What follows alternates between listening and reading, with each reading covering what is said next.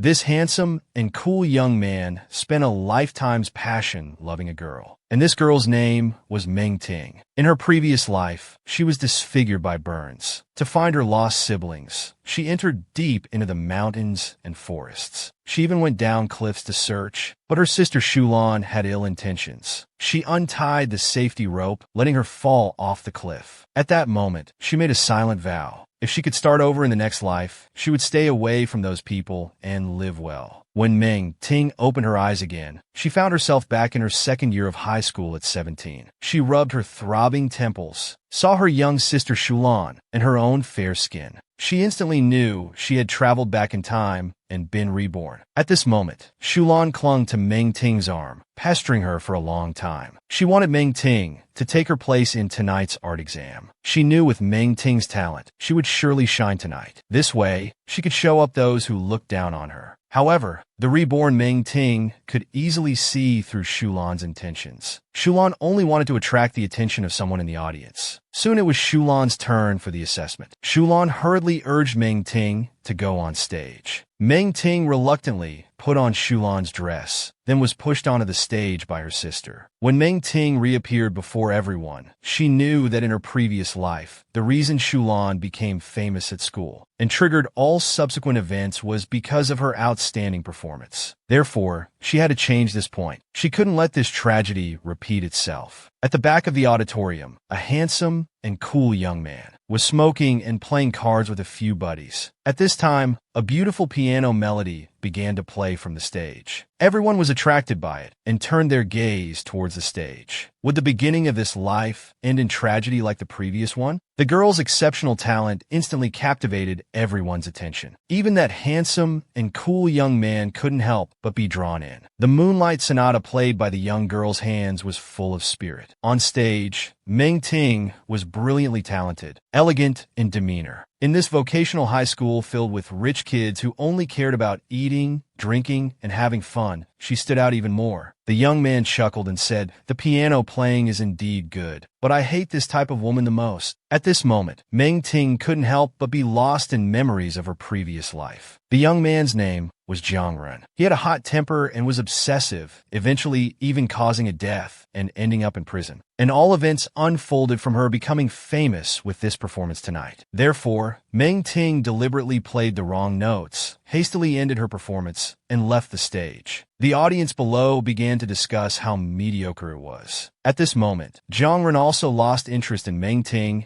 and turned back to play cards with his friends. Backstage, Shulan quickly asked Meng Ting why she played the wrong notes. Meng Ting didn't say much. Shulan had no choice but to switch clothes back with Meng Ting, telling her to leave through the back door later. She then hurriedly left, planning to do something else. Seeing Shulan about to leave, Meng Ting quickly stopped her. She asked if Shulan hated her. Shulan trembled slightly, then smiled sweetly and said, "Sis, what are you thinking? You're so good. Why would I hate you?" But after being reborn, Meng Ting knew Shulan was lying. Shulan pretended to like her, but actually wished she would die. Meng Ting walked outside. The rain had stopped. In this life, everything could start anew. In a place Meng Ting didn't notice, Jiang Ren's gaze was fixed on her. In this life, would their fates still intertwine? If you could be reborn as a youth, how would you choose the love you once began? To sever the karmic ties of her previous life, the girl deliberately made mistakes on stage. Her sister Shulan told Meng Ting to leave alone through the back door. She had other important matters to attend to.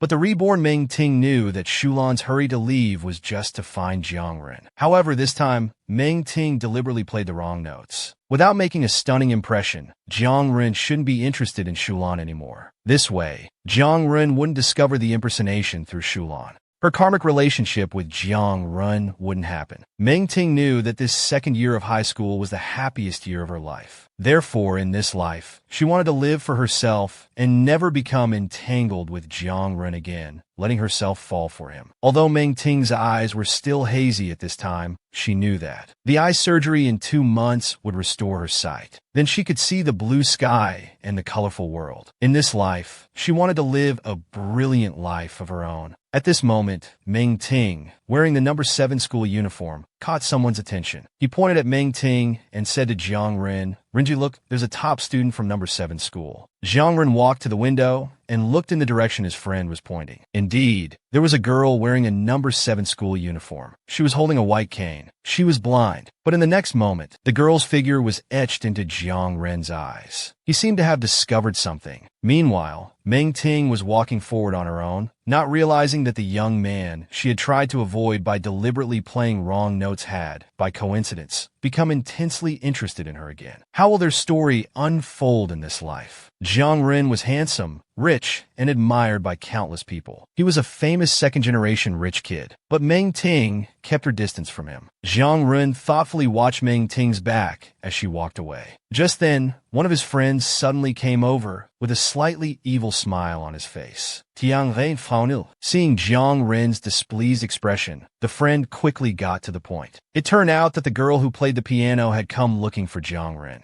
Jiang Ren acted indifferently, expressing no interest in her. However, at his friend's strong suggestion, Jiang Ren decided to meet the girl who played the piano on stage. When Shulan, dressed in a white long dress, approached Jiang Ren, not bothering to beat around the bush, directly asked Shulan if she liked him. Shulan was stunned. Clearly, she hadn't expected this man to be so direct. It immediately threw her off balance. Her face reddened, and she lowered her head, thinking for a moment before saying, "Jiang Ren, I just think you're really outstanding." Shulan's words almost made Jiang Ren laugh out loud. He narrowed his eyes and teased, "Tell me, where the fuck am I outstanding? Is it in smoking and fighting? Or in murder and arson? Or perhaps in sending the guidance counselor to the ICU a few days ago?" Shulan couldn't help but feel disgusted by this, cold sweat breaking out on her forehead. Shulan said there must be a misunderstanding. She believed Jiang Ren wasn't that kind of person. Shulan was desperately trying to establish a connection with Jiang Ren. But Jiang Ren clearly wasn't buying it. He said, "Don't you know I have bipolar disorder?" Shulan had heard about this. Jiang Ren had a terrible temper, but no one had ever said he was ill. However, Shulan had already persevered this far and didn't intend to give up. She confidently told Jiang Ren that she didn't care about these rumors at all. Jiang Ren couldn't help but mock. "Are you stupid? You don't care, but I do. You're so ugly. If you want to date me, you should at least look like the campus beauty shun from next door. Don't you know I was just messing with you earlier?" When a cute girl bravely confesses to you, how would you choose? This handsome but roguish young man clearly wasn't interested. He bluntly said one word, "Scram." Shulan had no choice but to leave, embarrassed and heartbroken. She recalled the rumors that Shun Yuqing, the campus beauty from the neighboring school, was Jiang Ren's girlfriend. Could the rumors be true? But even if they were, how often do new people replace the old? Then she blamed Meng Ting. If Meng Ting hadn't played the wrong notes, Jiang Ren wouldn't have been so harsh towards her. But speaking of the campus beauty Shun Yuqing, she thought that if Meng Ting dressed up a bit, Shun Yuqing wouldn't even compare to Meng Ting.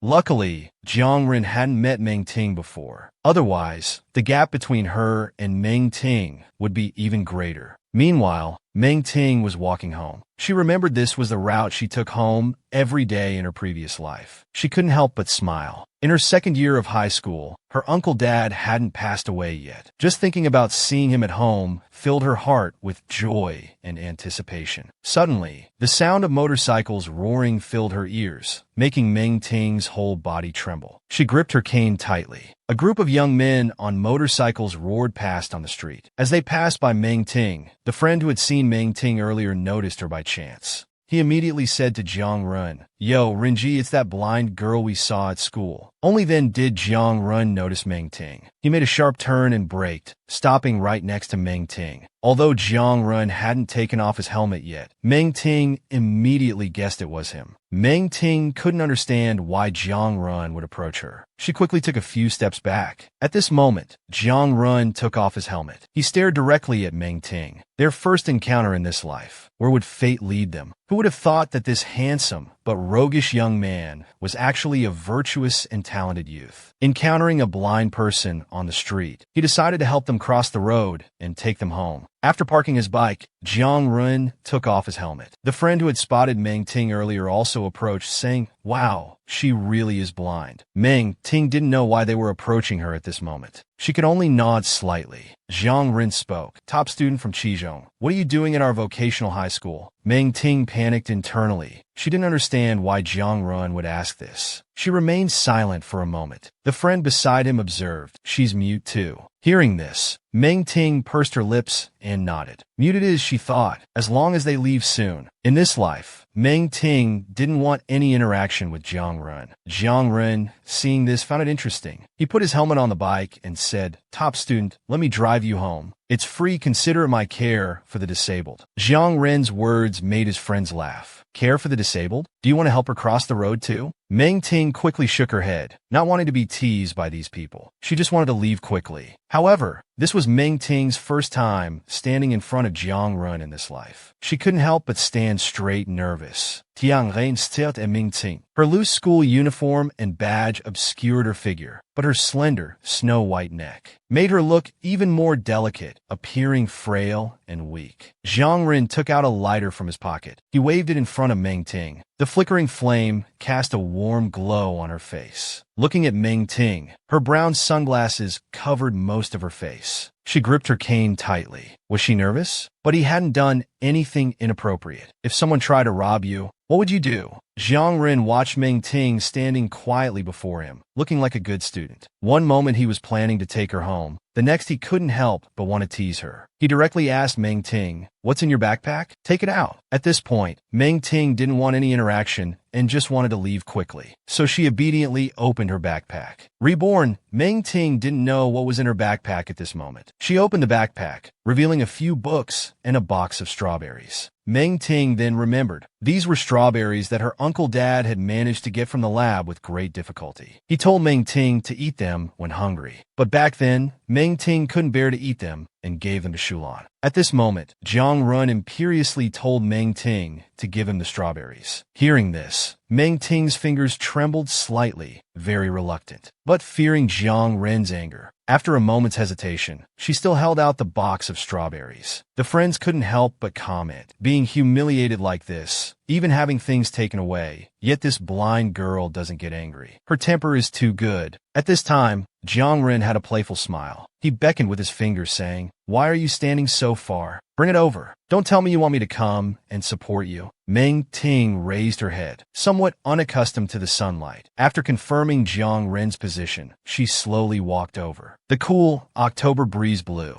Meng Ting's fair small face was mostly hidden behind the sunglasses, making it hard to see clearly. But as Meng Ting walked past Jiang Ren, he seemed to catch a faint floral scent. Meng Ting placed the strawberries on the bike. She then turned directly and walked towards the bus stop. The next moment, the bus arrived at the stop. She silently boarded the bus, holding her cane, as if nothing had just happened. The friends nearby whispered among themselves, "Renji, why bully a blind person? Does it make you feel accomplished? She's even mute. It's really pitiful." At this moment, Jiang Run glanced sideways. Perhaps even he didn't know why he did this. After the bus left, he used his thumb to open the strawberry box in his hand. Without caring if the strawberries were washed, he directly threw one into his mouth. A burst of sweetness instantly hit his taste buds. The taste of these strawberries was unexpectedly sweet. In what situation would you only want to enjoy something good by yourself, not sharing with others? When the family member put the strawberry in his mouth, he found it unexpectedly sweet. The friends nearby looked on with envy, also wanting to taste the strawberries taken from the girl. But Jiang Run gave a slight glance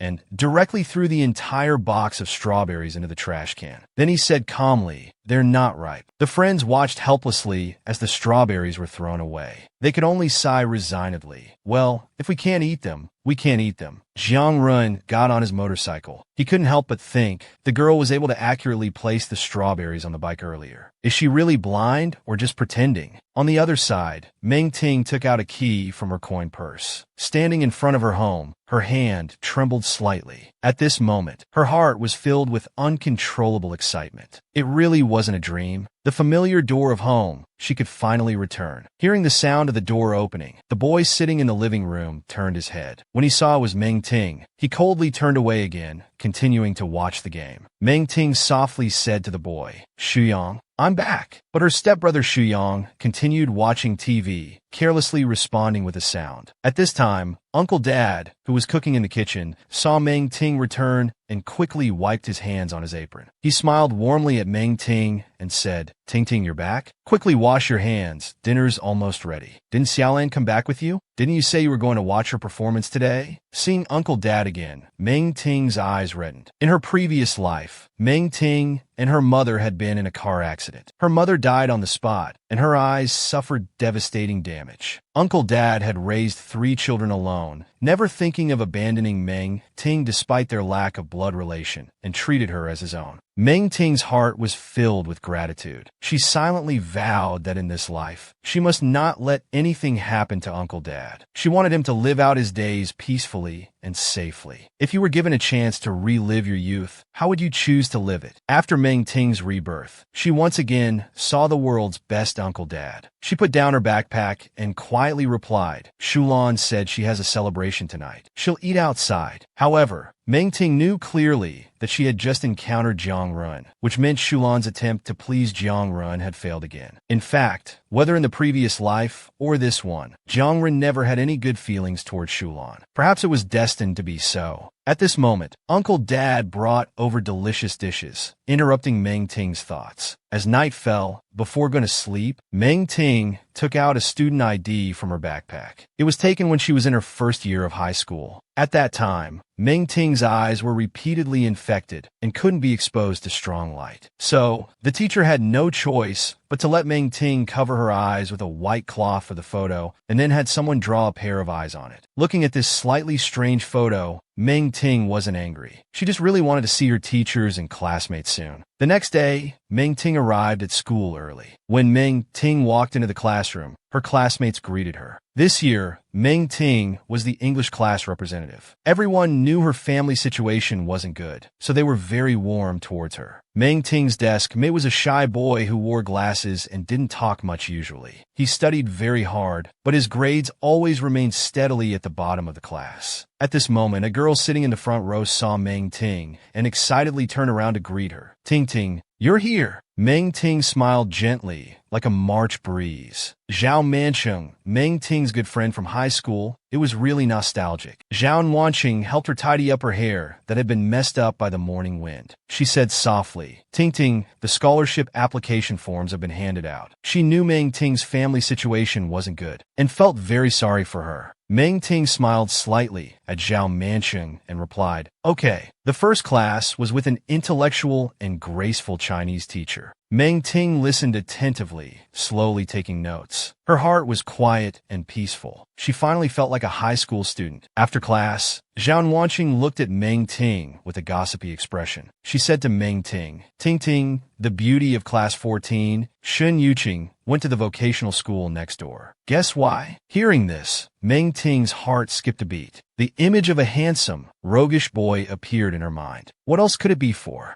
If you found out your sister was fighting with another girl over a boyfriend, what would you do? Meng Ting never expected that right after her rebirth, as soon as she got to school, she'd hear such big news. Zhao Wanqing said to Meng Ting, "The beauty of class 14, Shin Yuqing, for the sake of a boy from the vocational school next door, actually skipped class and got into a jealous fight with a girl from Zhigao, competing for a boyfriend. Isn't that ridiculous?" A girl nearby heard this and couldn't help but say, "That's because that boy is quite something." Zhao Wanqing rolled her eyes impatiently. "How amazing can he be? Can he fly?" The girl sighed slightly and said, "He might as well be able to fly. The country's largest real estate company, Xinyang Group, belongs to his family." She continued, "Last week, that boy beat a teacher into the hospital during class. He's still in school, perfectly fine. It's not surprising that Shun Yuqing likes someone like that." At this point, Meng Ting frowned, thinking Shun Yuqing must have gone to the vocational school because Shulan had approached Jiang Ren yesterday. She originally didn't want to get involved in anything related to Jiang Ren, but then she remembered Uncle Dad's request this morning. Shulan didn't come home last night, and he was very worried. So he asked her to keep an eye on Shulan, fearing she might fall into puppy love and go astray. Meng Ting didn't want Uncle Dad to be heartbroken because of Shulan, so she stood up, planning to go to the vocational school. As she left, she turned and asked Zhao Wanqing to tell the teacher she was sick. Zhao Wanqing nodded. She asked Meng Ting if she needed company. Meng Ting smiled slightly, saying she could go alone. When Meng Ting arrived at Shulan's classroom in the vocational school next door, she heard Shen Yuqing in the classroom, pointing at Shulan, asserting her claim. Shulan was also retorting defiantly. Meng Ting stood at the classroom door and called out loudly, "Shulan!" The students in the classroom all turned their gaze towards Meng Ting. The noisy environment suddenly fell silent. The two arguing also stopped and looked at Meng Ting. Meng Ting stepped forward and grabbed Shulan's hand. She walked out of the classroom. The students nearby started discussing who she was and her relationship with Shulan. Judging by the uniform, she was from their school, and she was blind. If you were mistaken for a handsome, rich second-generation heir, making people like you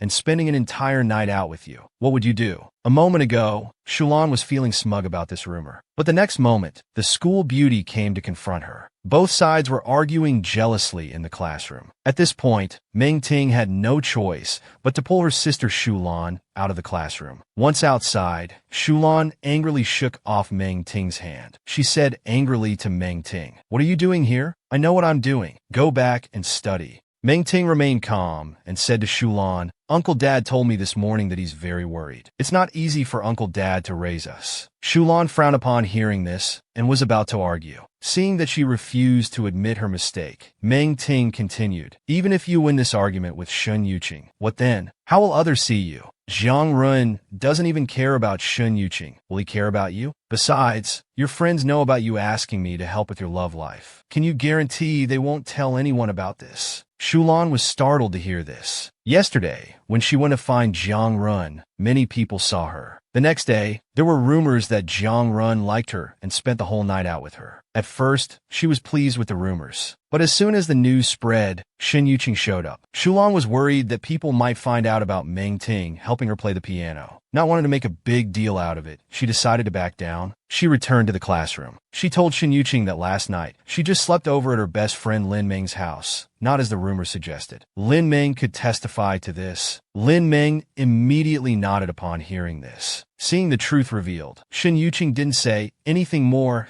and left Shulan's classroom with her group of friends. As she passed by Meng Ting, she couldn't help but glance at her. Meng Ting was the top student in their grade, and she had heard of her. She just didn't know how she knew Shulan. Inexplicably, a ripple stirred in her heart. Do you believe in destiny? In this life, Meng Ting didn't want to have any connection with Zhang Run, but it seemed that fate had other plans. Unavoidable and inescapable. Shulan walked out of the classroom with an unhappy face. She said to Meng Ting, "Sis, you should go back now. Don't let anyone know about the exam substitution." Meng Ting also didn't want others to know about this. Although her goal was different from Shulan's in this life, she didn't want Zhang Run to know about her substituting for the piano performance. Meng Ting walked down the stairs, passed through a small path preparing to return to school. Suddenly, a basketball came flying directly towards Meng Ting's head. Fortunately, Meng Ting avoided the basketball in time. A guy nearby thought he had hit someone and became nervous. Zhang Run, however, seemed indifferent. The guy quickly walked towards Meng Ting to retrieve the basketball. When he approached, he realized it was the blind girl from before. He was startled and quickly shouted to Zhang Run, "Ren bro, it's that blind girl from yesterday." Zhang Ren's gaze fell directly on Meng Ting. Meng Ting felt a sense of dread. She had actually run into Zhang Ren.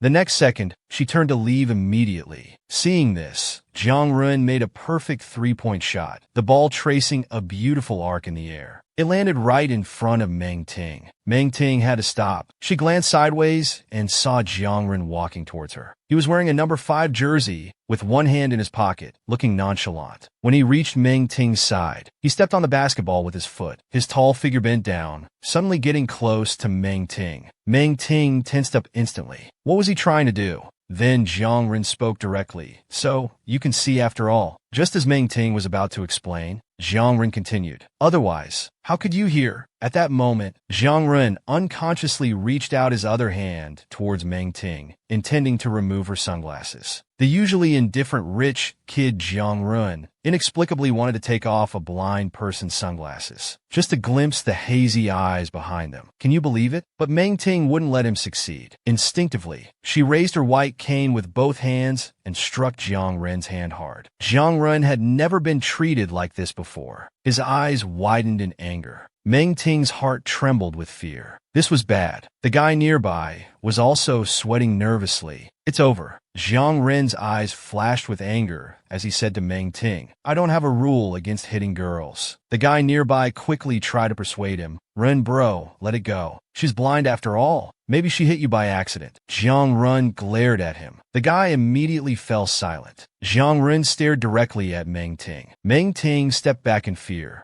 She said, I'm sorry. My eyes can't be exposed to light. Meng Ting's voice was soft, like a gentle breeze from the south, with a hint of sweetness. Jiang Ren became distracted. Meng Ting had already turned to leave. The air seemed to carry a faint floral scent. Jiang Ren stared blankly, only coming to his senses after Meng Ting had walked far away. The guy nearby said, so she's not mute after all. Her voice is quite nice. Jiang Ren looked at his injured hand, thinking to himself, if she can speak, why didn't she want to talk to me before? Does she look down on us vocational school students? The guy continued, Ren bro, why did you try to touch her sunglasses? She's blind. What if you took them off and saw empty eye sockets staring at you? Just thinking about it is scary. Hearing this, Jiang Ren also didn't know why he had acted that way earlier. He rubbed his injured hand. He said, damn, a little blind girl with eye problems. What's there to be so arrogant about? The top student accidentally planned to support her family by winning first place in the math Olympiad competition. Can you believe it? When Meng Ting returned to the 7th middle school, she sat in the classroom, still feeling uneasy. How unlucky to actually run into Jiang Ren. Meng Ting silently resolved to be more careful and stay away from Jiang Ren in the future. After school in the afternoon, Zhao Wanqing in the front row said to Meng Ting, Ting, let's walk together later. Meng Ting looked ahead. Okay. Suddenly, she noticed the math Olympiad competition flyer on Zhao Wanqing's desk. Her gaze was deeply attracted by the 8,000 yuan first prize. She couldn't help but think of Uncle Shu.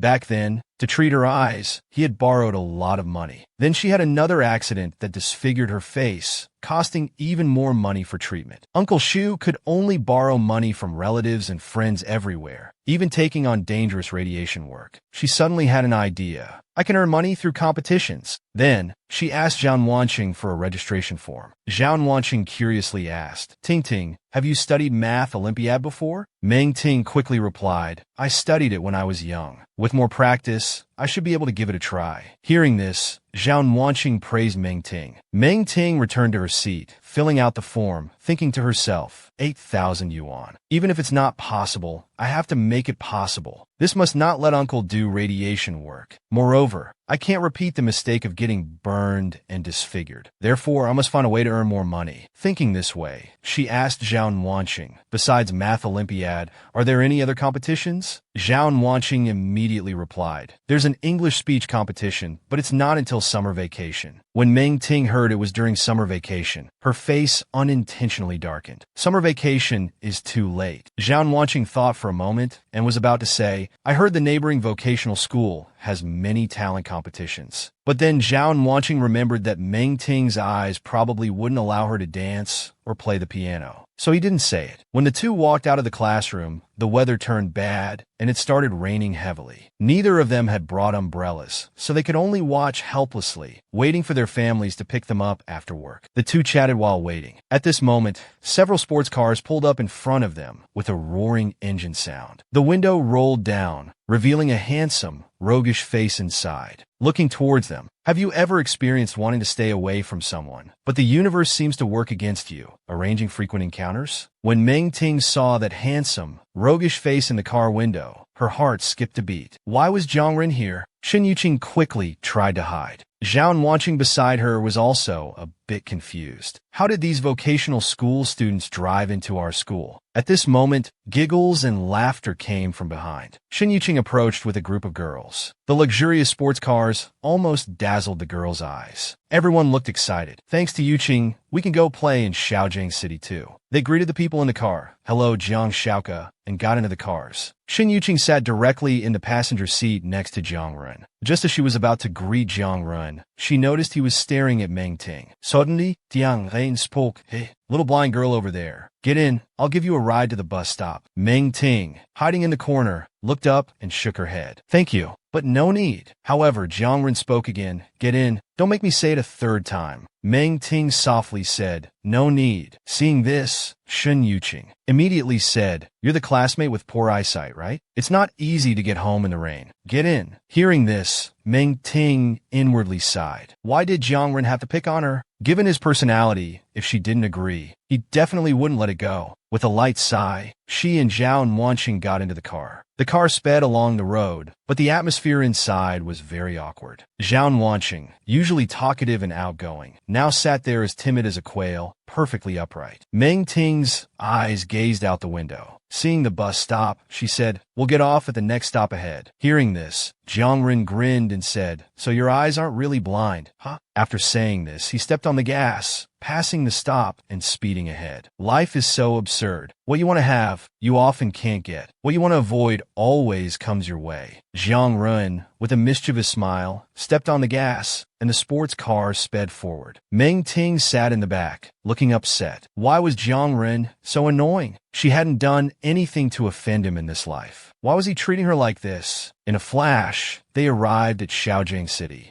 Meng Ting looked at the big sign, feeling helpless. It was so far from home, probably not even enough money for a taxi. At this moment, Jiang Ren parked the car and walked past Meng Ting, keys in hand. He teased, top student, come in and play with us. After entering Xiaojiang City, Jiang Ren turned his face and said, aren't you looking down on us vocational school students? I have to make you join us to play. Meng Ting now looked troubled. She knew Jiang Ren wasn't asking for her opinion, but insisting that she join them. Finally, she had to say to Zhao Wanqing beside her, Wanqing, let's go in. Behind them, Shin Yuqing furrowed her brows, becoming wary. She had never seen Jiang Ren treat any other girl like this before. Compared to the cold outside after the rain, it was much warmer inside Xiaojiang City. Under the warm lights, luxurious sofas were illuminated by soft lighting. The lavish private room had everything from red wine to pool tables. The large table in the center was filled with food and snacks. Everyone was respectfully toasting Jiang Ren. In contrast to the lively atmosphere at the table, Meng Ting quietly ate a little and then said nothing more. Jiang Ren looked at Meng Ting, seeing her sitting quietly there, as if everything around her was irrelevant. He felt an urge to break this rare silence. Jiang Ren's lips curved into a smile as he suggested playing a game. Hearing this, everyone looked curious. Jiang Ren smiled and indicated that if someone lost the game, they would have to accept a random punishment. Who once said that when a boy often bullies a girl, it's possible he's simply trying to get that girl's attention. Jiang Ren, with a roguish smile, said to everyone, let's play the Skip 7 game. Each person calls out their number. When the number reaches 7 or a multiple of 7, clap once. Jiang Ren internally noted Meng Ting's position. He directly called out 16. The guy sitting nearby quickly clapped. When it came to Meng Ting, it was exactly 21. But Meng Ting clearly didn't know she was supposed to participate. She looked as if it had nothing to do with her, until she noticed everyone's attention focused on her. Meng Ting then snapped back to reality in a daze. At this moment, Jiang Ren lit a cigarette, leaned back, and said, the top student has to accept punishment, you know. Meng Ting said softly, I didn't know I was supposed to participate. After hesitating, she clapped her hands and asked blankly, does this count? The awkward atmosphere plunged the room into an eerie silence. Suddenly, everyone burst into laughter, who had clapped blankly several minutes late. Shin Yuqing and others nearby also suppressed their smiles. Even Jiang Ren couldn't help but curve his lips into a faint smile. Then he solemnly said to Meng Ting, it doesn't count. Go pick a paper slip for punishment. Can you handle it? Meng Ting knew she was somewhat at fault. She hesitated, but still went forward and took out a paper slip. When she saw what was on the slip, she froze completely. A girl rushed over, snatched the slip, and read out the content. Make eye contact with someone of the opposite sex for 10 seconds. After hearing the punishment, everyone started whispering. Meng Ting was blind. Making eye contact would be terrifying to even think about. At this moment, a young man noticed Meng Ting's gaze seemed to be directed at him. Startled, he hurriedly urged Meng Ting not to choose him. Everyone burst into laughter again. Zhao Wanqing, seeing this, said through gritted teeth, "Don't bully her too much." At this point, Jiang Ren cast a faint glance over. Zhao Wanqing was frightened into immediate silence. Jiang Ren looked at Meng Ting, extinguished his cigarette, and said, "Everyone's afraid to make eye contact with you. Only I'm left. Come over here." They say if you make eye contact with someone of the opposite sex for over 8 seconds, both parties might fall into a passionate love. Want to try? As Meng Ting was hesitating, she was suddenly pushed from behind. Turning around, she saw a group of girls covering their mouths and giggling. Meng Ting knew clearly that if she didn't go along with Jiang Ren's wishes, she probably wouldn't be able to go home today. So she slowly walked towards Jiang Ren. As she approached, Jiang Ren seemed to smell a pure and elegant scent again. Was it a floral fragrance? Meng Ting sat down next to Jiang Ren. At this moment, Shen Yuqing, looking at these two, felt inexplicably uneasy inside. Meng Ting said softly, "My eyes aren't good. Can I keep my sunglasses on?" Jiang Ren's eyes flickered slightly. Noticing Meng Ting's hands trembling nonstop, he realized she was afraid. He replied, "Okay." Saying this, he leaned closer to Meng Ting. Jiang Ren was quite tall, so Meng Ting tilted her head up slightly.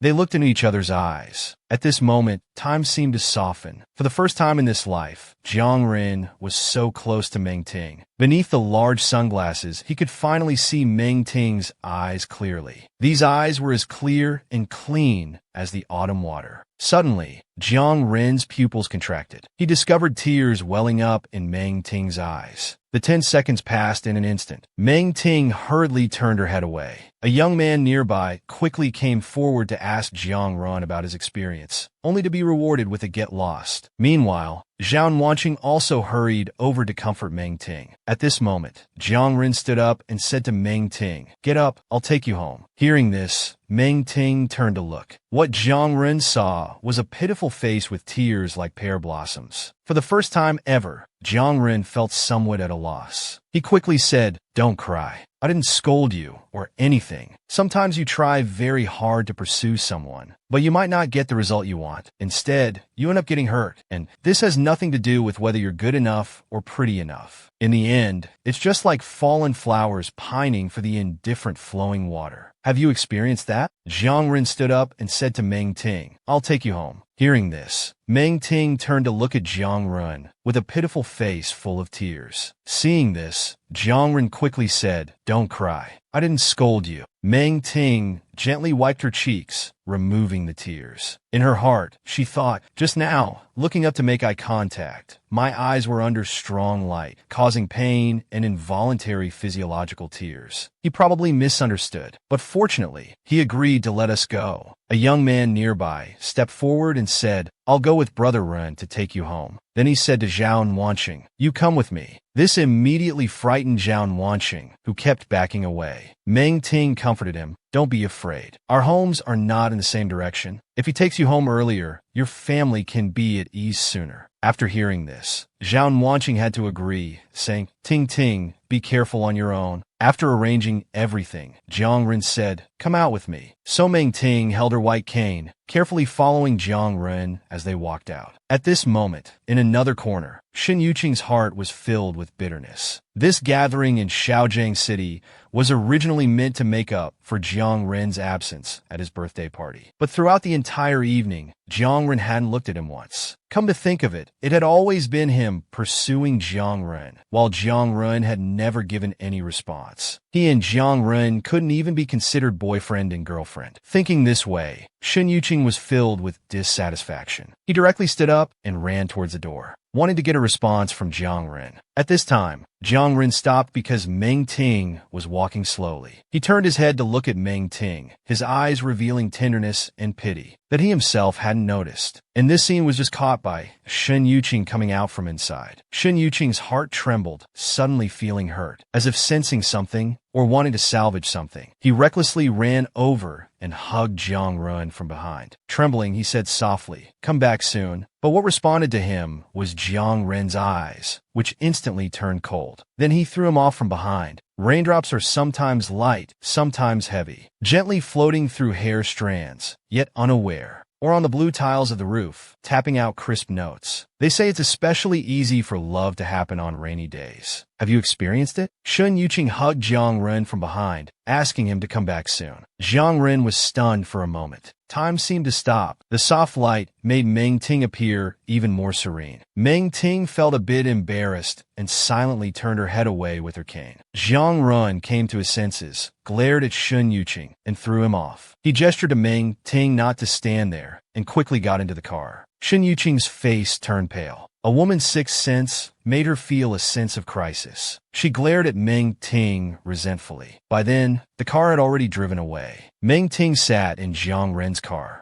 Jiang Ren calmly asked Meng Ting where she lived. Meng Ting hesitated for a moment, saying it was fine to drop her off at the bus stop. Jiang Ren couldn't help but say, "You don't want to be associated with me, right, Miss Model Student?" Meng Ting quickly shook her head, trying to hide her true feelings. But the blush on her cheeks betrayed her. Jiang Ren smirked. "You think I'm happy to take you home?" After saying that, Jiang Ren drove Meng Ting to a nearby bus stop. Outside, the rain was still falling, like lovers reluctant to part. Refusing to stop, Jiang Ren sat in the car, quietly watching Meng Ting, thinking to himself, "Do you really not want to be associated with me that much? You'd rather wait in the rain for a bus, then let me take you home directly." Thinking this, as if possessed, Jiang Ren opened the car door, took off his coat, and walked towards Meng Ting. He gently placed the coat over Meng Ting's shoulders. Round and round, even if separated by 2 lifetimes, could this bond of love still not be severed? Jiang Ren's gentleness in this life seemed to be poured onto Meng Ting again. He gently put the coat on Meng Ting from behind. At this moment, Meng Ting in the rain was startled. Instinctively, she raised her white cane and swung it. But Jiang Ren, having experienced being hit once before, immediately grabbed the swinging cane. He said to Meng Ting, "Hey, you really think I don't have a temper?" Meng Ting suddenly realized that Jiang Ren was just being kind by shielding her from the rain, so she silently lowered her head. The rain still showed no signs of stopping, continuing to fall. In the rain, Meng Ting with her head slightly lowered looked even more fragile and pitiable. Jiang Ren gazed at Meng Ting. He asked her, "Miss Model Student, what's your name?" But in this life, Meng Ting didn't want to have any more interactions with Jiang Ren, so she just stubbornly remained silent. At this time, the bus was slowly approaching from afar. Meng Ting was about to get on, but at this moment, Jiang Ren took advantage of Meng Ting's inattention and took her student ID. Jiang Ren, with a mischievous smile, said to her, "Get on the bus." Meng Ting hesitated for a moment, but the next moment, she returned Jiang Ren's coat to him. She directly boarded the bus as fast as she could. The bus quickly started moving. Meng Ting looked at Jiang Ren outside the window, her heart unsettled. Was it impossible to avoid Jiang Ren in this life after all? As the bus drove away, Jiang Ren looked at the student ID in his hand. A pair of strange eyes were obviously photoshopped onto it. But Jiang Ren, having seen Meng Ting's eyes up close before, didn't pay attention to that. Instead, he immediately looked at the name column. The characters Meng Ting caught his eye. Jiang Ren couldn't help but murmur, "So her name is Meng Ting. Where would the fate of these two lead in this life?" Once again, Meng Ting's name was engraved in Jiang Ren's heart. What kind of story would unfold between them? After sending Meng Ting off, Jiang Ren drove back to Shaojing City. He sat alone on the sofa, smoking. Clearly, he hadn't recovered from what had just happened. At this time, Shin Yuqing saw Jiang Ren return. She approached him and said, "Jiang Ren, want to go play pool together?" Jiang Ren glanced at her. He was still bothered by Shin Yuqing's sudden hug earlier and didn't want to deal with her. After all, between him and Shun Yuqing, there had never been anything. So, he called over his buddy, He Junming, to play games together. Shun Yuqing could only stand awkwardly to the side. When He Junming sat with Jiang Ren on the sofa to play games, Shun Yuqing helped hold Jiang Ren's coat, silently standing behind watching them play. Suddenly, Meng Ting's student ID slipped out of Jiang Ren's coat pocket and fell to the ground. Shun Yuqing's eyes flickered. "Isn't this our school's student ID? Why is it in Jiang Ren's pocket?" She couldn't help but squat down to pick it up, but when she looked at the student ID, her heart trembled. The name Meng Ting caught her eye. Why did Jiang Ren have Meng Ting's student ID? What kind of relationship did they have? A woman's sixth sense filled her with a sense of crisis. Looking at Meng Ting's eyes on the student ID, she suddenly came up with a plan. Have you ever been so angry that you couldn't help but lash out and hit someone? What would make Jiang Ren in Shaojiang City so angry that he'd hit someone? When Shen Yuqing's family temporarily left due to some matters, she took out the student ID and said to the guys, "I just picked up this student ID."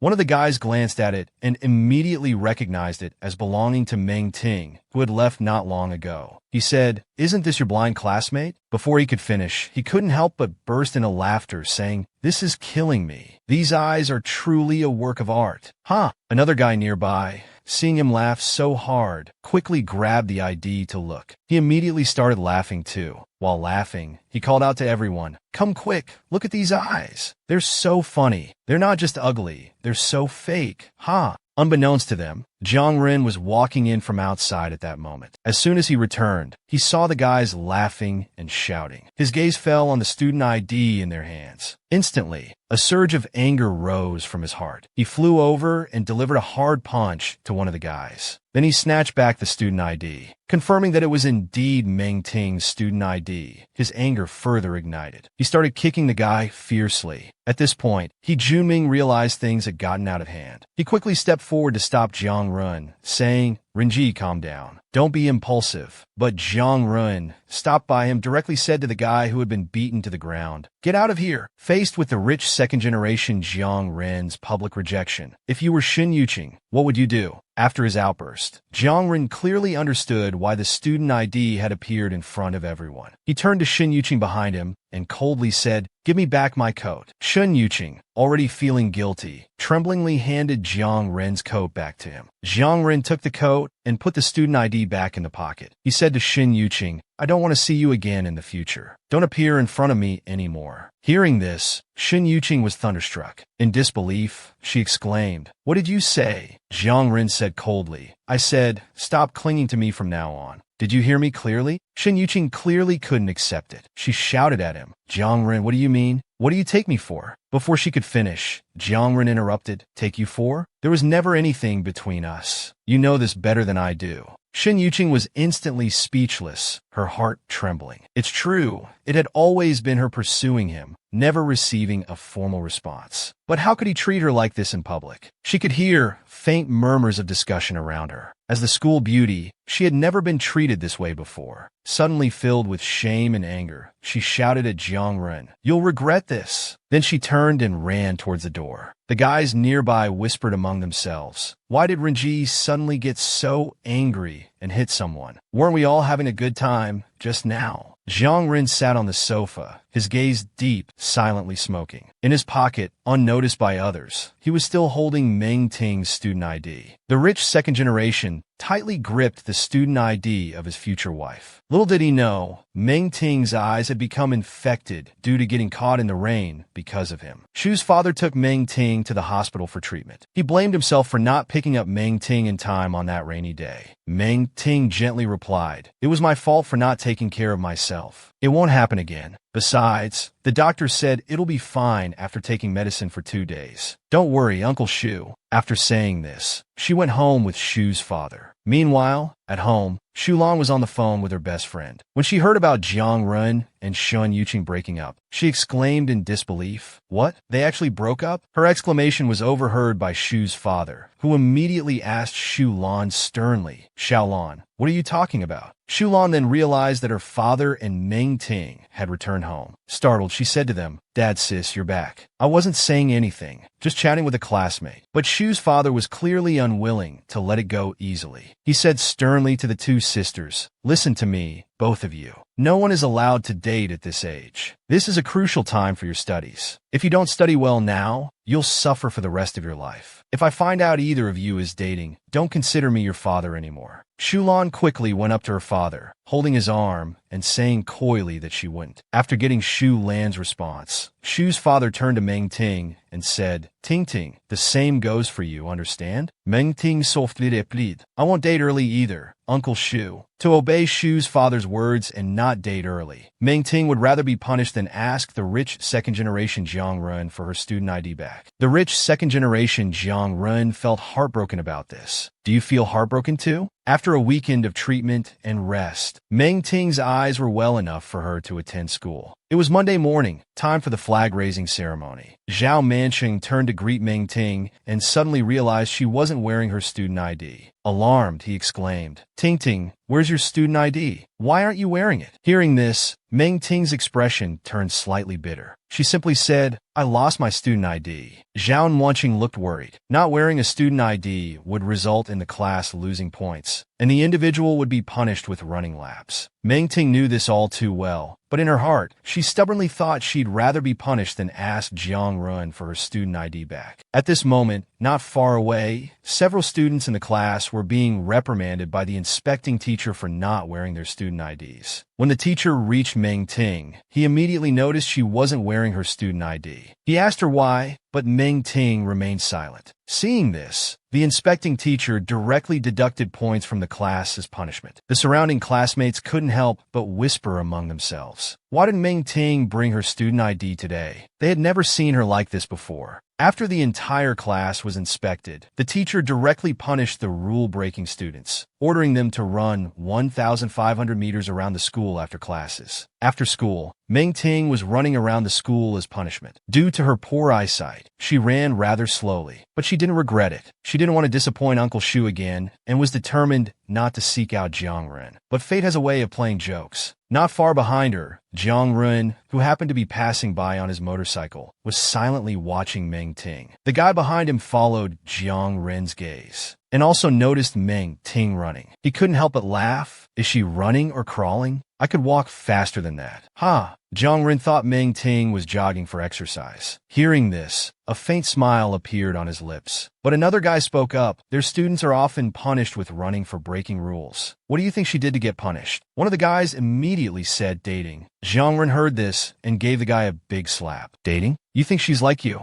The guy felt wronged and said, I was just guessing. Why did I get hit? Jiang Ren's mind was now focused on Meng Ting, so he sent someone to find out the reason for her punishment. When the guy came back with the information, he complained, their discipline is so weird. Not wearing uniforms or not bringing student IDs can get you punished with running. Our school is better. We don't have such strange rules. Jiang Ren had a sudden realization upon hearing this. He parked his bike and walked towards Meng Ting. Meng Ting was sitting on a rock by the road, resting. Sweat was running down her face. She was still panting heavily. She muttered to herself, 3 years without exercise, and my physical condition has become so poor. Back when I practiced martial arts, even running 2,000 meters wouldn't be this hard. Just then, she suddenly heard Jiang Ren calling her name. She looked up slightly and saw that Jiang Ren had already put the student ID on her. Time seemed to stand still for a moment. She heard Jiang Ren's unusually gentle words. How can you be so stupid? You'd rather be punished than ask me for your student ID back. Some say in relationships between men and women, whoever falls in love first is at a disadvantage. Have you ever experienced this? Faced with Jiang Ren's sudden action and words, Meng Ting was shocked and confused. Why was Jiang Ren here? In her previous life, she remembered he had never passed any subject. How dare he call her stupid? Meng Ting slowly stood up. She knew Jiang Ren had a quick temper and didn't want to interact with him too much. So she simply said to him quietly, I'm sorry. But Jiang Ren clearly wasn't looking for an apology from Meng Ting. He spoke up, directly asking, do you dislike me that much? Meng Ting didn't know how to answer, so she remained silent. Seeing her like this, Jiang Ren recalled what the guy who had gathered information about Meng Ting had said. Meng Ting was in the top class and ranked first in her grade, a true academic star. And such model students often look down on those who don't study well. He felt even more irritated. He coldly asked, are you looking down on me? What right do you have to look down on me? Under Jiang Ren's continuous questioning, Meng Ting's lips were tightly pressed together. In this life, she had already decided not to interact with Jiang Ren again. And soon, Uncle Qian's warning would further strengthen her resolve. After a brief silence, she lowered her head and walked past Jiang Ren. She left directly. As Jiang Ren watched Meng Ting walk away step by step, he couldn't help but regret his words from earlier. But in an instant, a wave of irritation washed over him again. He kicked a nearby stone in frustration. Just a stupid little blind girl. Why the hell should I care if you like me or not? When you're irritated, what method do you choose to express it? After Meng Ting left, Jiang Ren looked desolate. He leaned against the outer wall of number 7 middle school, smoking lightly. Passing girls couldn't help but be attracted to him. They looked like fangirls who had seen a handsome celebrity but didn't dare approach, yet were eager to try. The guy quickly shooed them away. Then he said to Jiang Ren, "Renji, are we still going to play the real-life competitive game?"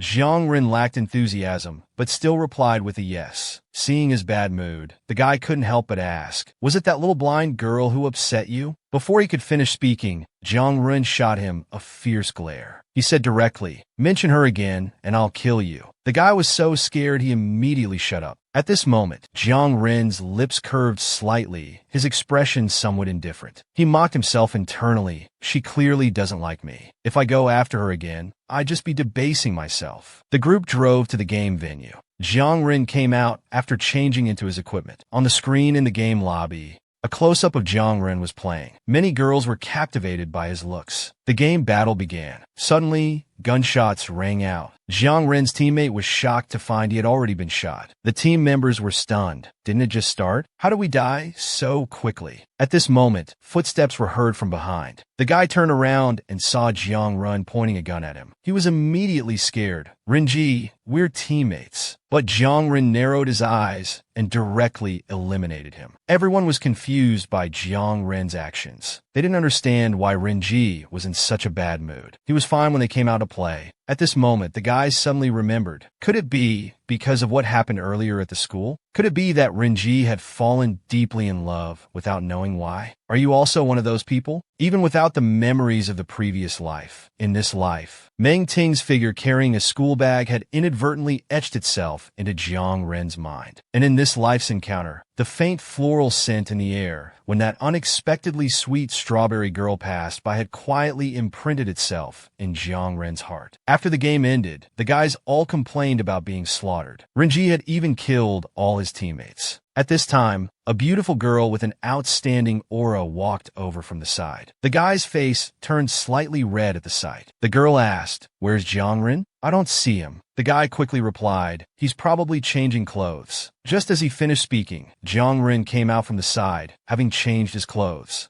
Jiang Ren sat down on a nearby sofa. The girl smoothly offered him a cigarette. Jiang Ren looked up. He saw a fair-skinned girl smiling at him in a friendly manner. The guys nearby were focused on how approachable the girl was. But in the next second, Jiang Ren closed his eyes, ignoring the girl. The girl, feeling awkward, introduced herself. "Hello, Jiang Ren. I'm Lu Yu from Class 1, Grade 3 of number 7 Middle School." Hearing that the girl was from the top class of number 7 Middle School, Jiang Ren suddenly snapped back to attention. He stood directly in front of Lu Yu and asked, "Class 1 of number 7 Middle School, how do you view vocational school students like me?" Lu Yu was clearly surprised by Jiang Ren's change in attitude. Regarding his question, she lowered her head slightly and said, "It's just different schools. We're all equal." Unbeknownst to her, upon hearing this answer, Jiang Ren immediately replied, "Get lost." He then turned and left. As he left, his expression was depressed. The image of Meng Ting from not long ago floated in his mind once again. It was clear that Lu Yu was lying. How many times in life do you remember your first encounter? When was your first encounter with him? For Jiang Ren in this life, his first encounter with Meng Ting was at the bus stop near number 7 Middle School. That faint floral scent in the air, the unexpectedly sweet strawberry, inadvertently stirred Jiang Ren's heart. But for Meng Ting, her first encounter with Jiang Ren was in the previous life. At that time, the incident of her substituting for Shu Lan in the performance was eventually exposed. There was a momentary uproar. When the rumors had mostly subsided, Meng Ting's eyes finally recovered, and she no longer needed to wear sunglasses. Meanwhile, Shu Lan had experienced a violent incident at the vocational school. Meng Ting, disregarding her classes, hurried to the vocational school to bring Shu Lan back. In the school corridor, she unexpectedly ran into Jiang Ren. Meng Ting's fair skin, pure face, and bright eyes appeared before Jiang Ren for the first time. The girl playing beautiful piano music on stage in his memory finally matched the person in front of Jiang Ren. Afterwards, it was Jiang Ren's constant approach that led to everything that happened later. Meng Ting sat in the classroom, attending a geography lesson. Her thoughts kept drifting. Recalling her first encounter with Jiang Ren in the previous life, and various events. She couldn't help but feel somewhat relieved. Fortunately, many things were different in this life. She hadn't encountered Jiang Run for several days. But would their intertwined fate really change because of this? Jiang Run probably dislikes me in this life, Meng Ting thought as she worked on her exercises, her mind wandering. In her previous life, when she first met Jiang Run, she was stopped by him. "Hey, you're the one who played the piano that day, right?" Jiang Run, who was quite tall, asked Meng Ting, looking down at her.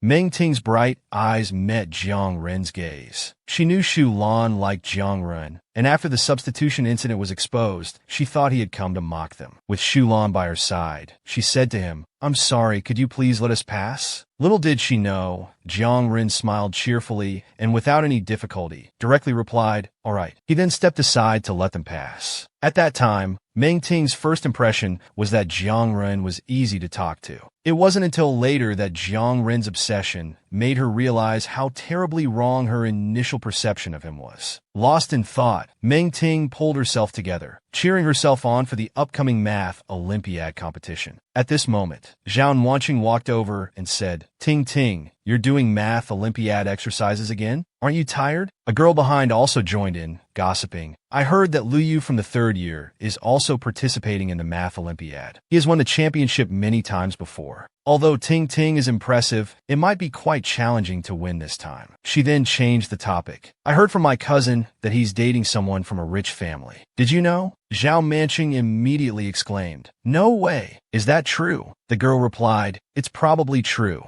Someone saw them together. Lu Yu will likely strive for the championship in this math Olympiad to impress his partner's family." Meng Ting remained silent at this point. She inwardly reaffirmed her determination to win an award in the math Olympiad. Even if she couldn't get the substantial first prize, any award would come with prize money. This way, she could help ease some of Uncle Dad's pressure. Rich kid Jiang Run publicly slaps himself for love. "Mention him one more time, and I'll kill you. My Miao doesn't like me. If I approach Meng Ting again, I'd be a damn fool." Jiang Ren's solemn vow still echoed in his ears. At the bus stop, Meng Ting and other middle school students were waiting for the bus. The math Olympiad was tomorrow. Meng Ting held math Olympiad materials, making a final push. At this moment, a sports car slowly approached. It was Jiang Run and his group. He Junming raised his hand in greeting. "Lu Yu." "Hello." Lu Yu looked over. He Junming, Jiang Run, "Hello. Let me give you a ride home." He Junming continued. Lu Yu smiled. "I have the math Olympiad tomorrow morning. I need to stay at a hotel near the competition venue. I'll bring back the championship for you to see." He Junlin exclaimed, "Awesome." At this moment, Jiang Ren's eyes were silently fixed on Meng Ting nearby. She was still as indifferent to others' gazes, so quiet and serene. Jiang Ren's gaze deepened. A gentle breeze blew, lifting a few strands of Meng Ting's hair. Perhaps it was ultimately impossible to remain completely unmoved. Feeling Jiang Ren's deep gaze, Meng Ting tightened her grip on her sleeves, revealing that she wasn't as calm as she appeared on the surface. What was Jiang Ren looking at? And Jiang Ren, at this moment, noticed the math Olympiad materials in Meng Ting's hand. He asked, "When is your competition?" "Tomorrow morning at 9, Lu Yu replied upon hearing. "Where?" Lu Yu, hearing Jiang Ren's detailed question, blushed slightly and said, "At the art gallery on Manhwa Street in the city center." Having received the answer, Jiang Ren drove away. On the way, He Junming couldn't help but ask, "Renji, are you going to watch the competition?" Jiang Ren calmly replied, "Yes, I am." Then, with a slight smirk, he self-mockingly added, "Going to be a fool." Meng Ting, what are your thoughts on Jiang Ren at this stage after his rebirth? Can I say it? Of course, I believe some people would like to know too. Jiang Ren is very fierce. He's a bit scary, snatching other strawberries. Not at all united or loving. And despite his poor grades, he likes to call others stupid. All right, stop interviewing. Stop interviewing. Stop. Don't run away. Brother said there's a reward for catching him. Everyone charge. For unknown reasons, the interview ends here. Please look forward to our next interview.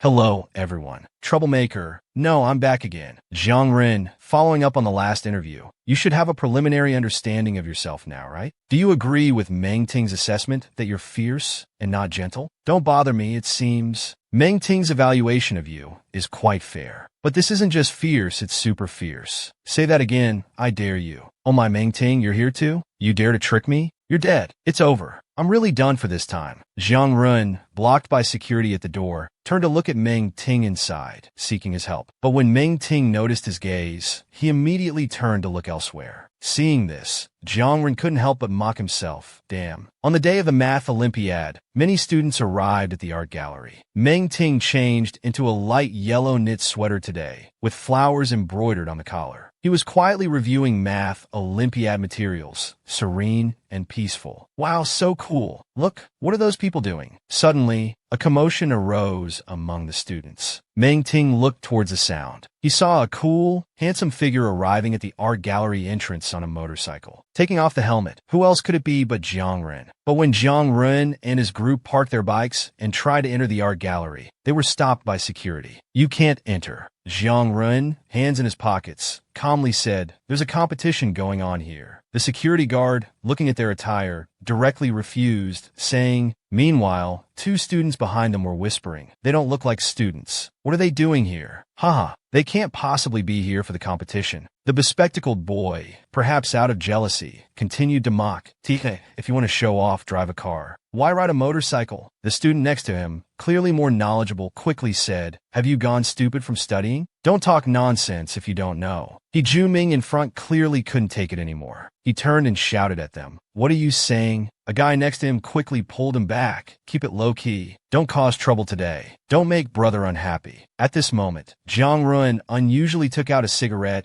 and patiently said to the security guard, "We're here to see a friend. He's in the competition." "What's your friend's name? Have him come out to get you if you want to enter," the security guard insisted. "Friend?" Jiang Ren turned to look inside upon hearing this. He had clearly already spotted Meng Ting sitting inside. But when Meng Ting noticed Jiang Ren's gaze, their eyes met for a moment, as if time stood still. The next second, Meng Ting immediately turned to look elsewhere. Seeing this, Jiang Ren couldn't help but mock himself inwardly. Damn. In love, there's often no right or wrong. The one who likes you, you don't like. And the one you like, you often can't have. Are you also one of them? When Jiang Ren was directly ignored by Meng Ting, Lu Yu quickly walked out from inside. "Jiang Ren, you're here. Uncle, they're my friends. Can you let them in?" Lu Yu said to the security guard. "Lu Yu, we came to cheer for you." He Junming, seeing Lu Yu approach, greeted him joyfully. But the response he got was an expression as indifferent as Jiang Ren's. Meanwhile, Jiang Ren stood by with an enigmatic look. Lu Yu continued to explain to the security guard, "Uncle, my name is Lu Yu. I won the Math Olympiad Championship in the past few years. Can my friends come in to cheer for me? Since you're really here to watch your friend compete, you can go in, but you need to turn off your phones, no smoking, and no noise." The security guard relented but also set conditions for entry. Hearing the security guard's requirements, He Junming immediately became displeased. "Are you kidding? Is this watching a competition or being in prison? We won't understand it anyway. Brother Ren, why don't we just not go in?" Unexpectedly, the usually rebellious Jiang Run threw his cigarette into the trash, can without a word.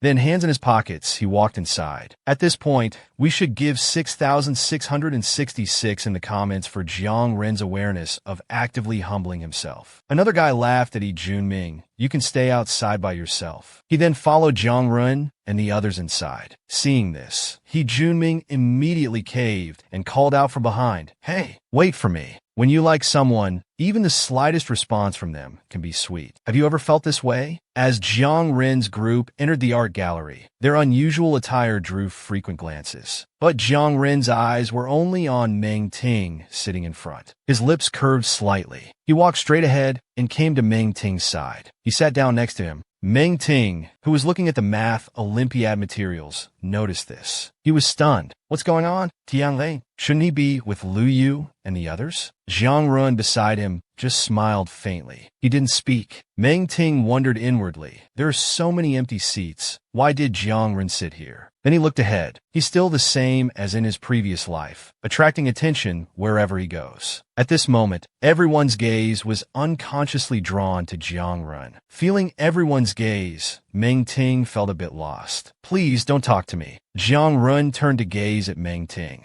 In his eyes, Meng Ting was still as quiet and peaceful as ever. His fair skin showed strength beneath, yet also seemed fragile. Having come to Meng Ting's side with such determination, how could Jiang Ren not speak? Good student, seeing an acquaintance, shouldn't you say hello? Seeing no reaction from Meng Ting, Jiang Ren leaned in slightly. So cold. Jiang Ren's sudden closeness made it impossible for Meng Ting to pretend not to notice. He gently closed his book. Trying to maintain composure, he said two words clearly. Not familiar, not familiar. Getting this cold response, Jiang Ren didn't give up. Then do you know what my name is? Meng Ting gently pursed his lips. After a moment of silence, he finally chose to respond. Jiang Ren. Meng Ting's voice was very soft, like a gentle spring breeze in March. Hearing Meng Ting call out his name, Jiang Ren was momentarily stunned. Then his eyes unexpectedly softened. It was a smile of happiness. A woman's sixth sense is often accurate. What do you think? Just as Jiang Ren was about to chat more with Meng Ting, Lu Yu and her group walked over. Little blind one. Oh, it's Meng Ting. Classmate, you're also here for the competition? He Junming only now noticed Meng Ting's presence. At this moment, Lu Yu, looking at Meng Ting beside Jiang Ren, inexplicably felt a sense of crisis. She said coolly, Classmate,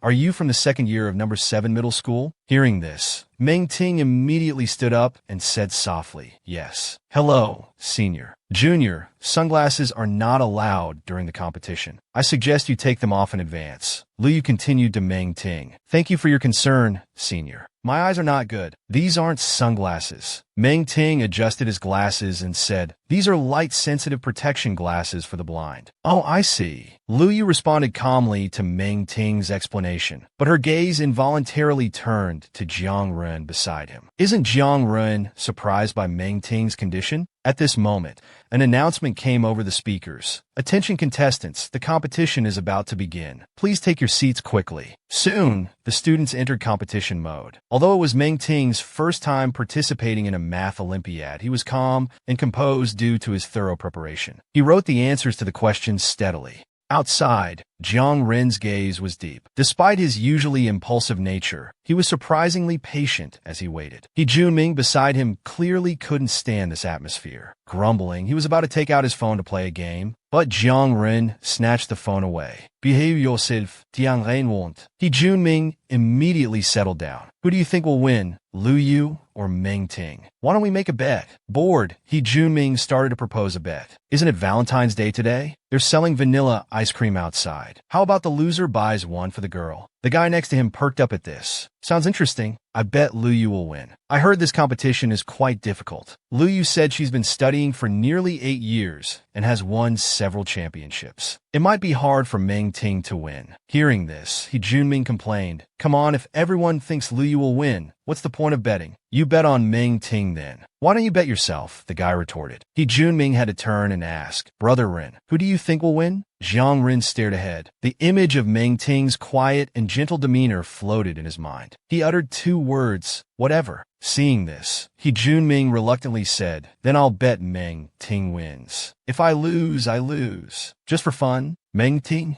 Jiang Ren's voice came from behind. He turned to look and saw an ice cream cone in front of him. Meng Ting was a bit surprised. Jiang Ren's slightly roguish voice came again. What are you looking at me for? Just take it. The 150-minute competition time flew by for the contestants. Now the organizer was about to announce the winners. I have the top 3 in my hands now. Are you all excited? Everyone's attention focused on him. Now I'll announce. For this year's Middle School Math Olympiad, 3rd place goes to Fong Di with 132 points. Congratulations. And the 2nd place is... As the organizer spoke, Meng Ting in the audience became nervous and expectant. Lu Yu with 136 points. Congratulations. The organizer's words fell. Lu Yu's expression showed no joy, but rather disbelief. How is this possible? I've been the champion every year. How did I only get 2nd place? If I'm 2nd, then who's 1st? At this moment, the organizer's voice continued. The champion of this competition, with 142 points, is Meng Ting. Congratulations. At this time, Meng Ting's excitement and joy were evident. I actually succeeded. 8,000 yuan prize money. I can finally help Uncle Shu. Well, we can only say the world of academic elites is impressive. Indeed, outside, Junming couldn't help but exclaim, "Holy crap, I actually won. My god, is he that amazing?" At this moment, a faint smile appeared on Jiang Ren's face. Then he suddenly turned and left. Junming quickly asked, "Brother Ren, where are you going?" but got no response. On the other side, Lu Yu approached Meng Ting. "Congratulations, Junior." "Thank you, and congratulations to you too, Senior Lu Yu," Meng Ting replied. "Senior, I have something to do, so I'll be leaving now." With that, he turned to leave. Behind him, Lu Yu finally revealed her resentment and anger. "It's just first place. I've seen many like him. Poor and plain, good at nothing but studies. But I just told Jiang Ren I get first place, and now I only got second. Meng Ting,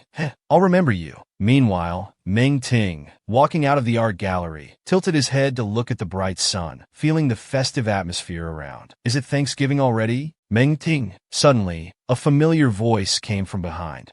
He turned towards the sound. He saw a handsome figure, one hand in his pocket, the other holding an ice cream cone out to him. "Here," Jiang Ren said. Meng Ting was stunned by Jiang Ren's appearance, staring blankly. "What are you looking at?" "Take it." In Jiang Ren's slightly disdainful words, there was a hint of gentleness unique to Meng Ting. Liking someone means being happy just to exchange a few more words with them. Have you ever experienced that? Faced with Jiang Ren's sudden appearance, Meng Ting looked at the ice cream in front of him, hesitating. "Can I not take it?" "Try saying that again," Jiang Ren said coldly. Hearing this, Meng Ting quickly took the ice cream. Looking at the beautiful ice cream in his hand, Meng Ting felt excited inside. After his mother passed away, he hadn't bought any snacks. Why would Jiang Ren give this to him? Could he still like him, as he did in the previous life? After a while, Meng Ting asked softly, "Why are you giving this to me?" Jiang Ren clearly sensed Meng Ting's unease. "It's nothing. I lost a bet. That's why I'm giving it to you. Just eat it if I'm giving it to you." Hearing this, Meng Ting finally relaxed. Meng Ting replied to Jiang Ren, "Thank you for the ice cream. Looks like you're very good at studying," Jiang Ren said, trying to make conversation. Meng Ting awkwardly replied, just average." Unexpectedly, Jiang Ren burst out laughing. Meng Ting's face turned red immediately. "What are you laughing at?" Jiang Ren's gaze softened. His lips curled up, and he spoke with a slightly roguish tone, "Laughing at your hypocrisy. Good is good. Why say it's just average?" Hearing this, Meng Ting's face turned even redder. He stopped walking abruptly. "I need to go home now. Let me walk you home." Jiang Ren turned and replied, "No need, I'll just take the bus home." Meng Ting refused directly. With that, he turned and left. Behind him, Jiang Ren pursed his lips slightly. Watching Meng Ting's retreating figure, he couldn't understand his own feelings at that moment. He just felt that being able to talk to him a bit more was good. At this, Jiang Ren couldn't help but mock himself. "Damn, I'm really being pathetic." Liking someone often requires going after them without hesitation. Have you ever tried? When Meng Ting got on the bus with his ice cream, before he could come to his senses, a foot stepped onto the bus. To Meng Ting's astonishment, Jiang Ren slowly appeared on the bus. As Meng Ting left, Junming, not far behind, broke out in a cold sweat. He couldn't help but say, "Damn, did I see that right? Didn't Brother Ren not make a bet?" Clearly, they who came out later saw the ice cream in Meng Ting's hand. At this moment, Jiang Ren suddenly turned and glared at them. The two guys immediately cowered, but Lu Yu's face beside them darkened. "Drive my car back," Jiang Ren said directly to Junming. "All right, no problem," Junming quickly assured. As Jiang Ren was about to leave, Lu Yu stepped forward and called out, "Jiang Ren, what is it?" Jiang Ren replied indifferently, "You didn't come to cheer for me today, did you?" Lu Yu asked in a low voice. "What do you think?" Jiang Ren's attitude was cold. "How could you come to see him? His eyes are like that. Don't you mind?" Lu Yu asked in disbelief, confirming her suspicions. But Jiang Ren coldly replied, "My business. Since when did it become your place to comment?" With that, he left directly, leaving Lu Yu behind with a face full of disbelief and confusion. The two guys watched Brother Ren's back and murmured, "Brother Ren, does he like Meng Ting? That's impossible, right? How could Brother Ren?" Meanwhile, at the bus stop, the bus Meng Ting was taking home stopped at the station. Meng Ting got on the bus, swiped his card, and waited for the bus to depart. Unexpectedly, just as the bus was about to leave, "Wait!" Jiang Ren's voice came from the bus door. Meng Ting looked over in shock. He saw Jiang Ren appear on the bus. The rich second-generation Jiang Ren actually squeezed onto a public bus for the first time to become Meng Ting's protector. Do you want this kind of Jiang Ren? When Jiang Ren's figure appeared on the bus, Meng Ting's heart skipped a beat. How could Jiang Ren be here? as Jiang Run, taking the bus for the first time, was wondering why there were so many people on the bus. The driver's voice came from beside him. "Young man, buy a ticket." At this moment, Jiang Run, who had never bought a bus ticket before, looked at the driver awkwardly and asked, "How do I buy it?" The driver was stunned by the question and replied directly, "Pay money, buy a ticket, or swipe a card." "How much is it?" "1 yuan. Getting the answer, Jiang Ren hurriedly searched his pockets. Suddenly, he looked forward and stared directly at Meng Ting. Meng Ting instantly felt uneasy under his gaze. Jiang Ren smiled mischievously and said, "Good student, come over and swipe your card for me." Meng Ting remained silent for a moment. He chose to refuse. "You should just drive home. So heartless, aren't you?" Having been rejected by Meng Ting many times, Jiang Ren's psychological resilience was clearly very good. At this moment, he took out his wallet and performed a godly operation. He smoothly pulled out a 100 yuan bill. He directly stuffed it into the bus fare box. The driver was clearly impressed by this move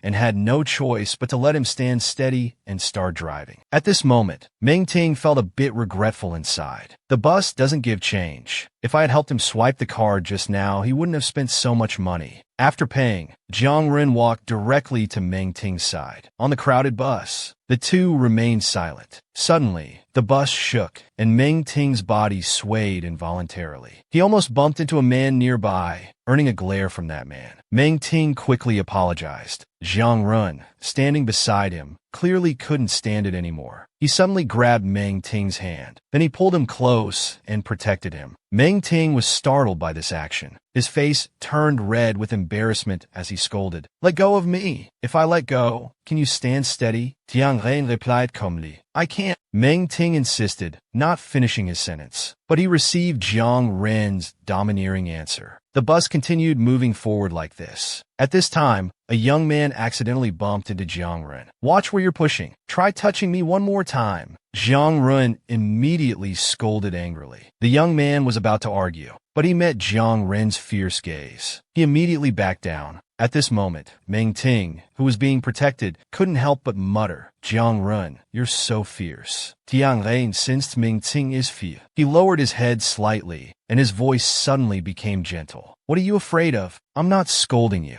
Young love is always sensitive and delicate. Are you also in it?" Jiang Ren had just finished scolding others, then turned and spoke gently. "What are you afraid of? I'm not scolding you." However, faced with Jiang Ren's dominance, Meng Ting couldn't help but tremble, thinking that Jiang Ren was really unusually fierce. Finally, the 382 bus arrived at the stop. Jiang Ren and Meng Ting got off the bus. After getting off the bus, Jiang Ren couldn't help but touch his forehead. His head was feeling dizzy. Tisk. Meng Ting, walking in front, noticed and looked back at Jiang Ren. Is he carsick? Then he immediately looked forward again. He chose to follow on his own. Meanwhile, Jiang Ren, who was already feeling dizzy, glanced and couldn't help but look at the melting ice cream in Meng Ting's hand. Why isn't he eating it? Young hearts are always so sensitive. Is he looking down on me? Thinking this, he stopped and called out, "Meng Ting, what is it?" Meng Ting stopped when Jiang Ren called him. "The ice cream I gave you. Why aren't you eating it?" Jiang Ren asked coldly. Meng Ting wanted to explain, thinking that the ice cream looked so nice, he couldn't bear to eat it. But before he could speak, Jiang Ren interrupted. "Forget it if you look down on it." As he spoke, he suddenly snatched the ice cream from Meng Ting's hand. Then he casually threw it into a nearby trash can. Meng Ting felt a wave of sadness. How could Jiang Ren be so domineering? He had already given it to me, yet he threw it away without a word. Looking at Jiang Ren's cold profile, Meng Ting could only comfort himself. Why bother arguing with him? It's not like they'll be together forever. Because of liking someone, you want to know more about them. Are you also like this? Facing Jiang Ren's dominance, Meng Ting chose not to argue. After calming himself a bit, he said to Jiang Ren, "Why are you holding out your hand?" Jiang Ren spoke coldly, but still resolutely held out his hand. At this moment, Meng Ting offered, "I'm sorry. It was my fault." Meng Ting's warm voice drifted like a spring breeze in March. It instantly created ripples in Jiang Ren's heart. Jiang Ren's gaze focused. Looking at the candy in Meng Ting's palm, he asked, "Is it lemon soft candy?" Then Meng Ting's warm words came again. "You were carsick earlier, right? Eating this will make you feel better."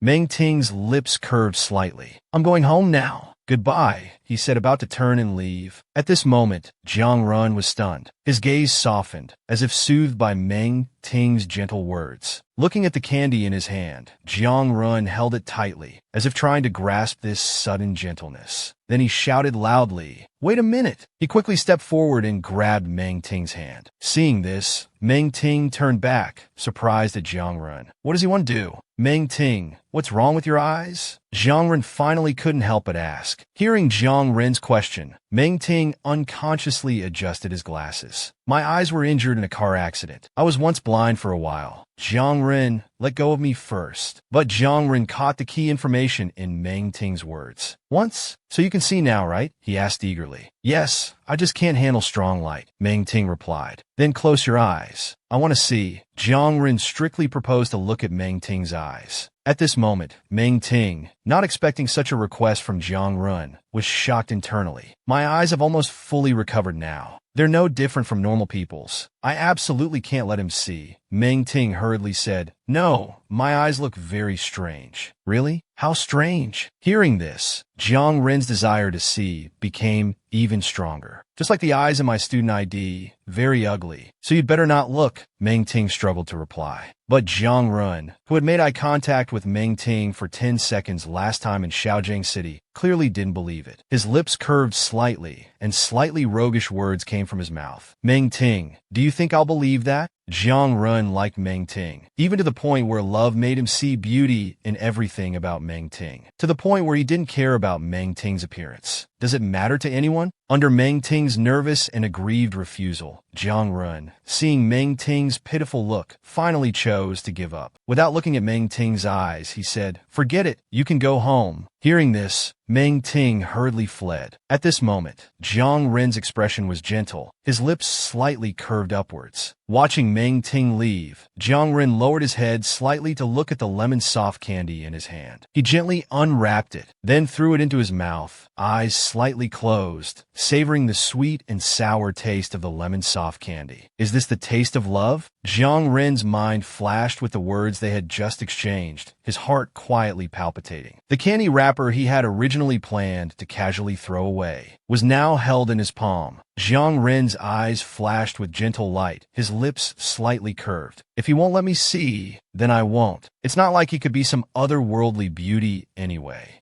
On the other side, after Meng Ting returned home, he was very happy inside. He handed the bank card to Papa Shu with both hands. In response to Papa Shu's inquiry, Peggy said, This is the prize money I won for the championship in the Math Olympiad. Papa Shu, please take it. Hearing this, Papa Shu happily praised him. Our Ting Ting is really amazing, but you should keep the money for yourself. Buy something you like. I have enough to spend usually. Please take the prize money, Meng Ting replied. Papa Shu reached out to pat Meng Ting's head, again refusing Meng Ting's goodwill, saying, Don't worry. Meng Ting couldn't help but smile. Papa Shu was still the same as last time, always so warm. Meng Ting put the bank card on the table, reminding Papa Shu to keep it safe. Then he turned and went back to his room. Papa Shu had to agree to help him deposit it in the bank for now, and Meng Ting could withdraw it when needed in the future. Back in his room, Meng Ting, feeling the warmth brought by Papa Shu, constantly pondered ways to make money. He was determined to help Papa Shu relieve his financial pressure. The 8,000 yuan prize money was far from enough. Do you have a beauty around you whose looks are sealed by glasses? In this world of favoritism, Meng Ting was just such a sealed, heavenly beauty. How could he further help Papa Shu?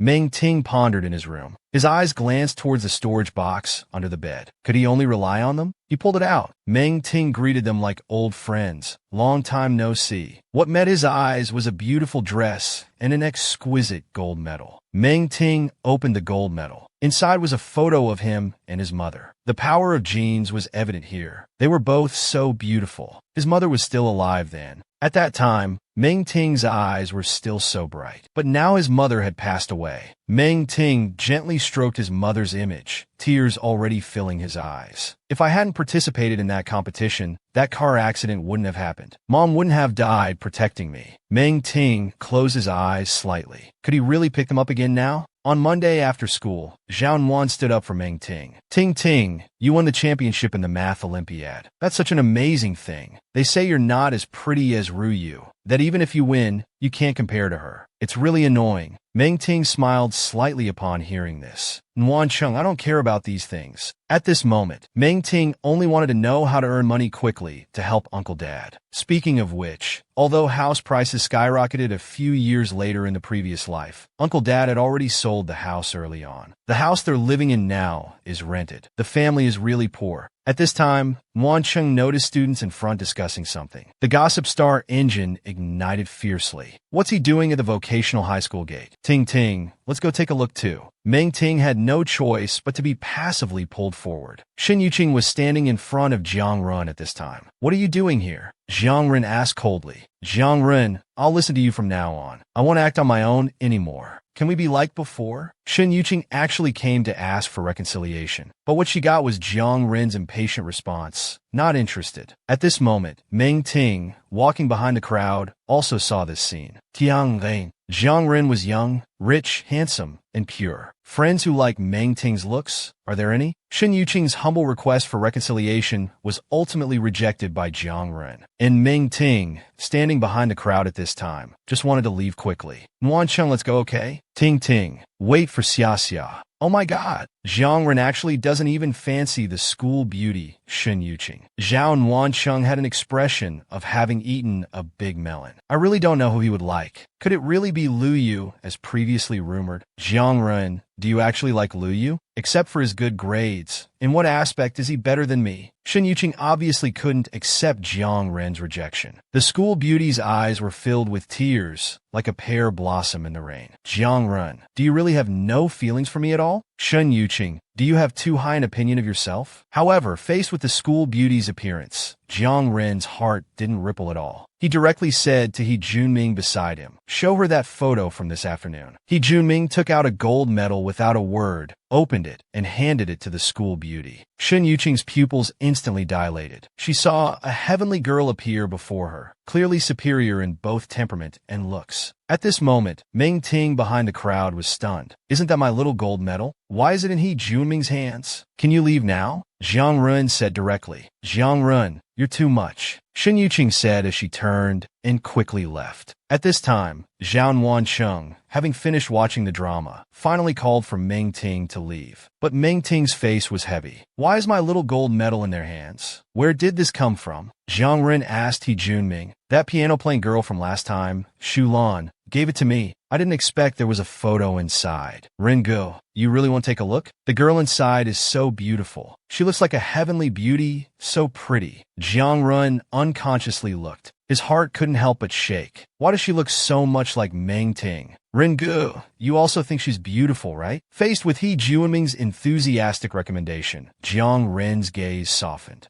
Indeed beautiful. Every family has its own difficulties. How about yours? When Meng Ting saw the little gold medal in Jiang Ren and others' hands, she was anxious to go home. After saying goodbye to Nguyen Chung, she hurriedly left. Returning home, she saw that the box under the bed had been opened and messed up. The small gold medal and long dress inside had been taken away. Meng Ting felt a wave of pain and sadness in her heart. That was the last dress her mother made for Meng Ting before she passed away. Meng Ting was determined to get it back. Arriving at Shu Lan's door, Meng Ting knocked directly. Shu Lan heard the sound and opened the door, instinctively thinking it was her brother Shu Yang. Just as she was about to greet him, she found it was Meng Ting. Shu Lan quickly turned her head away, weakly calling out, "Sister, do you need something?" "Shu Lan, give me back my dress and little gold medal," Meng Ting said directly. "What are you talking about? What dress and gold medal?" "I don't know," Shu Lan tried to quibble. Faced with Shu Lan's feigned innocence, Meng Ting was filled with disappointment. "In my previous life, I always loved Shu Lan, even getting disfigured to save her. But I never saw her clearly. I was good to her for a lifetime. This life, I won't unconditionally give in to her anymore. You like Jiang Ren, so you took my gold medal to please him, right?" Meng Ting directly stated Shu Lan's thoughts. "What nonsense are you talking about? Even if you're my sister, you can't falsely accuse me." "Shu Lan, having her thoughts exposed, immediately changed her attitude and questioned angrily. The dress is a keepsake for Mom. That gold medal also has our last photo together inside. I can let you have my other things, but these two items you can't take, Meng Ting replied solemnly. Seeing Meng Ting so serious, Shu Lan became a bit timid. Then, she directly blamed the mistake on Meng Ting. So, what if I took it? I just borrowed your dress to attend a birthday party. If I had nice dresses, would I look at your things? If it wasn't for treating your eyes, our family wouldn't be so poor. My dad's salary isn't low, but it's all used to pay off your debts. Faced with Shu Lan's hysteria, Meng Ting clenched her fists. She took a deep breath. She said directly to Shu Lan, I always remember what I owe Uncle Dad, but I don't owe you anything. Almost everything I had before, I gave to you. I could play the piano. You cried to learn. I knew the family was tight on money, so I never learned piano again. I learned dance. You also made a fuss about wanting to learn. To give you the opportunity, I gave up learning from the teacher. I practiced on my own while you couldn't stand the pain of stretching ligaments. You gave up after less than a month. Shu Lan, having her shortcomings exposed, became angry out of embarrassment. Shu Lan, if you can't return my things, I'll go find Jiang Ling myself. Beauty is invincible. Are there any beauty lovers here? Please line up and like Meng Ting. The moment she takes off her glasses, it means you've been conquered. Go ahead and try to get them back. I'll tell Dad how you embarrassed his biological daughter. After Shu Lan finished speaking, she slammed the door shut. Meng Ting had planned to go to the vocational school after class to ask Shu Lan for the dress. Unexpectedly, Shu Lan had skipped class to attend He Jiuming's birthday party. Arriving at the lobby of an Hai Ting, when she wanted to go up, she was stopped by the receptionist. I'm sorry, student. Without an invitation, we can't let you go up. Meng Ting was immediately embarrassed. She reluctantly told a little lie. I'm also He Jiuming's friend. I was invited, just came late. But the receptionist didn't fall for it and refused again.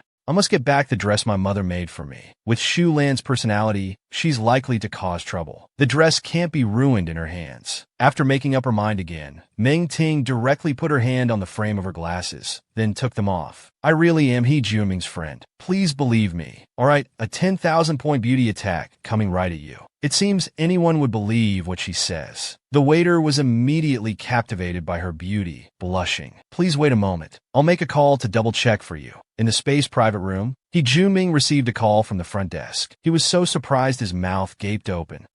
Meng Ting. Are you sure the person is called Meng Ting? Jiang Run, hearing the phone conversation nearby, looked deeply thoughtful. He directly threw a bunch of game cards in front of He Jiuming. Ringo, what do you mean by this? He Jiuming was completely confused, but Jiang Run directly snatched the phone in the middle of the call. Buying your phone. Then he walked out of the room. Yes, she's called Meng Ting. Should we let her come up? The waiter's voice came from the other end of the phone.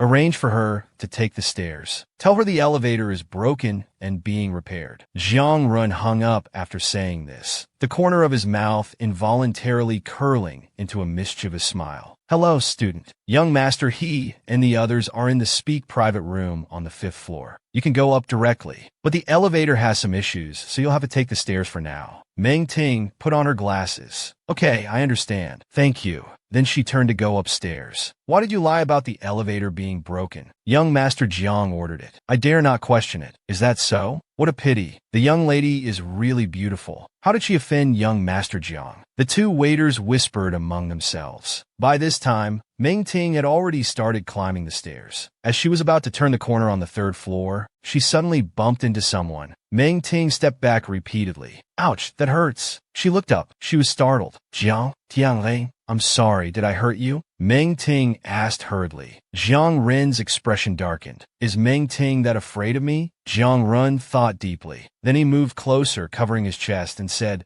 it hurts. In love, are you the one who takes the initiative or the passive one? Faced with Meng Ting's sudden visit, Jiang Ren deliberately created an opportunity to be alone. At the staircase corner, Meng Ting, who accidentally bumped into Jiang Ren, stepped back repeatedly. I didn't mean to. And you scared me too, Meng Ting said to Jiang Ren, somewhat at a loss. What? Is the model student planning to not take responsibility after bumping into someone? Is this what your school teaches you? Jiang Ren said mischievously, the corner of his mouth curling up. He wanted to see how Meng Ting would react next. Meng Ting looked at Jiang Ren's relentless attitude, her hands defensively in front of her body. Gentle, yet seemingly with a hint of stubbornness, words came from her mouth. They teach students to apologize when bumping into someone, but also teach us to be forgiving when we can. Huh? Receiving such a response from Meng Ting, Jiang Ren couldn't help but burst into laughter. I'm illiterate, I don't understand your fancy talk. At this moment, Meng Ting looked at Jiang Ren's playful smile. In this close proximity at the staircase corner, alone together, she couldn't help but recall how Jiang Ren, years later in her previous life, killed someone using extremely cruel methods. Meng Ting didn't know why Jiang Ren would do such a thing. She instinctively felt afraid. Jiang Ren was too dangerous. She must not offend him. Thinking this, Meng Ting immediately bent down and apologized solemnly. I'm sorry.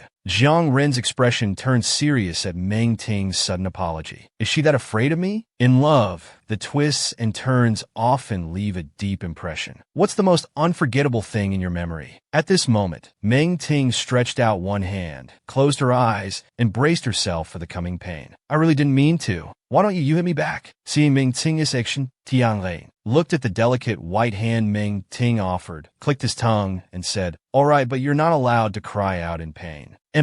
Hearing this, Meng Ting nodded repeatedly with her eyes closed. Jiang Ren raised his palm. Meng Ting couldn't help but peek. Watching Jiang Ren's hand come down, she immediately closed her eyes, but she didn't feel the expected pain. Forget it, Jiang Ren said, withdrawing his hand. Meng Ting was completely confused, not understanding why Jiang Ren suddenly changed his mind. Then she saw Jiang Ren hand her a lighter. Light a cigarette for me. We'll call it even, Jiang Ren said. Seeing this, Meng Ting was stunned. What? Do I have to beg you? Tiang Ren noted impatiently. Meng Ting gripped the lighter tightly. Jiang Ren's temper was just as bad as in her previous life. If she didn't agree to his request, he wouldn't let her go upstairs, and she had to go upstairs. Looking at Jiang Ren's expression, Meng Ting slowly walked forward. It's just lighting a cigarette. I can do it. Walking up to Jiang Ren, Meng Ting stood on her tiptoes slightly. Looking at Jiang Ren, she clumsily reached out to light his cigarette. Click! As the cigarette was lit, time seemed to freeze for a moment. Jiang Ren looked at Meng Ting, his gaze deep. Clumsy. It's obvious you've never done this for anyone before. It's lit, Meng Ting said, handing the lighter back to Jiang Ren. Then she hurriedly left. Jiang Ren watched Meng Ting's retreating figure as she went upstairs. Leaning against the wall, he murmured, Meng Ting, don't let me see you again. Don't see me again. Otherwise, I'll become the Demon King. Jiang Ren said to the brave Meng Ting, I can release your brother, but in exchange, you must stay and keep me company. In the Demon King's castle, a young man was currently being held captive. Opposite him was none other than the Demon King Jiang Ren. Your country's heroes are too weak. It's been over half a month, and they still haven't come to rescue you.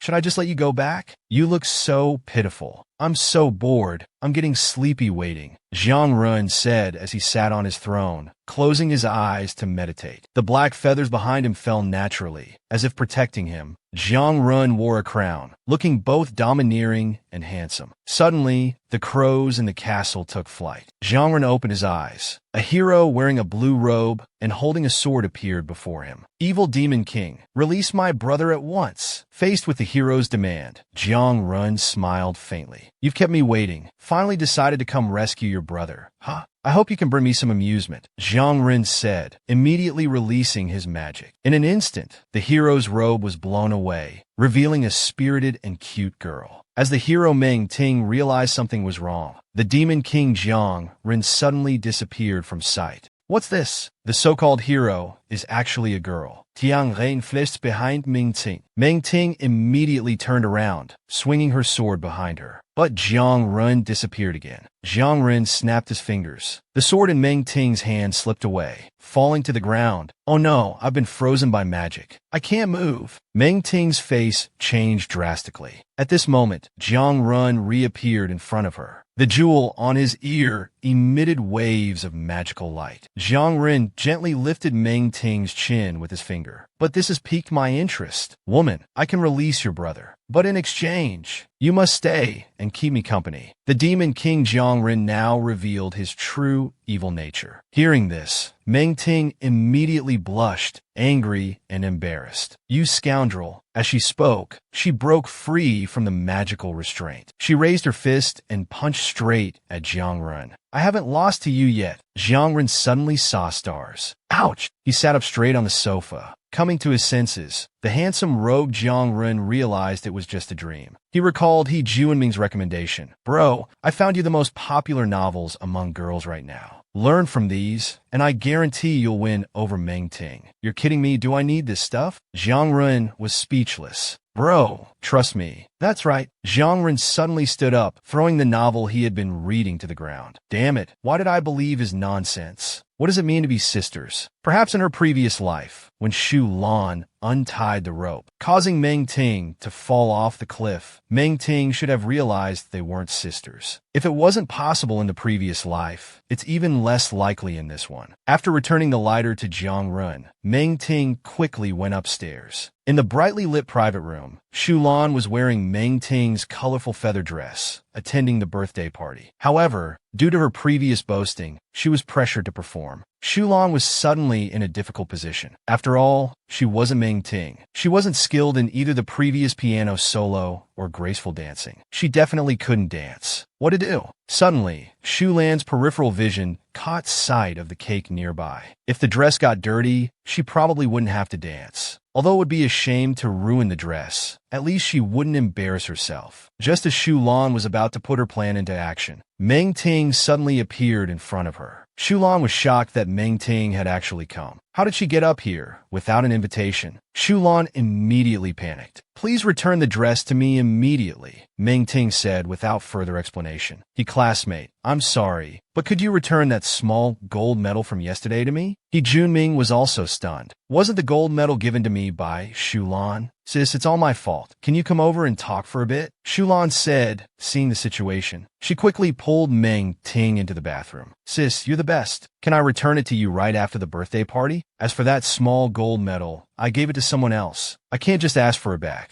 You wouldn't want your little sister to be looked down upon, right? Shu Lan pleaded, holding onto Meng Ting's arm. However, Meng Ting had seen Shu Lan act like this more than once. This time, she was absolutely not going to compromise. Meng Ting shook off Shu Lan's hand. Shu Lan, please return the dress to me immediately. And the gold medal, you need to get it back. Otherwise, don't blame me for revealing about the piano playing and you taking my things. Meng Ting, we're sisters. How can you use the word steal? Hearing Shu Lan mention the word sisters, Meng Ting's expression darkened. It was because of these two words that she had always given in to Shu Lan. She even suffered disfigurement for her, only to end up being pushed off a cliff. If it weren't for living another life, perhaps her bones would have long since turned to dust. We are not sisters. We never were. Give me back the dress now, or I'll go out there and tell everyone everything. Faced with Meng Ting's determination, Shu Lan couldn't hold on anymore. These things absolutely couldn't be known to Jiang Ren and the others. Fine, I'll return everything to you. Meng Ting, I won't consider you my sister anymore. From now on, we're no longer sisters. In love, are you the active one? Then come and take it. The unexpectedly sweet strawberry. The 10-second gaze between them during the game. The initiative at the Math Olympiad venue. The monkey's protection of Meng Ting on the bus. And that sour-sweet lemon candy. These things kept making Jiang Ren's heart flutter, gradually becoming unable to extricate himself. That's why there was a spark when they collided at the corner staircase, and Jiang Ren's inability to let go. When Meng Ting got back the colorful feather dress, she finally felt relieved and showed a faint happiness. Unexpectedly, at He Junlin's call, Meng Ting turned to look. She saw Jiang Ren, who was looking over with a grinning face. Is the dress yours? Jiang Ren asked. Meng Ting, coming to her senses, hurriedly said, No, it's not. I borrowed this dress, and now it's time to return it. Meng Ting clearly didn't want to get too involved with Jiang Ren. But then Jiang Ren took out the small gold medal. This isn't yours either, right? No need to return it to you, I suppose. Seeing this, Shulan quickly spoke up, saying the gold medal was hers and asking Jiang Run to return it. Unexpectedly, Jiang Ren coldly said to her, "Whatever falls into my hands becomes mine." Then Jiang Ren smirked and said, "Meng Ting, I can give you the small gold medal, but only if you win the game." The photo inside the small gold medal had a picture of her mother with her before she passed away. Meng Ting had to get it back. After a moment of silence, Meng Ting directly asked, "What game?" Jiang Ren took out some dice and said, "Guess big or small. If you win, I'll give you back the medal. If you lose, I'll be in your care for the next week. How about it? Does the good student want to gamble? Dating will only affect my hand speed. Is it true?" The rich second-generation Jiang Run, who had played in all the major entertainment venues and could roll any number he wanted on the dice, was actually rolling dice in a gambling game. "Let's play guess big or small. 1, 2, 3 is small, for 5, 6 is big. If you win, the small gold medal is yours. If you lose, you'll make me breakfast for a week. Want to play?" The choice was given to Meng Ting.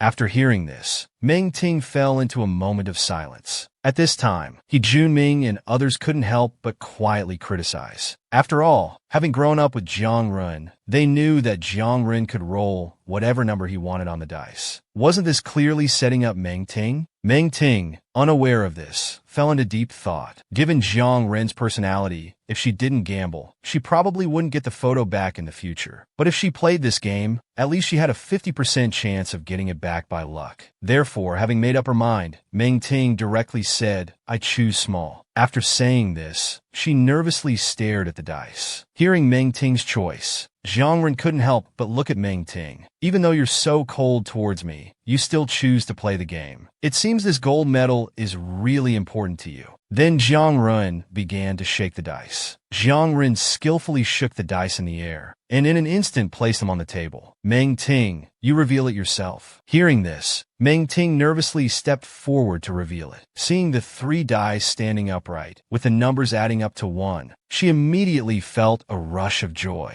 "You lost," Meng Ting said with an excited face, her joy evident. On the other side, Jiang Run was stunned. Meng Ting's smile, like the spring breeze in March, instantly wound its way into Jiang Ren's heart.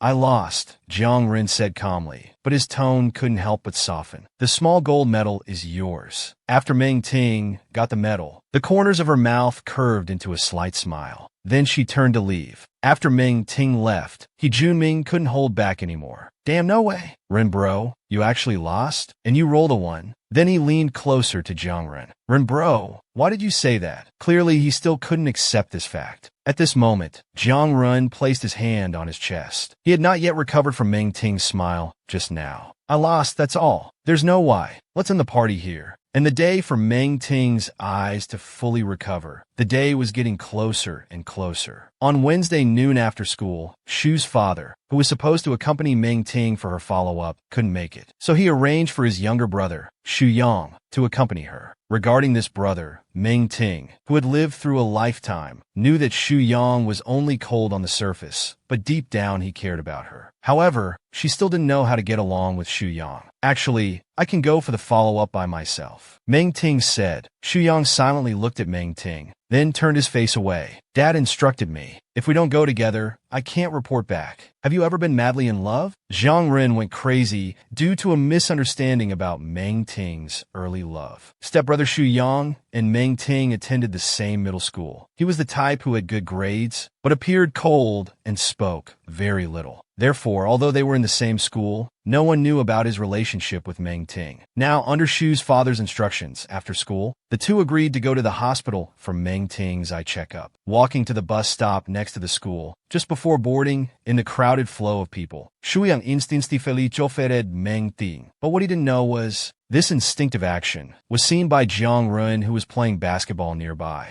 They saw it all clearly. "What did I just see? Even the good student Meng Ting is in puppy love? Look at how that boy is protecting her. Are they dating?" He Juming said with a shocked face. But he didn't know that Jiang Ren's face beside him had already changed rapidly. Half a thought later, Jiang Ren finally came back to his senses from the scene he just saw. Suddenly, he threw down the basketball, turned around, and quickly ran towards the bus. At this moment, his mind was filled only with the words Meng Ting. He wanted to hear the truth from Meng Ting's mouth immediately. He wanted to know that what he just saw wasn't real. However, by the time he ran there, the bus had already left. Jiang Ren watched the bus getting further away, gradually becoming frantic. Suddenly, he caught sight of a stone on the ground. Without thinking, he picked it up and threw it at the bus with all his might. A heavy thud immediately came from the bus. Meng Ting, sitting on the bus, was startled. She turned to look out the window, only to see Jiang Ren standing behind the bus, his expression extremely cold. Not far away, He Junming and Fong Tan, who had rushed over with Jiang Ren, were both sweating profusely. Renji seems to have gone crazy again. Meanwhile, on the bus, Meng Ting remained silent. Beside her, her brother Xu Yang asked in surprise, "Do you know that person?" But Meng Ting was already deep in thought, seemingly not hearing his words. Xu Yang, who rarely spoke, saw this and didn't pursue it further. At this moment, in Meng Ting's mind, scenes of Jiang Ren from her previous life involuntarily appeared. His irritability and obsessiveness, and the cold gaze from behind the bus just now. For the first time, Meng Ting realized that even though she had lived another life, the wheel of fate would still continue to move in its predetermined direction. After the follow-up at the hospital, Meng Ting's eyes had recovered half a month earlier than in her previous life. But Meng Ting's mood was inexplicably complex, only because the terrible fate of her previous life began after her eyes recovered. Meng Ting looked up at the sky. The world was no longer gray and hazy. It had regained its original colorful appearance. Meng Ting's expression was complicated. She put her sunglasses back on. Returning with Xu Yang, she was determined to change her fate in this life. Since his grades were so good, and he would choose to be in a relationship early, why couldn't that person be me? The bus had long gone, but Jiang Ren was still standing there, not moving. In the early winter, the weather had started to get cold. He Junming bought a hot drink from nearby and handed it to Jiang Ren.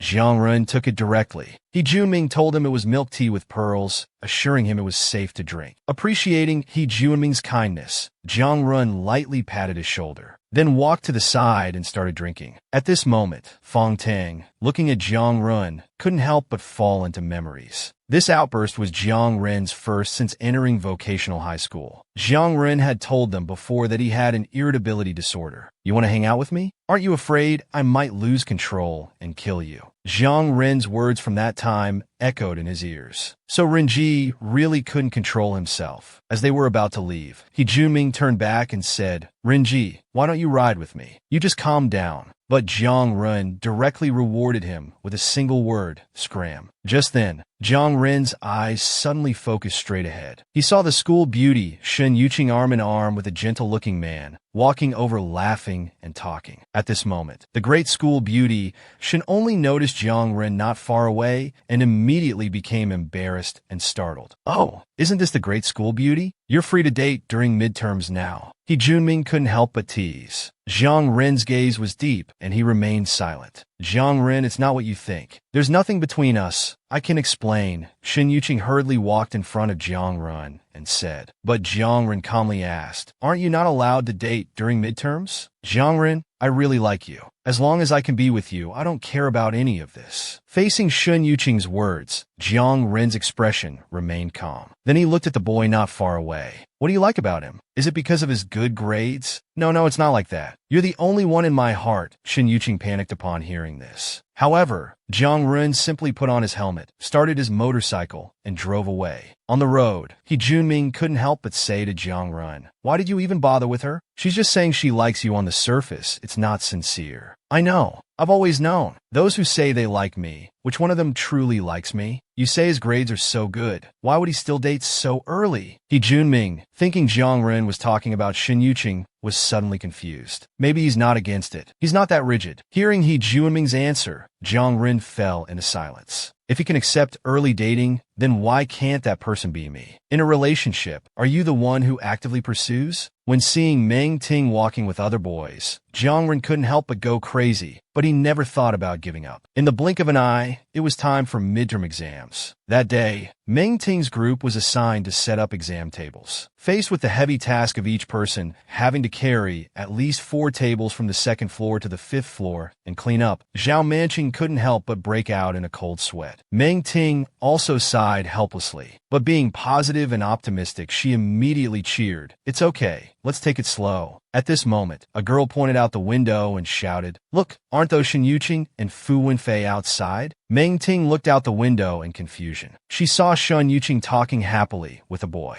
Shen Yuqing, has she won over the usually aloof Fu Wenfei? Doesn't he like Jiang Ran? The girl couldn't help but gossip. "Let's focus on finishing our task first. The sooner we finish, the earlier we can go home." The task of carrying tables from downstairs to upstairs was indeed not easy for the girls. Meng Ting carried for a while, then had to stop to rest. Suddenly, a whiff of tobacco drifted by. Meng Ting couldn't help but look up. She saw Jiang Ren leaning against the stairwell wall, smoking a cigarette. Sensing Meng Ting's gaze, Jiang Ren glanced sideways. Meng Ting was startled. Why was Jiang Ren here? Seeing Meng Ting, Jiang Ren's lips curled into a faint smile. Meng Ting chose to ignore this and continued carrying the table. However, as she passed by Jiang Ren, he suddenly grabbed the table. Meng Ting panicked immediately. What was he going to do? Where does this table need to go? Jiang Ren asked calmly. Faced with Jiang Ren's question, Meng Ting chose to remain silent. "Ah, model student, I can do it myself. Just stay put. I saw you were carrying it to the 5th floor, right?" As Jiang Ren spoke, he lifted the table and walked straight up. Meng Ting behind him panicked. If someone saw this scene, it would be hard to explain. She needed to get the table back quickly. Arriving on the 5th floor, Jiang Ren put the table down. He asked Meng Ting which classroom the table should go in. Meng Ting wanted to carry it herself, but Jiang Ren pulled her away from the table. "Men do the work, women just watch," Jiang Ren said coolly. "If you don't tell me, I'll just put it in whichever classroom as tables piled up. It can't be wrong, right?" After placing the table in the appropriate classroom, Jiang Ren asked Meng Ting how many more needed to be carried. However, Meng Ting said it wasn't necessary, thanked him, and turned to leave. "If people see me with Jiang Ren, it'll be hard to explain. Can't he just stay away from me?" However, before Meng Ting could walk away, Jiang Ren called her name from behind and quickly came forward to grab her hand. Meng Ting was startled and couldn't help but be shocked.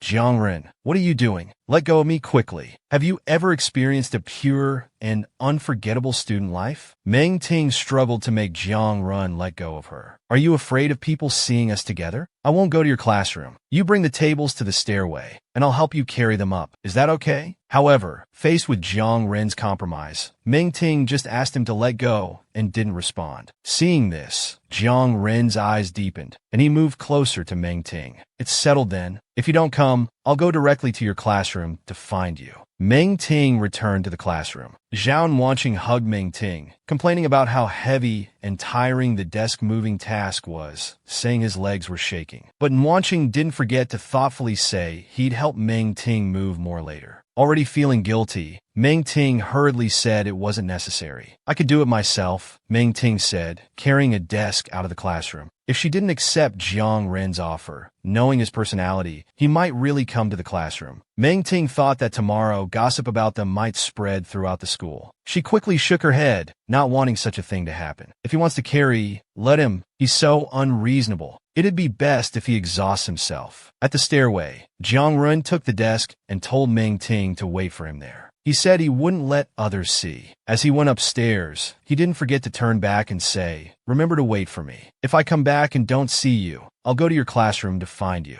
Seeing this, Meng Ting had no choice but to sit and wait alone. Thinking about how her classmates were all working while she was idle, Meng Ting felt a bit uneasy. What exactly did Jiang Ren want to do? At this time, Jiang Ren returned after moving the desk. Seeing Meng Ting, he couldn't help but smile, his lips curling up slightly. Jiang Ren walked up and asked Meng Ting if there were any more desks to move. Meng Ting replied that they were all moved, thinking, "Now you'll finally leave, right?" Unexpectedly, Jiang Ren then directly asked Meng Ting to repay him. Hearing this, Meng Ting was immediately panicked, thinking Jiang Ren was so shameless. "I didn't ask for your help. You volunteered to move them." Hearing Meng Ting's rigid words, Jiang Ren stepped forward. Are you trying to renege and not acknowledge it? Meng Ting became flustered. You won't hit me without a word, right? How unreasonable. Seeing the situation, Meng Ting hurriedly took out the only 5 yuan of pocket money she had, handing it to Jiang Ren. This is all I have. Can I buy you a drink with it? Jiang Ren looked at the 5 yuan handed over, but smiled and said, Is this small amount meant to dismiss a beggar? 5 yuan is a lot. It can buy a delicious portion of dumplings, Meng Ting replied. She argued, This is all the pocket money I have now. Never mind, Meng Ting said, directly putting the money away. At this moment, Jiang Ren suddenly squatted down in front of her. Meng Ting became confused. What is he going to do? Come watch me play basketball on Friday. That's enough. Hearing this, Meng Ting was shocked. Jiang Ren shouldn't be short of fans like me. What's he up to?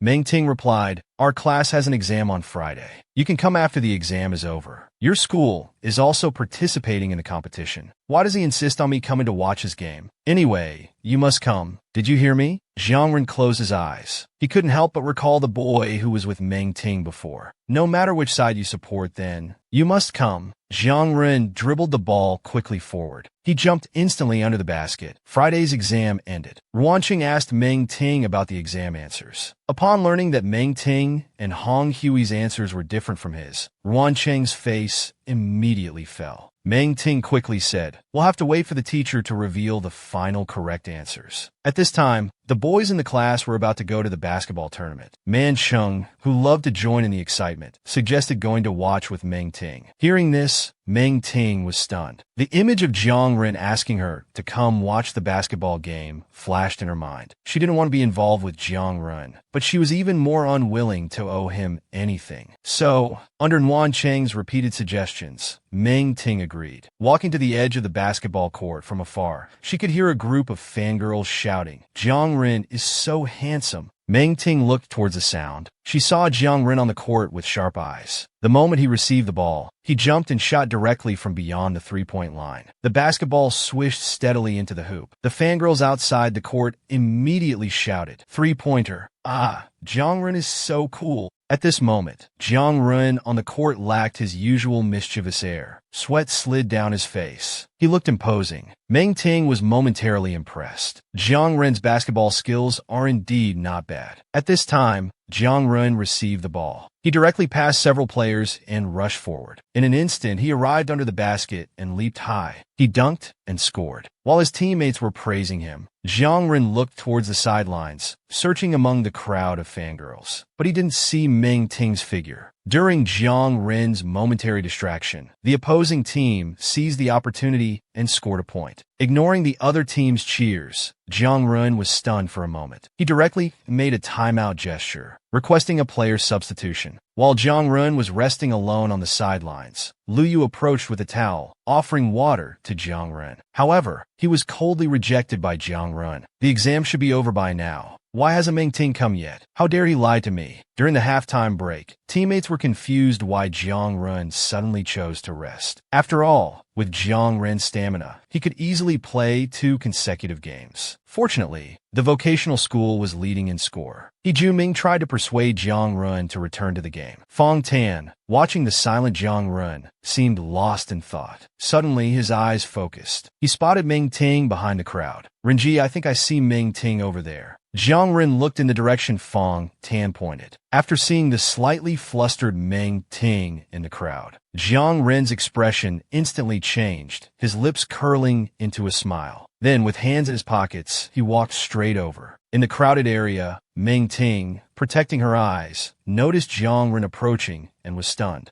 What is he going to do? As a bottle of mineral water was poured on Meng Ting's head, her glasses were suddenly snatched away. They were thrown violently to the ground and crushed. As Jiang Ren walked towards Meng Ting with his hands in his pockets, he tugged at his collar and casually said, I'm so thirsty. If only someone could buy me a bottle of water and bring a towel. Hearing this, the fangirls immediately screamed, I'll go, I'll go. They scattered to buy water for Jiang Ren, leaving behind the still stunned Meng Ting. Meng Ting stared blankly at Jiang Ren. When she came to her senses, she instinctively stepped back. At this moment, Jiang Ren directly handed her a 100 yuan bill. Good student, could you please do me this favor? Jiang Ren said gently with a smile. However, faced with Jiang Ren's action, Meng Ting remained silent and motionless. "Could you help quickly?" Jiang Ren asked again. At this time, the fangirls nearby started whispering among themselves. Unable to bear the pressure, Meng Ting grabbed the money and left in shame and anger. Why is Jiang Ren so annoying? Jiang Ren watched Meng Ting leave, noticing her blushing face. A slight smile appeared on his lips. On the other side, He Juming watched this scene in disbelief. "Renji, does he like Meng Ting? Ruyu is so beautiful," but Renji ignored her. Yet he actively approaches the little shrimp. Before He Junming could finish, Fong Tan covered his mouth and dragged him towards the court. The second half is about to start. Knowing that Meng Ting had arrived, Jiang Ren actively requested to return to the game, full of enthusiasm. His gaze became more focused and sharp. With his outstanding athletic ability and basketball skills, he drove the opposing team into retreat. They were left questioning their existence. With the final offensive, the basketball swished through the net, ending the game.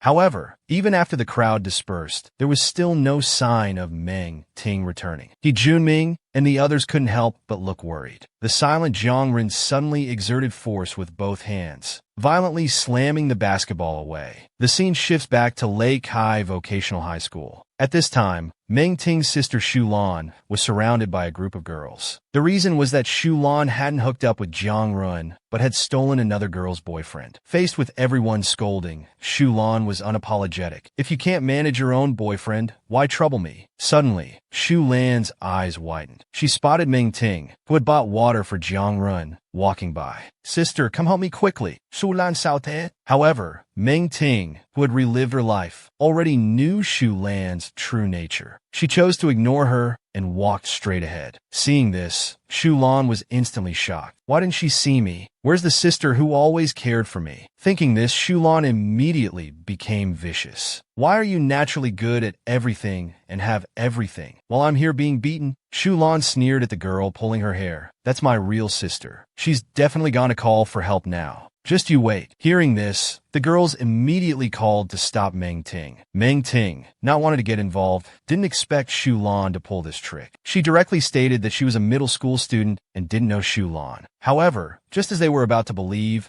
and let Meng Ting leave, Shu Lan shouted loudly, "Don't you all want to know who the girl with the small gold medal Jiang Ren had before was? That girl is my sister. She's going to call for help now. If you don't believe me, take off my sister's glasses." Meng Ting was instantly shocked. Before she could react, she was stopped by them. A bottle of water was poured on her, and her glasses were roughly removed. Then they were thrown to the ground and crushed underfoot. At this moment, without the glasses covering her face, the girls were stunned to see Meng Ting's true appearance. She really was the girl from the photo. However, before they could marvel further, Jiang Ren suddenly appeared behind Meng Ting. He took the towel from Meng Ting's hand. Then, he gently helped Meng Ting wipe her wet hair. As Jiang Ren wiped, Meng Ting slowly opened her eyes. Tears slid down from her bright eyes. This exquisitely beautiful face, like a heavenly fairy, was revealed up close to Jiang Ren for the first time. In the north there is a beauty, peerless and independent. One glance would overturn a city. A second glance would overturn a nation. Better to overturn city and nation than to fail to win such a beauty. Using this poem to describe Meng Ting's current appearance might not be an exaggeration. This was the first time Jiang Ren had seen Meng Ting's peerless beauty up close. His heart couldn't help but beat rapidly. So the photo on the student ID was fake. So the person behind the sunglasses was this beautiful. Jiang Ren, who already liked Meng Ting, fell completely at this moment. Meng Ting, realizing Jiang Ren was too close, came to her senses and hurriedly pushed him away. Jiang Ren, being pushed away, was stunned. He finally broke free from the previous experience. Meng Ting crouched down, examining the shattered sunglasses on the ground. Her heart was filled with sadness. It seemed that in this life, she could no longer be sisters with Shu Lan. But fate seemed to have returned to the starting point. She had ultimately crossed paths with Jiang Ren again. Meng Ting, not wanting to get entangled like in her previous life, stood up and left directly.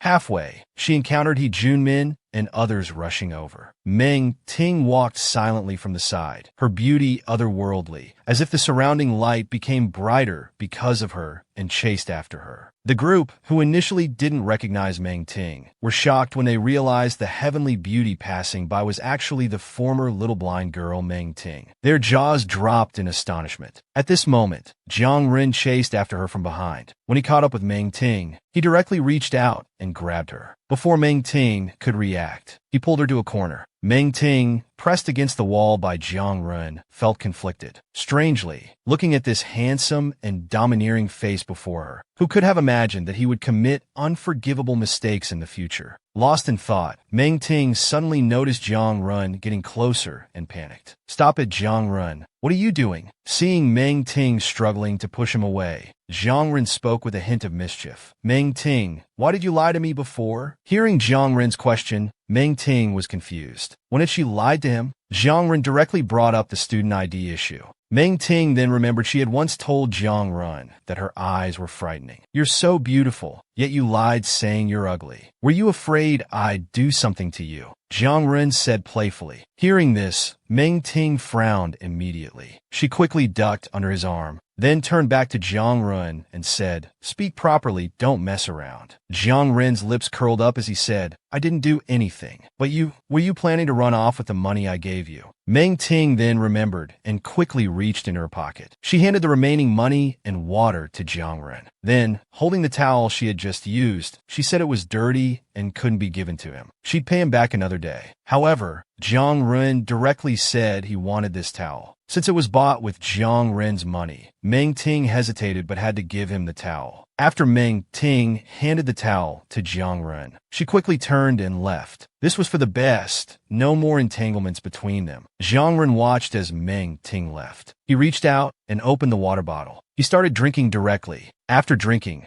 Jiang Ren gently wiped the corner of his mouth. His eyes were deep, with Meng Ting's figure lingering in his mind. The already broken sunglasses were smashed on the ground again with a bang. Meng Ting had never felt so clearly that she was always an outsider in this family. As Meng Ting walked further away, Jiang Ren's feelings for her grew deeper in his heart. Junming and others who caught up from behind greeted Jiang Ren, but he remained unmoved. However, when Junming tried to take the towel from Jiang Ren's hand to wipe his sweat, Jiang Ren's eyes suddenly became sharp. He swatted Junming's hand away. Then, protecting the towel, he said, "The towel's dirty. Be careful, or I'll hit you." Junming felt the pain on the back of his hand, inwardly complaining about Brother Ren's actions. At this time, Han brought up Meng Ting, who had just passed by, exclaiming it was like a goddess descending. Jiang Ren couldn't help but show a faint smile. Beside him, Junlin directly said that Meng Ting's beauty was out of this world. Shin Yuqing couldn't compare to her at all, and she was definitely a top student. However, after the excitement, he couldn't help but sigh that Meng Ting was so excellent she wasn't in their league. Hearing this, Jiang Ren's brows furrowed slightly. In his mind, he recalled the image of Meng Ting crying in the small port town last time. After a moment of silence, Jiang Ren left alone. Junming still asked blankly what to do now. Unable to stand it anymore, Fong Tan directly slapped him, saying, "You idiot, always talking nonsense. Didn't you see Brother Ren's face change?" In the evening, Meng Ting returned home. At this time, Shu's father just realized that Meng Ting's eyes had healed. He repeatedly expressed his joy for Meng Ting. Shu Yang, who was reading nearby, was confused. Meng Ting's eyes had been healed for a while. Hadn't she told Dad? Suddenly, the sound of a door opening was heard. Shu Lan appeared, looking disheveled and crying, complaining that she had been bullied at school. Shu's father hurriedly and angrily asked who did it. He went forward to comfort Shu Lan, but unexpectedly, Shu Lan directly accused loudly, "Dad, when I was being beaten today, Meng Ting passed by and just watched me being hit without helping. I won't recognize her as my sister anymore." Hearing this, Shu's father told her not to talk nonsense. However, Shu Lan directly said, "Don't be fooled by her usual obedience. She's the most vicious." She watched her sister being beaten and did nothing. At this moment, Meng Ting, watching this scene, felt waves of coldness and heartache. Indeed, no matter how good Shu's father was, he wasn't her biological father. When she was wronged, she could only endure silently. In Meng Ting's mind, The scene of Shu Lan untying the rope and causing her to fall off the cliff in her previous life appeared again. She, who had been reborn, felt clearly for the first time that in this family, she was always an outsider. Meng Ting smashed the already broken sunglasses on the ground again. Seeing this, Shu Lan, who was in the middle of her tearful complaint, felt a wave of guilt. Shu Lan, why were you beaten? Can you explain it clearly to Dad Shu? I don't regret my choice. Even if I could go back, I wouldn't help you. You're right. We were never sisters, and we never will be from now on. After Meng Ting said this solemnly to Shu Lan, she turned to Dad Shu. I'm sorry, Dad Shu. I'll move out soon and live with my grandparents. Before Meng Ting could finish, Dad Shu directly scolded Shu Lan and Shu Yang to go back to their rooms. As Shu Lan passed by Meng Ting on her way back to her room, she even showed a triumphant smile. Ting Ting, can you tell Dad what happened? Dad always knew you were a good sister. If you don't recognize Xiaolan, she must have done something to upset you, something unforgivable. Hearing Dad Shu's gentle words, Meng Ting's tears fell uncontrollably. She couldn't tell Dad Shu about the accumulated bitterness and grievances from 2 lifetimes, so she just asked Dad Shu to stop talking. It's my fault for not guiding you well. I will educate Xiaolan properly. Ting Ting, don't talk about leaving home anymore, Dad Shu said softly. Ting Ting, go back to your room first. I'll handle this. Seeing that Dad Shu didn't scold Meng Ting, Shu Lan immediately shouted that she was the biological daughter and accused him of favoritism. However, Dad Shu knew that things weren't that simple and directly scolded Shu Lan. Shu Yang, standing nearby, also pulled his sister, asking her to explain the situation clearly. Otherwise, he would go to school to ask her classmates and seek justice for her. Seeing this, Shu Lan hurriedly said that they just didn't like her. She didn't dare to reveal that she had stolen someone's boyfriend. After saying a few words, she went in her room and slammed the door shut. In the blink of an eye, a new week began. Without the constraint of sunglasses, Meng Ting's world regained its original colors. Life must go on. Since she's living a second life, she must make it brilliant. Meng Ting encouraged herself. Suddenly, she saw Jiang Run at the school gate. Jiang Run had a faint smile on his face. There was a gift box on the car seat. His pants were stained with dust and mud. What was Jiang Ren planning to do?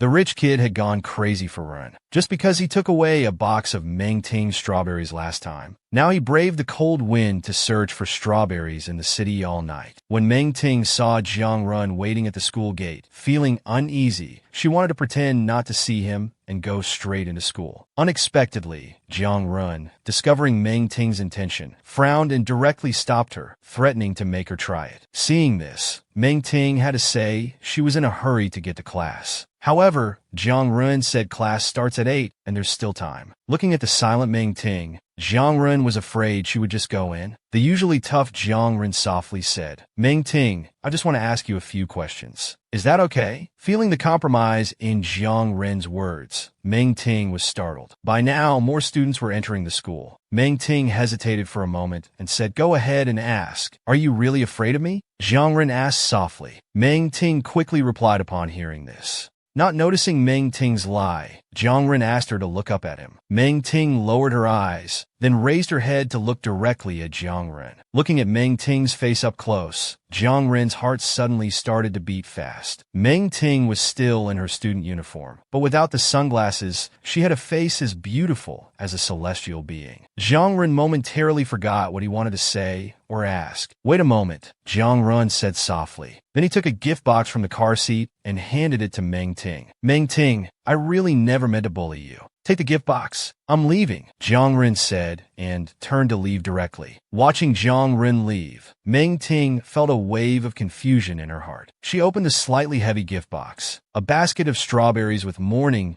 dew came into view. Meng Ting couldn't help but exclaim in surprise. Who was your first love in your youth? Jiang Ren, in pursuit of Meng Ting, searched everywhere. In the end, the determined person was not disappointed and found a strawberry field to pick strawberries. By the time he finished picking strawberries, it was already 6 a.m. Jiang Ren arrived early at the 7th middle school gate, waiting for Meng Ting. However, when Meng Ting, without sunglasses, appeared before Jiang Ren, the usually arrogant rich kid Jiang Ren, for the first time, deeply realized the gap between himself and Meng Ting. Jiang Ren stopped himself from asking Meng Ting many questions. After handing the strawberries to Meng Ting, he turned and drove away. When Meng Ting opened the gift box in her hands, a basket of fresh strawberries with morning dew came into view. Meng Ting couldn't help but be surprised repeatedly. Arriving at Class 1 of Grade 2, Meng Ting's desk, mate Hong Hui was racking his brains over a problem he couldn't solve. Nguyen Chung, eating breakfast nearby, said, "Just wait for Ting Ting to come and ask her." Meng Ting, who had just walked into the classroom, asked what kind of problem it was. Hearing Meng Ting's voice, Nguyen Chung was about to turn and greet her. The next second, Hong Hui and Nguyen Chung both widened their eyes in shock. They saw Meng Ting smiling at them, her fair and clear face with eyes as clear as autumn water. After Meng Ting briefly answered Nguyen Chung's question about her eyes being better, she began to think about the difficult problem Hong Hui encountered. Soon after, she started fluently explaining the related exercises. After Meng Ting finished explaining, she asked if they understood. Stunned by Meng Ting's beauty, the two were still in a state of blushing. Nguyen Cheng's eyes sparkled, constantly praising Meng Ting's beauty, exclaiming that she had just discovered it now. Meng Ting could only awkwardly say that it was time for morning self-study, and they could discuss again if there was anything they didn't understand. Meng Ting sat at her desk, lost in thought. Meng Ting remembered that in her previous life, the college entrance exam hadn't become a national unified test yet. The exam pattern and questions should be relatively fixed this time. Unfortunately, Meng Ting couldn't participate in the last exam in her previous life. Meng Ting unconsciously touched her cheek. In her previous life, a big fire had left her with burned scars and disfigurement, and her uncle father had an accident before the college entrance exam. She missed the exam because of that. In this life, Meng Ting was determined not to let such things happen again. Already a good student, she longed to successfully enter university. After Monday's early self-study session, it was time for the flag-raising ceremony. Meng Ting, as the student representative, went to the podium to give a speech. Her clear and lively voice echoed on the podium. The students below couldn't help but turn their gaze towards the stage. Then the students began to be constantly amazed by Meng Ting's stunning beauty. The title of school beauty was instantly transferred to Meng Ting. In the crowd, Shun Yuqing, who had been outshined, frowned, and Deng Mingyue, known for her excellent academic performance, was also directly surpassed by Meng Ting, who was already in a lower grade. After Meng Ting finished her speech, she walked off the stage amidst enthusiastic applause. Nguyen Chung praised Meng Ting's speech, saying it was really good. Meng Ting smiled and thanked her. At this time, the school also announced a warm winter mountain climbing activity for Wednesday. Meng Ting couldn't help but recall scenes from her previous life. At that time,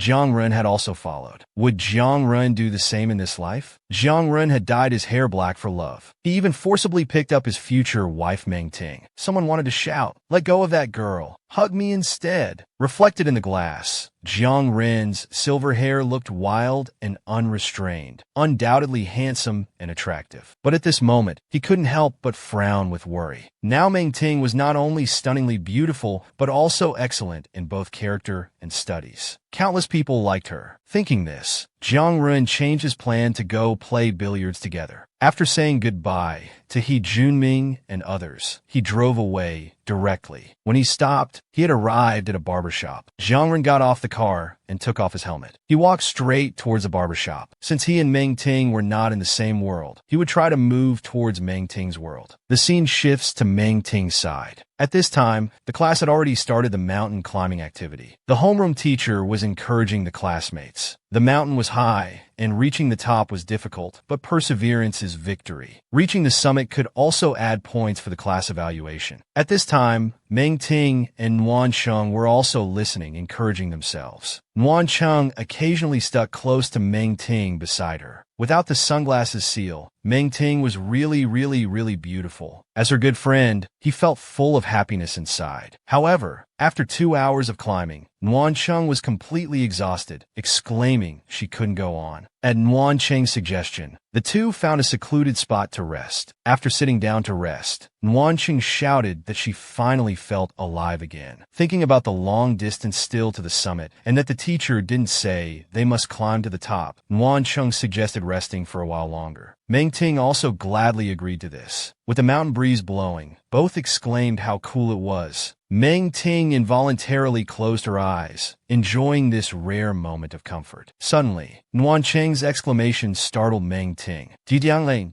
Nguyen Xing Stama. Could it be that in this life, Jiang Ren still followed? Meng Ting turned to look, her bright eyes widening. She saw that Jiang Ren had changed his usual appearance. His silver hair had been dyed back to black, appearing before them. Jiang Ren's lips curved slightly. He greeted Meng Ting. The scene seemed to freeze. Seeing Meng Ting looking at him in surprise, with no reaction for a long time. Jiang Ren still here. Then he said, "You're stunned by my handsomeness now, aren't you?" Hearing this, Meng Ting quickly turned her head, her face turning red. Jiang Ren is so shameless. Nguyen Cheng whispered beside her. Jiang Ren with black hair looks so fierce and scary. Jiang Ren's gaze deepened at this moment. Then he stepped forward and grabbed Meng Ting's hand. Seeing this, Meng Ting hurriedly struggled, trying to make excuses. Reaching the summit can add points for the class. Isn't it good if I help you reach the top? Jiang Ren said. However, Meng Ting directly said her feet hurt. She didn't want to go up. Nguyen Cheng wanted to step forward to stop Jiang Ren. However, with just a glance from Jiang Ren, she was immediately frightened away. Just then,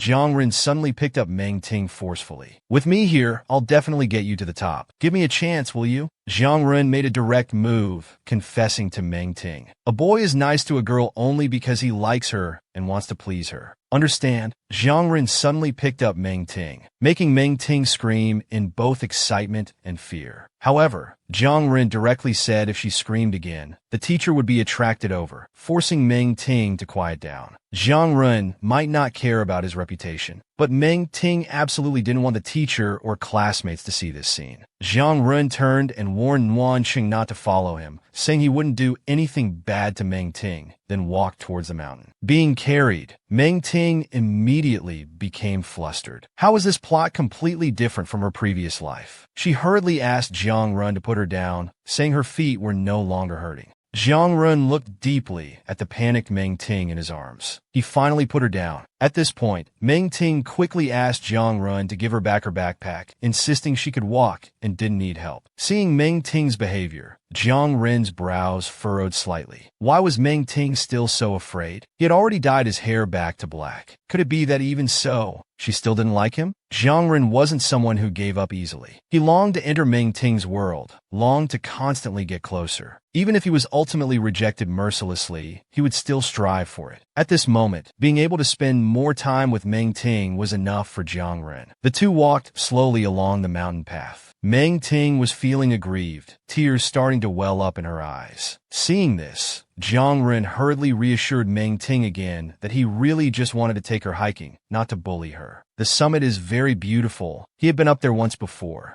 Jiang Ren said there's a small path to the summit. He could take her that way. Then they wouldn't have to worry about teachers and classmates discovering them. Seeing Jiang Ren's sincerity seemed genuine, Meng Ting agreed. So the two set off again. On the way, at Jiang Ren's suggestion, Meng Ting also gave her backpack to Jiang Ren to carry for her. The summit was really high. After walking for a while, Meng Ting was exhausted. Jiang Ren turned around and called out to Meng Ting. Then he directly squatted down, offering to carry Meng Ting on his back to continue climbing. Seeing this, Meng Ting hurriedly said it wasn't necessary. Jiang Ren saw her panicked expression. His lips curved slightly upward, saying to her, "Give me a chance, Meng Ting. You know a boy is nice to a girl only because he likes her and wants to please her, right?" Meng Ting couldn't handle such direct and blunt words. Her face immediately turned red, telling Jiang Ren not to say such things. Jiang Ren then stood up and asked Meng Ting which part she meant by such things. On prepared for Jiang Ren's question, Meng Ting immediately lowered her head and fell silent. "We're still far from the summit. If you walk by yourself, you definitely won't make it up there. If you don't want me to carry you on my back, I can carry you in my arms. Choose one. Hearing this, Meng Ting immediately grabbed the backpack. Why is Jiang Ren so annoying? If possible, can I choose to beat this jerk to death? He's like a fire from hell, both domineering and irritating. Just as Meng Ting was hesitating, not knowing how to choose, Jiang Ren offered to make the choice for Meng Ting. Meng Ting, afraid he might carry her again, hurriedly said carrying her on his back was fine. Jiang Ren's lips curved slightly, replying, "All right," as Meng Ting put her hands on him, and Jiang Ren carried her on his back, whose heart was it that kept pounding rapidly, as if it was about to leap out. Meng Ting tried her best not to let her body get too close to Jiang Ren. Seeing this, Jiang Ren teasingly said, "Staying so far away, do I smell bad? I just dyed my hair back to black, there might still be some smell. Don't mind it, the smell will dissipate later." The mountain path was long, the scenery beautiful. Jiang Ren carried Meng Ting on his back, walking silently. Meng Ting on his back couldn't help but feel a subtle stirring in her heart. Jiang Ren didn't smell bad. Meng Ting could sense something intense about him. It was a kind of morbid obsession different from ordinary people, like a fierce fire from hell, both domineering and annoying. Meng Ting told herself she simply didn't like him. The mountain path was long, but Jiang Ren, with his outstanding physical fitness, steadily carried Meng Ting on his back, moving forward slowly. Sweat kept sliding down his body, adding to his unique masculine charm. As Meng Ting was lost in thought, Jiang Ren softly said they were at the summit. At the summit, there was a large tree that would take several people to encircle. Under Meng Ting's amazed gaze, Jiang Ren suggested they rest there. After putting Meng Ting down, Jiang Ren took a deep breath and told Meng Ting he was thirsty. He hadn't brought water and asked if Meng Ting could give him some to drink. Meng Ting looked at Jiang Ren's smiling face in front of her, but thought to herself that she had already drunk from her water bottle and couldn't lend it to him. So she directly ignored Jiang Ren's request. Time seemed to stand still for a moment. After a while, Jiang Ren actually knelt down on one knee. Looking at Meng Ting's heavenly, peerless face, Jiang Ren softly said, "Don't be so stingy." Meng Ting looked at Jiang Ren's expectant face, feeling like a child wanting a reward, adorably cute. Thinking about how high the mountain was, and how Jiang Ren had carried her to the summit, yet she wouldn't even give him a sip of water, it did seem excessive. Seeing the sweat still sliding down Jiang Ren's body, his exhaustion was evident. Moreover, in all her life, no one had ever called her stingy. After hesitating, Meng Ting gently unzipped her backpack. She took out the glucose water she had prepared earlier. She unscrewed the cap and filled it up. Then she handed the water to Jiang Ren. But at this moment, Jiang Ren said he wanted to drink from the bottle, not the cap. Meng Ting quickly replied that the cap was very clean. But Jiang Ren slightly pursed his lips, not buying it. Meng Ting didn't indulge him, saying, "If you don't want to drink, then forget it." Seeing this, Jiang Ren quickly said, "No, I'll drink it." Jiang Ren took the water and drank it all in one go. The sweet freshness of the glucose water seeped into his heart, bringing a faint smile to Jiang Ren's face. After handing the water back to Meng Ting, Jiang Ren softly said, "The water is sweet. It tastes good." Just then, Jiang Ren's eyes glanced over, noticing a lunchbox inside the open backpack. He quickly grabbed the lunchbox. Seeing this, Meng Ting hurriedly called out, "Jiang Ren." Jiang Ren then saw clearly that it was a box of fried rice with eggs. Well, others bring light snacks when hiking, but you're only thinking about eating, bringing a substantial box of fried rice with eggs. Jiang Ren held the lunchbox high, avoiding Meng Ting, who was trying to grab it back. "If you can touch me, I'll give the food back to you." Seeing this, Meng Ting directly reached out, continuously trying. Watching this, Jiang Ren couldn't help but think to himself how silly Meng Ting looked. So cute. Just then, Meng Ting, in her haste, accidentally slipped on her tiptoes. Meng Ting couldn't help but exclaim, "Oh no!" Fortunately, at the crucial moment, with her decent dance foundation, she managed to steady herself in time. That was close. It would have been embarrassing if she had fallen on Jiang Ren. Looking at Jiang Ren's uncontrollable laughter, it was clear he did it on purpose. Meng Ting thought to herself, she hadn't planned to reach the summit, and now this jerk had even snatched her food. Why does he always like to take other people's things? Meng Ting thought. She directly grabbed her backpack and put it on. Turning around, she said she was going down the mountain. Seeing Meng Ting was angry, Jiang Ren felt sorry inside. He reached out and grabbed Meng Ting's backpack, softly saying, "Don't go." Then he wiped clean a protruding rock on the ground. He gently placed the lunchbox down. He said to Meng Ting softly, "I'm sorry. Please don't be angry, okay? Eat your meal here. If anyone comes up the mountain, I'll avoid them in time. I won't let anyone discover you." It wasn't the first time Meng Ting had heard Jiang Ren apologize to her. She couldn't help but recall what Jiang Ren had said to her at the school gate last time. In that box of fresh strawberries with morning dew. Watching Jiang Ren slowly walk away, Meng Ting felt strange inside. Jiang Ren was undoubtedly strong-willed and proud, yet now he was willing to compromise. Meng Ting watched Jiang Ren sit down on the mountain path. At this moment, Jiang Ren's eyes were bright. What kind of mindset did he have? If you come any closer, I'll kiss you, believe it or not. That gaze on the windowsill, this life's Meng Ting, had inadvertently been etched in Jiang Ren's eyes. If there's anything that can make people change dramatically, love should be one of them. Do you like Jiang Ren's wild and unrestrained silver hair? Or do you like his constant changes, dyeing his hair back to black for love? To enter Meng Ting's world, Jiang Ren had climbed a high mountain early to scout the path. Fortunately, the heavens didn't disappoint, granting him the chance to hike alone with Meng Ting. The mountain was high, and carrying Meng Ting made it even more difficult. Yet Jiang Ren was happy to do it. After carrying Meng Ting to the summit and setting her down, Jiang Ren, who had begged for water from Meng Ting, couldn't help but smile slightly at the faint sweetness. And Jiang Ren, who had snatched the fried rice from Meng Ting's backpack, upon realizing he had accidentally angered her, gently put the fried rice down and slowly walked away. Letting Meng Ting eat in peace, he would avoid people coming up the mountain. Sitting on the mountain path, Jiang Ren now had a slight smile, his expression determined. Unconsciously, he put his hand in his pocket. Habitually, he took out a cigarette. However, he stopped his next action. Meng Ting probably doesn't like boys who smoke. Thinking this, he put it back in his pocket. At this moment, Meng Ting, not far behind, was looking at Jiang Ren. She thought Jiang Ren had carried her all the way to the top of the mountain. As she sat on the rock preparing to eat, she hesitated. It seemed the fried rice she had originally planned to share with Nuan Cheng would now benefit this jerk. Meng Ting divided the rice and handed it to Jiang Ren. Seeing this, Jiang Ren's eyes widened. Looking at the delicious fried rice in front of him, Jiang Ren asked in disbelief, "Is this for me?" Meng Ting directly placed the fried rice in Jiang Ren's hands.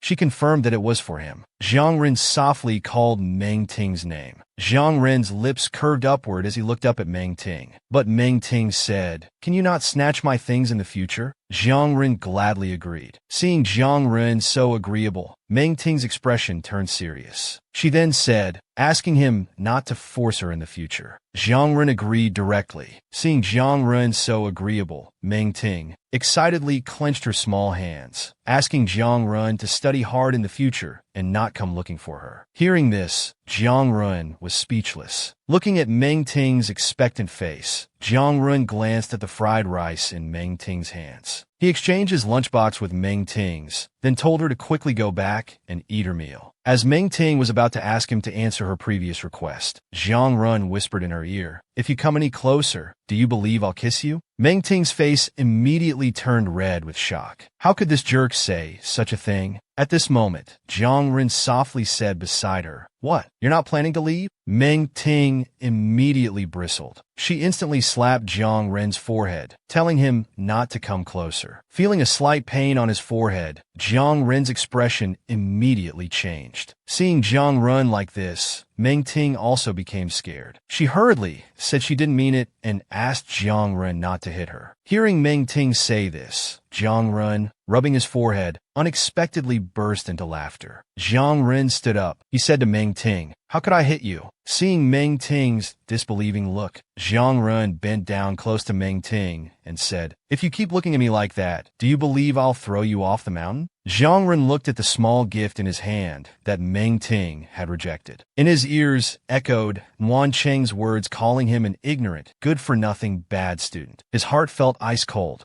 Love can be as sweet as it is bitter. Wanting to enter Meng Ting's world wasn't as simple as just making an effort. Meng Ting actually shared her egg fried rice with him. This filled Jiang Ren's heart with sweetness, and his lips curved into a beautiful smile. Even when Meng Ting accidentally hit him, her expression of fear that he might hit her back seemed incredibly cute to Jiang Ren. He couldn't help but laugh out loud. After scaring Meng Ting by threatening to throw her down the mountain, making her run away, Jiang Run showed a faint smile. He still wanted to use this fried rice, which he had worked hard to get but meant little to him. After they finished eating the egg fried rice, looking up at the ancient tree on the mountaintop, Meng Ting said classmates climbed the mountain to make wishes to the ancient tree at the top. Jiang Ren, do you have any wishes? Like getting into your dream university? Or having your dreams come true? Hearing this, Jiang Ren looked at the ancient tree again. Then he softly said, this doesn't work. Under Meng Ting's puzzled gaze, Jiang Ren looked at Meng Ting and said he knew something more effective. Do you want to hear what it is? Faced with Jiang Ren's words, Meng Ting thought he was probably going to make her do something again. So she simply replied that she didn't want to hear it. As Jiang Ren was about to speak again, Meng Ting covered her ears and said it was time to go down the mountain. Watching Meng Ting go down the mountain,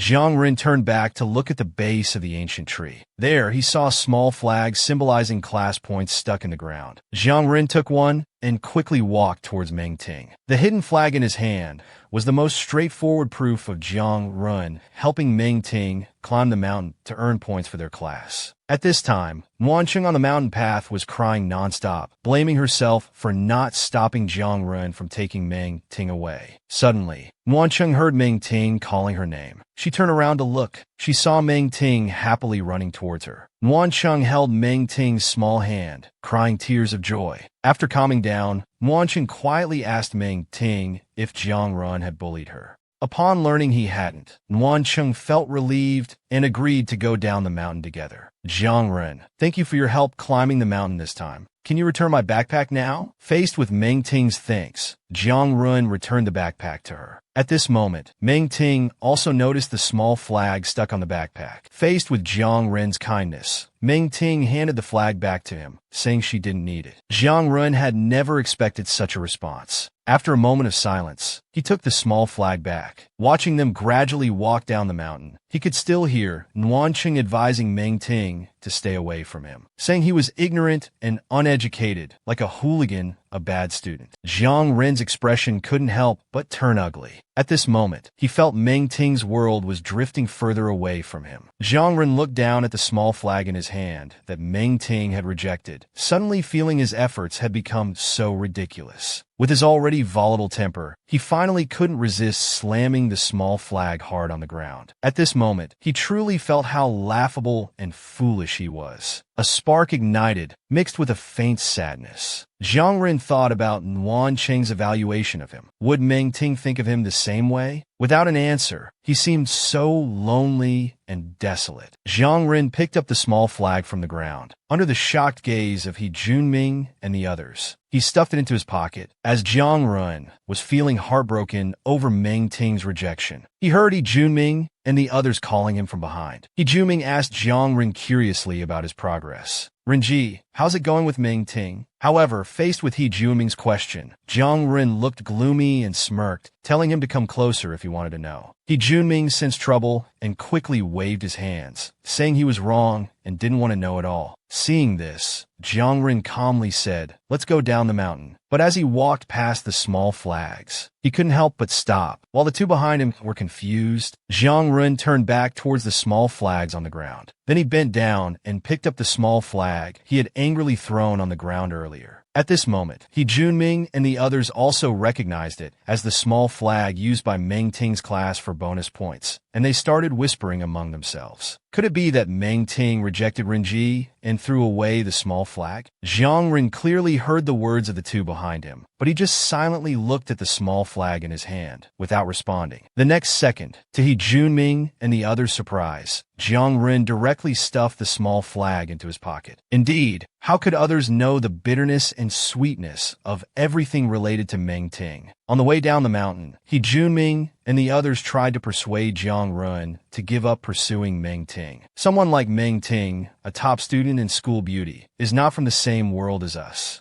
Renji, why don't you just give up? However, faced with their persuasion, Jiang Ren only replied faintly, you guys don't understand shit. Jiang Ren recalled Meng Ting's kindness towards him on the mountaintop. The gloom and confusion that arose earlier when Meng Ting refused to take the small flag seemed to dissipate under the bright sun. With a faint smile, he softly said, you don't understand anything about Meng Ting. Alright, everything about the boss is awesome. He Junming and the others, seeing Jiang Ren smile, exclaimed, exclaimed, "Renji, we indeed don't understand your craziness." The scene shifts to Likai Vocational High School. Some time has passed since the mountain climbing, when Jiang Ren in the classroom heard that several nearby schools would be going to the city hospital for hepatitis B vaccinations. His hand scrolling through his phone suddenly stopped. After the teacher announced that Peng Bo would collect the numbers after class, Jiang Ren immediately put down his phone. He called Peng Bo over. Peng Bo responded and came over. Jiang Ren directly told him to add his name to the list. As Peng Bo was confused about why Jiang Ren wanted to get vaccinated again if he had already done so, He Juming appeared from behind, teasing that it was because the 7th middle school was also going, and Renji wanted to try his luck to see if he could meet the person he's been thinking about. Seeing this, Jiang Ren could only laugh and give him a punch. Soon it was time for the vaccination. Among the many students queuing for the shot, Jiang Ren's eyes kept searching. Occasionally, he heard some girls crying and complaining about the nurses not being gentle enough. As Jiang Ren's gaze moved around, suddenly his eyes widened. He finally spotted Meng Ting in the crowd.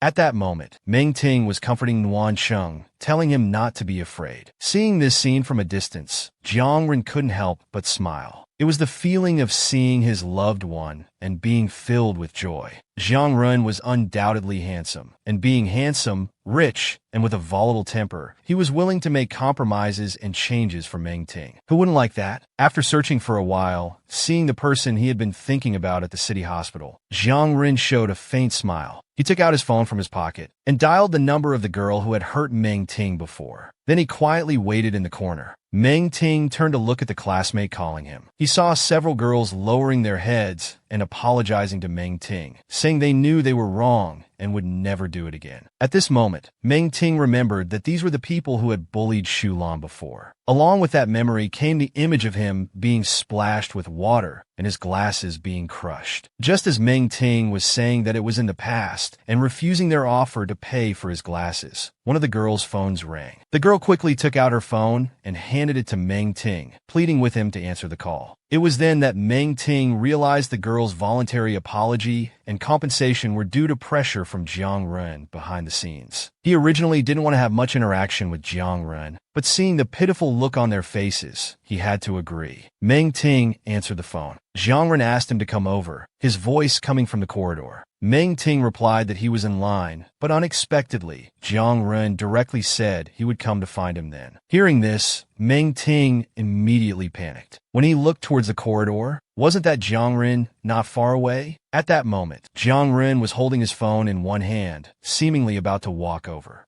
If many classmates saw this scene, it would be unimaginable. Meng Ting panicked and quickly replied, "I'll come over." Coming to the corridor, Meng Ting expressed his thanks to Jiang Ren for making the others apologize to him. However, Jiang Ren then asked Meng Ting to agree to a request. Hearing this, Meng Ting couldn't help but panic. He was about to leave quickly. Seeing this, Jiang Ren's lips curved slightly upward. In the next moment, he directly blocked the way. "Good student, what are you afraid of? Jiang Ren, aren't you annoying? What do you want?" Meng Ting quickly replied. At this moment, Jiang Ren leaned in again and said, "Meng Ting, I really don't want to hurt you. I heard that the new nurse's injections hurt. I'm afraid you'll feel pain, so I found a head nurse for you. The head nurse's technique is gentler and more skilled." Meng Ting refused upon hearing this. "After the injection, I'll let you go back. I won't bother you anymore after that." "Really?" Meng Ting quickly replied after hearing this. Jiang Ren was also at a loss for words. He could only say softly to Meng Ting, "Really?" Coming to the head nurse, she asked to expose the arm. Meng Ting looked at Jiang Ren.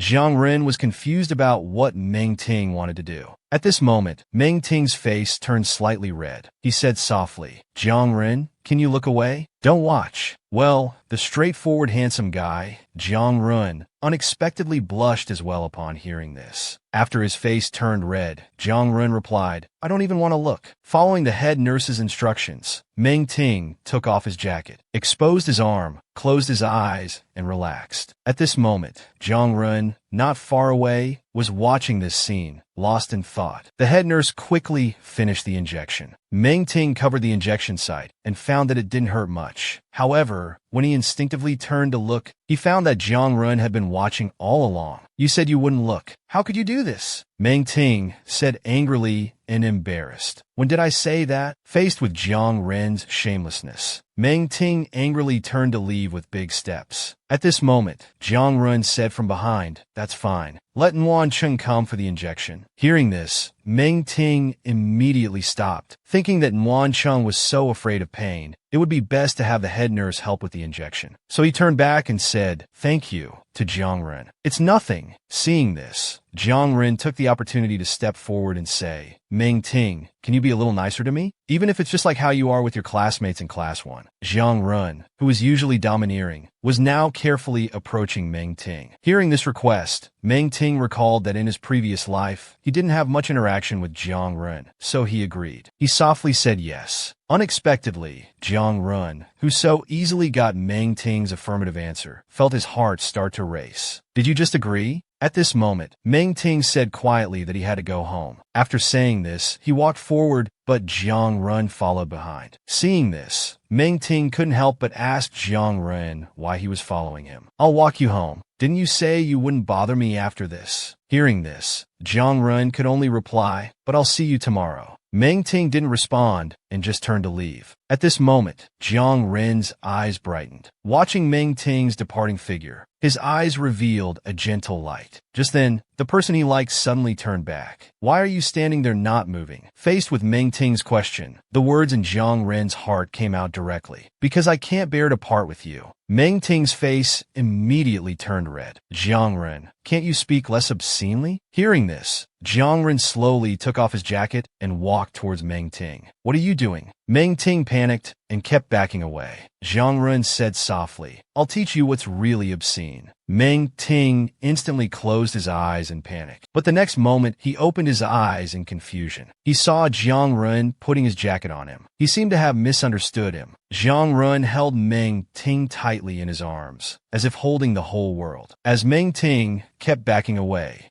Jiang Ren put the down jacket on Meng Ting's shoulders. Only then did Meng Ting realize he had misunderstood Jiang Ren. Just as he was about to return the jacket to Jiang Ren said, "We obscene people aren't afraid." Hearing this, Meng Ting couldn't help but chuckle and finally burst into laughter. Then he quickly apologized to Jiang Ren. At this moment, Jiang Ren's eyes and heart were filled with Meng Ting's beautiful face. Just as Meng Ting was about to return the jacket to Jiang Ren again, the sensitive Jiang Ren suddenly said, "Is it because of the cigarette smell?" Then he suddenly reached out to Meng Ting with one hand. Touching his cheek and leaning close, he said softly, "Even if there's a smell, it's not a whirlpool." Having never been teased like this before, Meng Ting's face immediately turned red. He dodged away, feeling embarrassed and angry. But in Jiang Ren's eyes, this expression was adorably irresistible. "I won't smoke anymore in the future. Will you wear it properly?" Faced with Jiang Ren's sudden words, Meng Ting turned his head away. Then he took off the jacket and returned it to Jiang Ren. "Go back, the bus is about to arrive." However, the already obsessive Jiang Ren emphasized again that he only smoked one cigarette this morning. The jacket might have some smell, but the shirt doesn't. Just as Meng Ting was confused why Jiang Ren kept mentioning this, the next second, Jiang Ren suddenly held him tightly in his arms. Meng Ting's face immediately turned red. His mind went blank. When he came to his senses, he struggled desperately. "Jiang Ren, what are you doing? Have you gone mad?" However, Jiang Ren held Meng Ting tightly and replied, "I'm very clear-headed right now." Meng Ting struggled, asking Jiang Ren to let go. But Jiang Ren refused to release him. Meng Ting shouted that Jiang Ren was being a hooligan. In the struggle, with a slap, a red handprint appeared on Jiang Ren's face. Seeing this, Meng Ting immediately panicked. The now calm Jiang Ren gently released Meng Ting. He didn't mind Meng Ting hitting him and gently said to Meng Ting again,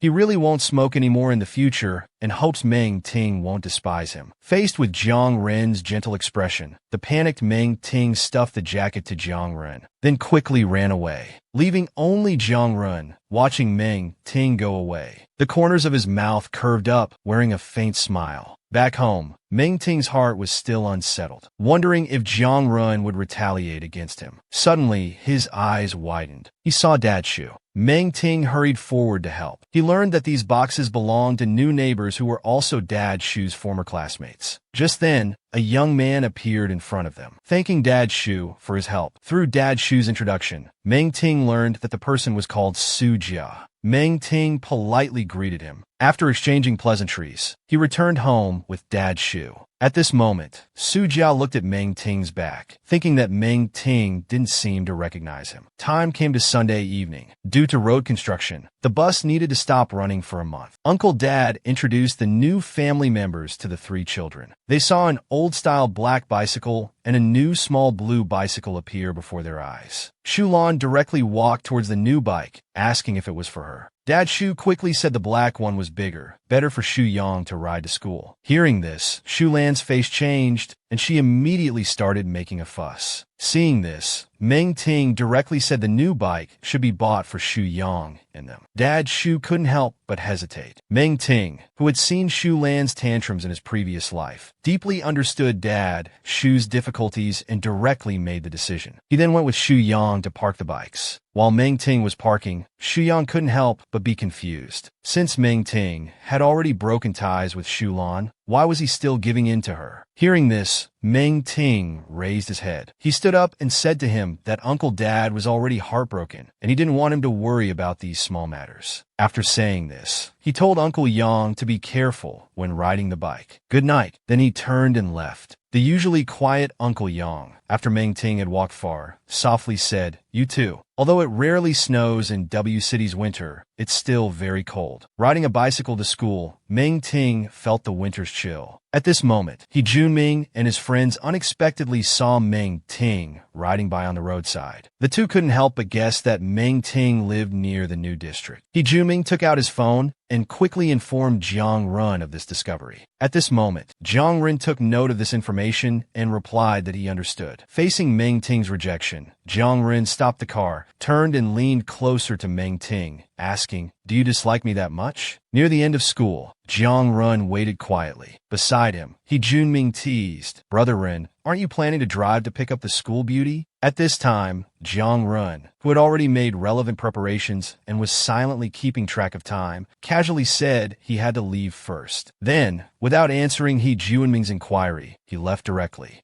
It was now dismissal time. Meng Ting, who had arrived at the bike shed, crouched down at a loss. The bicycle that was fine in the morning, how did its chain come off right after school? As it was getting dark, Meng Ting struggled but couldn't put the chain back on. Just then, a figure approached from behind. Meng Ting turned around in confusion. He saw Jiang Ren suddenly appear in front of him. Meng Ting couldn't help but exclaim in surprise. Jiang Ren timely steadied him. "Why are you here?" Facing Meng Ting's question, Jiang Ren directly asked, "Is your bike broken?" Meng Ting came to his senses and quickly hid his hands, dirted from touching the bicycle, behind his back, weakly saying, "Yes." Seeing this, Jiang Ren asked, "Why are you hiding your hands behind your back?" Then he grabbed Meng Ting's arm. Using his gloves, he started wiping Meng Ting's hands clean. Meng Ting instinctively pulled his hand back, but Jiang Ren called out, "Don't move." Meng Ting, already somewhat afraid of Jiang Ren, had no choice but to let him wipe his hands clean. The bicycle was quickly fixed under Jiang Ren's repair. Meng Ting took the bike with an incredulous look. With his pure thoughts, he couldn't help but smile and thank Jiang Ren. Unexpectedly, Jiang Ren, who was already overjoyed inside, told him that the chain might come off again after riding not too far. Hearing this, Meng Ting was stunned. Then Jiang Ren directly said, "Let me take you home." Meng Ting hurriedly refused, but Jiang Ren's direct question, "If the bike breaks down halfway, can you fix it?" left Meng Ting speechless. Besides, it's already late. Aren't you in a hurry to get home? At this moment, Meng Ting was also worried that if he took too long,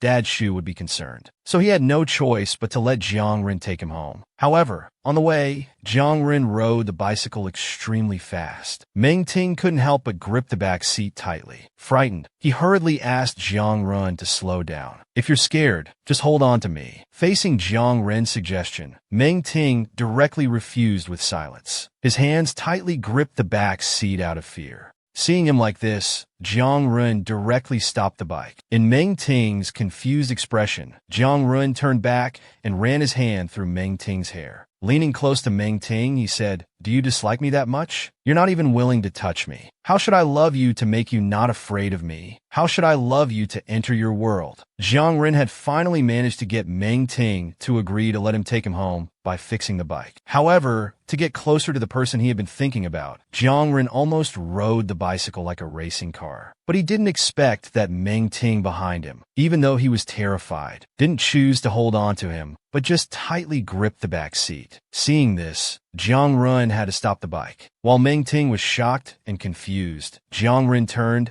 and asked if he really disliked him that much. Meng Ting decisively slapped away Jiang Ren's hand that was approaching his cheek. Jiang Ren was momentarily stunned, looking at Meng Ting, who had turned his face away. Upon closer inspection, those clear eyes like autumn water were now brimming with tears. Jiang Ren immediately panicked and hurriedly said he knew he was wrong. He admitted he was a jerk and shouldn't have bullied him. He would ride slower and not scare him anymore. Hearing this, Meng Ting slightly raised his head to look at Jiang Ren. Tears welled up in his eyes, making him look even more beautiful. Then ride slower, and don't lie to me again. After Jiang Ren nodded in agreement, he took off his jacket, neatly folded it, and placed it on the bike's seat. He let Meng Ting sit on it and set off again. This time, he rode very slowly and carefully. At this moment, he couldn't help but purse his lips. He really was a jerk. His eyes secretly glanced back, looking at the beautiful celestial being on the back seat. He almost lost him again just because of his selfish thoughts. Near home, Meng Ting returned the jacket to Jiang Ren. "Thank you.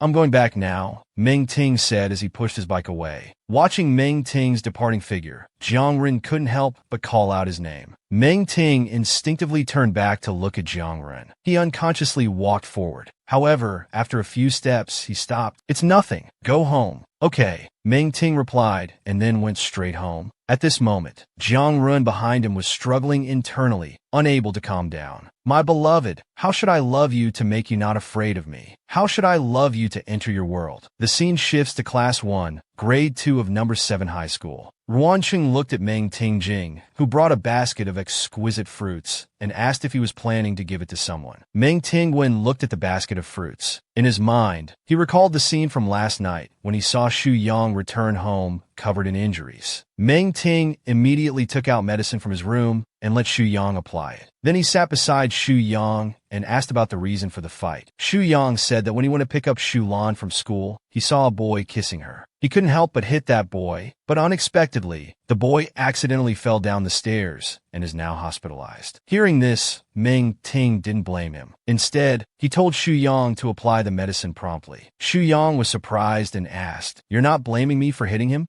There's nothing wrong with protecting your sister. Besides, you're usually a calm and rational person. If it wasn't something that made you lose control of your rationality, you wouldn't have acted impulsively." As Meng Ting spoke, the image of the raging fire from his previous life flashed in his mind. It was that fire that disfigured him and almost took his life. The merciless fire could devour everything, challenging one's rationality and limits. At this moment, Meng Ting's beautiful eyes reflected the fierce flames from his previous life. He didn't blame Xu Yang, who was usually calm and quiet, for losing control and getting into a fight, because in that fire from his previous life, Meng Ting was trapped in Xu Lan's room. At that time, Xu Yang, contrary to his usual calm demeanor, rushed into the fire without hesitation to save him. Meng Ting comforted Xu Yang, telling him not to be so impulsive next time to avoid doing irreparable things. Xu Yang didn't regret hitting the person, but he was worried about the other party demanding $25,000 in medical fees. Meng Ting was also startled by this, as it was a huge amount for their family. Then, Meng Ting took out the certificate from the last math Olympiad from his room. He told Xu Yang that he won first place in the last competition and received 8,000 yuan in prize money. "Xu Yang, with your excellent grades, you can also participate and win prize money." Xu Yang,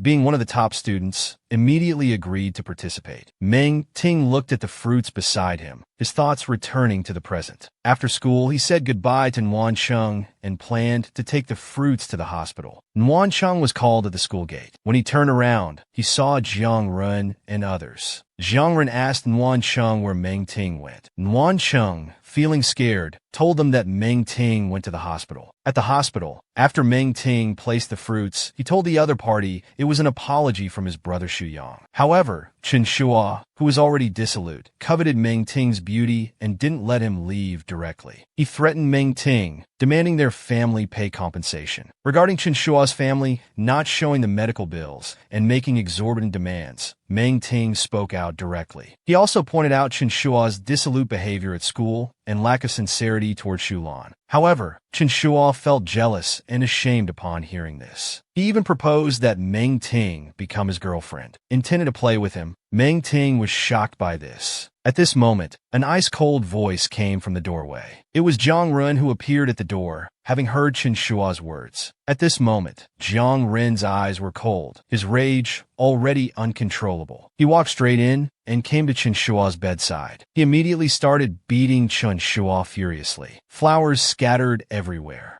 Jiang Ren grabbed a vase. With cold and furious words, he smashed it down. Just come to me for the medical fees. I'll even prepare your funeral expenses. Jiang Ren and Meng Ting finally kissed. A kiss that sealed their love in this romantic rain. Meng Ting, scared and anxious, didn't forget to pull Jiang Ren forcefully. However, the enraged Jiang Ren shook him off with one motion. His fierce fists kept falling. Afraid of something bad happening, Meng Ting had to quickly move in front of Jiang Ren to stop him, asking Jiang Ren to stop. At this moment, Jiang Ren, consumed by anger, saw Meng Ting's figure in his eyes. He woke up from his fury, releasing the other person. As he turned to leave, the person on the hospital bed was already unrecognizable and barely breathing. The nurses who heard the commotion quickly called for doctors to save him. Under Meng Ting's gaze, blood kept dripping from Jiang Ren's tightly clenched hand. That departing figure somehow gave him an inexplicable sense of security. Meng Ting got some medicine for bleeding from the nurse and chased after him, but couldn't find Jiang Ren's figure. At this time, heavy rain was pouring down outside the hospital. Jiang Ren stood in a corner with his hands in his pockets, looking dejected. The frenzied side of himself that he never wanted Meng Ting to see was fully witnessed by Meng Ting. Will the person I love never pay attention to me again? As Jiang Ren was deeply troubled, he unexpectedly saw Meng Ting's figure. You should treat the wound on your hand promptly. The soft and pleasant voice of Meng Ting reached his ears. While Jiang Ren was stunned, Meng Ting put down the medicine. He was about to leave in the rain. Watching Meng Ting's departing figure, Jiang Ren finally reacted and grabbed Meng Ting's hand. Stopped. Meng Ting turned back to look. At this moment, Jiang Ren pulled Meng Ting back. Under Meng Ting's shocked gaze, Jiang Ren leaned forward. In that instant, Jiang Ren directly kissed him. Meng Ting was instantly stunned. His beautiful tea-colored eyes widened. He pushed Jiang Ren away. Jiang Ren, what are you doing? What are you doing? I was already leaving. Why did you chase after me? Faced with Jiang Ren's questioning, Meng Ting, with a red face, unconsciously replied, I shouldn't have come if I had known. Hearing these words, Jiang Ren's emotions became a bit uncontrollable again. Yeah, you shouldn't have chased after me. Despite saying this, he couldn't help but tightly hold on to Meng Ting, unwilling to let go. As if letting go now would mean losing Meng Ting forever. Jiang Ren tried very hard to suppress his emotions. After a while, he said in a low, hoarse voice, I know my limits. I wouldn't have beaten him to death. I know, Meng Ting replied.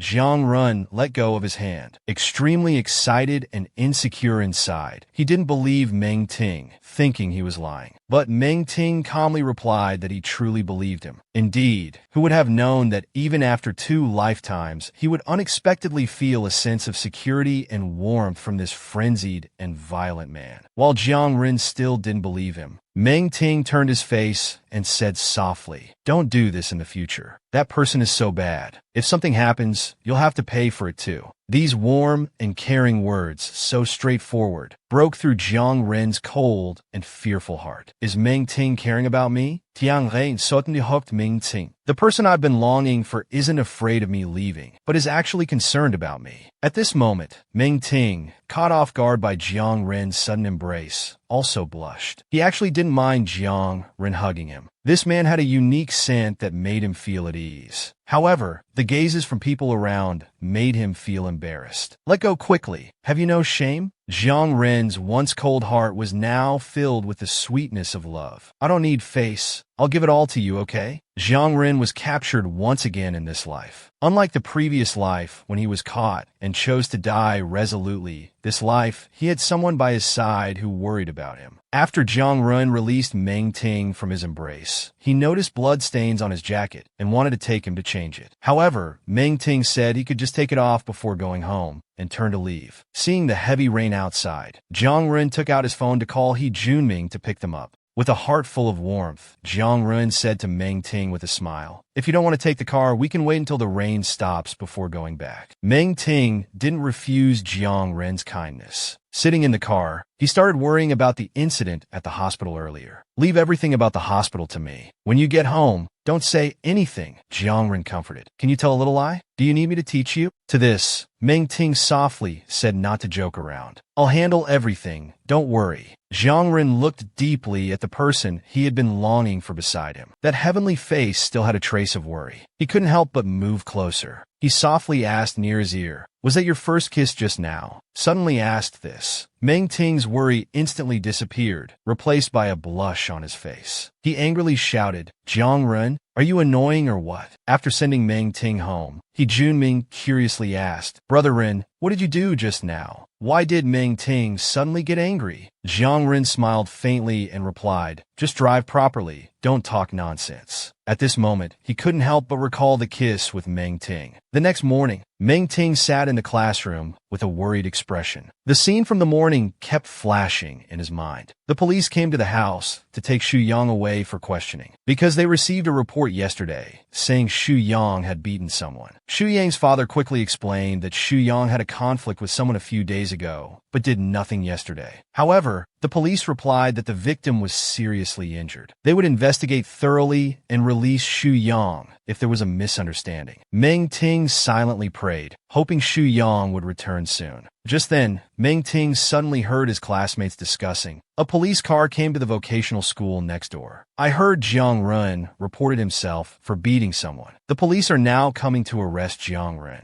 Jiang Ren has always had violent tendencies. I said he would be arrested sooner or later." The discussions among classmates kept reaching Meng Ting's ears. He couldn't even care about the upcoming class and directly ran out of the classroom. He quickly arrived at Litsai Vocational High School. Meng Ting kept looking around in the crowd. Suddenly, his eyes focused. He saw Jiang Ren coming out of the school. At that moment, Jiang Ren also noticed Meng Ting. Meng Ting couldn't help but softly call out, "Jiang Ren." However, Jiang Ren turned his head away. The corners of his mouth curved up slightly, trying hard to maintain a smile. In this public setting, in this situation, he couldn't let anyone discover any connection between him and Meng Ting. "Hurry up and drive, don't dawdle," Jiang Ren urged. The police car quickly drove away. Meng Ting, in the crowd, didn't have time to say anything. How helpless and lost must Jiang Ren feel in the car? Meng Ting wanted to shout to everyone, "Actually, Jiang Ren isn't that bad. Maybe he's not gentle, but Jiang Ren can be good too."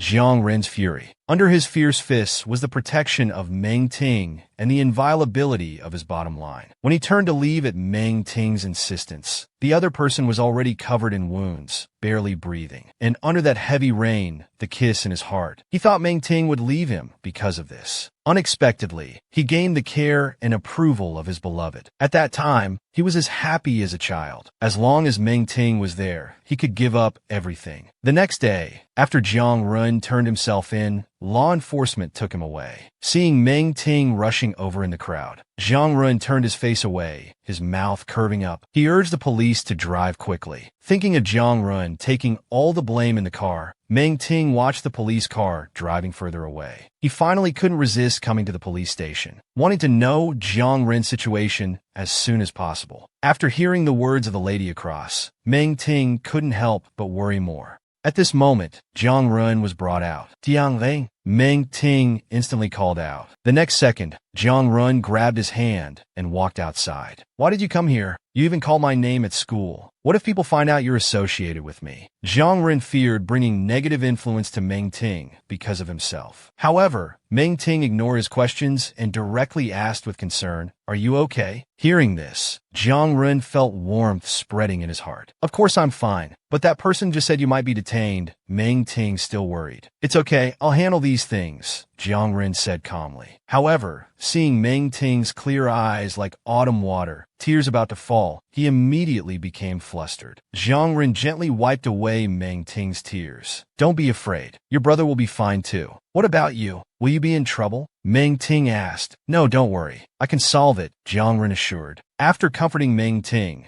Jiang Ren told him to go back to class and asked if he had taken leave. At this moment, the relieved Meng Ting just realized he hadn't even asked for leave in his haste. Hearing this, Jiang Ren couldn't help but laugh heartily. So even a model student can skip school. After Meng Ting returned to school, Jiang Ren's lips curved slightly. Meng Ting was too good, so good that he didn't want his own faults to affect or harm Meng Ting in any way. This incident of assault was finally resolved with the Jiang family paying a large sum in medical fees. To mitigate the impact, the school punished Jiang Ren by making him write his self-criticism and apologize. In the office, the teacher was lecturing Jiang Ren, but Jiang Ren was listening carelessly. When the teacher told him to spit out his gum, Jiang Ren replied he was eating it because he was quitting smoking. Seeing this, the teacher directly placed the self-criticism notebook on the table, telling him to just read from it when the time comes. However, Jiang Ren indifferently replied he wouldn't read it and prepared to leave. The teacher behind him couldn't help but criticize severely, telling him to mind his reputation, not to be like a hooligan, scaring students from both their school and the neighboring number 7 school. At this moment, Jiang Ren turned back upon hearing this. As the teacher was startled, he picked up the self-criticism notebook, saying, "If I do the self-criticism here, the neighboring number 7 school can hear it too, right?" Jiang Ren took the self-criticism, showing a faint smile. The next morning, Jiang Ren picked up the microphone. "Hello everyone, I'm Jiang Ren. I'm here to read my self-criticism." That careless tone caused waves of whispers among the students below. The students from the neighboring number 7 school, who heard it also, started discussing. While everyone was puzzled why Jiang Ren was so cooperative in doing the self-criticism, Jiang Ren's casual voice came again. "Hitting people is bad. I apologize to that, however. I will definitely mend my ways in the future. I hope my classmates won't learn from me. My reason for hitting him? I didn't like the look of him." As soon as these words were out, the students below started applauding and cheering. "I know I was wrong. Neighboring number 7 school, give me a round of applause if you hear this." That casual tone and frivolous reason for hitting someone instantly provoked the students from number 7 school to cheer and applaud as well. Meng Ting, knowing this matter was settled, also happily applauded. "I like you." Jiang Ren confessed to Meng Ting. For the first time in days, Meng Ting smiled so happily. Not only because of Jiang Ren's casual and roguish self-criticism, but also because the assault incident was over,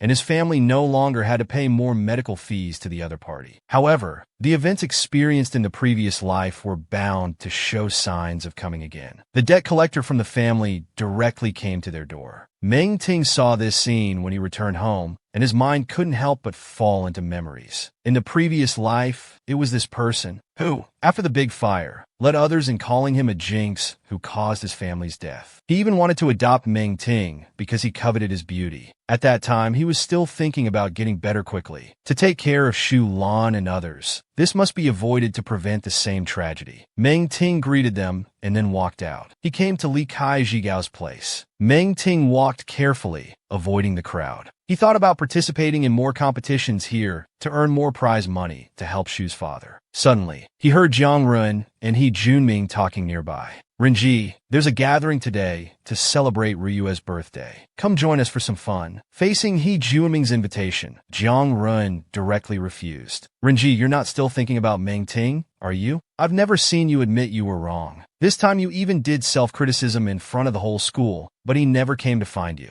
Luyu has good grades and is pretty. She's worth your consideration." Hearing these words, Meng Ting's expression couldn't help but become a bit downcast. Senior Luyu was indeed not bad. In this life, he only wanted to study hard for college and let Shu's father live a more comfortable and peaceful life. At this moment, Jiang Ren, unable to bear He Junming's annoyance, kicked him away. Coincidentally, he kicked right next to Meng Ting. He Junming immediately greeted awkwardly, while Meng Ting laughed awkwardly and said he didn't mean to eavesdrop on their conversation and turned to run away. At this moment, Jiang Ren snapped out of his daze. He quickly stepped forward and grabbed Meng Ting. "Did you hear anything?" "Nothing. Let go. I need to go home." However, Jiang Ren's response was to move closer. He was just joking. "Don't take it to heart," Jiang Ren said gently. "There's nothing between Luyu and me."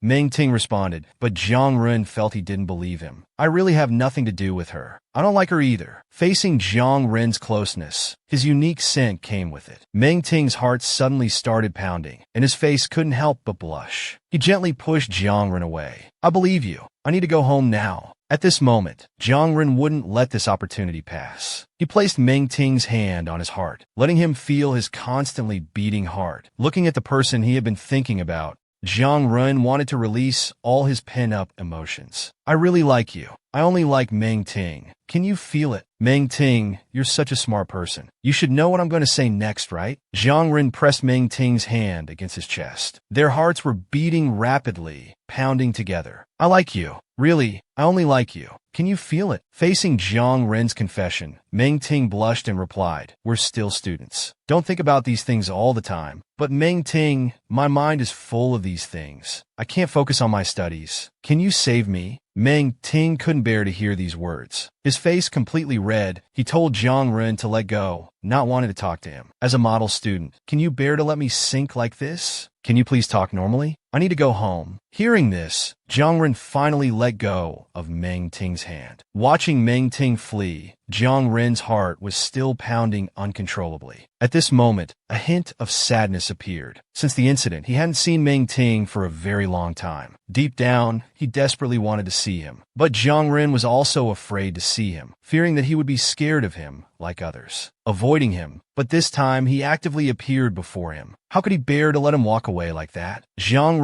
instinctively reached out. His body moved first, pinning Meng Ting against the corner of the school wall. Model student, what are you doing at our school? Tell me the reason, and I'll let you go. Meng Ting clearly had no intention of telling him about wanting to sign up for the competition. I once thought that my reputation wasn't good. I shouldn't like you in the future to avoid implicating you. Hearing Jiang words, Meng Ting suddenly got excited. Really? That's great. Jiang laughed heartily upon hearing this, cupping Meng Ting's face with both hands. But what can I do? Meng Ting, I just realized that every time I see you, I fall for you again. Meng Ting immediately panicked and pushed Jiang away. Then tell me, what are you really doing here? I just felt bored and took a random walk, Meng Ting said softly, turning his head. Seeing this, Jiang didn't press further. It's getting dark. Let me drive you home. Without waiting for Meng Ting's refusal, he walked towards the car. Returning to the neighborhood, they were spotted by the Su family who had just moved in upstairs. Su Jiao watched them from afar. Looking at Jiang gaze, he immediately understood Jiang fondness for Meng Ting. Having liked Meng Ting since childhood, he immediately felt a sense of crisis. Suddenly remembering seeing people going to Meng Ting's house to collect debts before, he came up with a plan. Hello, Meng Ting. Meng Ting was surprised by Su Jia's sudden greeting. Do you remember my mom, Song Xianwan? She was a piano judge for your competition before. Meng Ting quickly replied, I remember teacher's song. That's good. My mom wants to ask if you'd like to participate in the piano competition in December. At this moment, Meng Ting remembered that in his previous life, Su Jia's family had also moved in and invited him. But at that time, he couldn't get over the shadow of his mother's death and refused. However, in this life, after some consideration, Meng Ting agreed, I'd like to participate. Please help me sign up. The photo hidden in the small gold medal was a memory of Meng Ting and his mother, also proof of her multi-talented, fairy-like beauty. In his previous life, he indirectly caused his mother's fatal car accident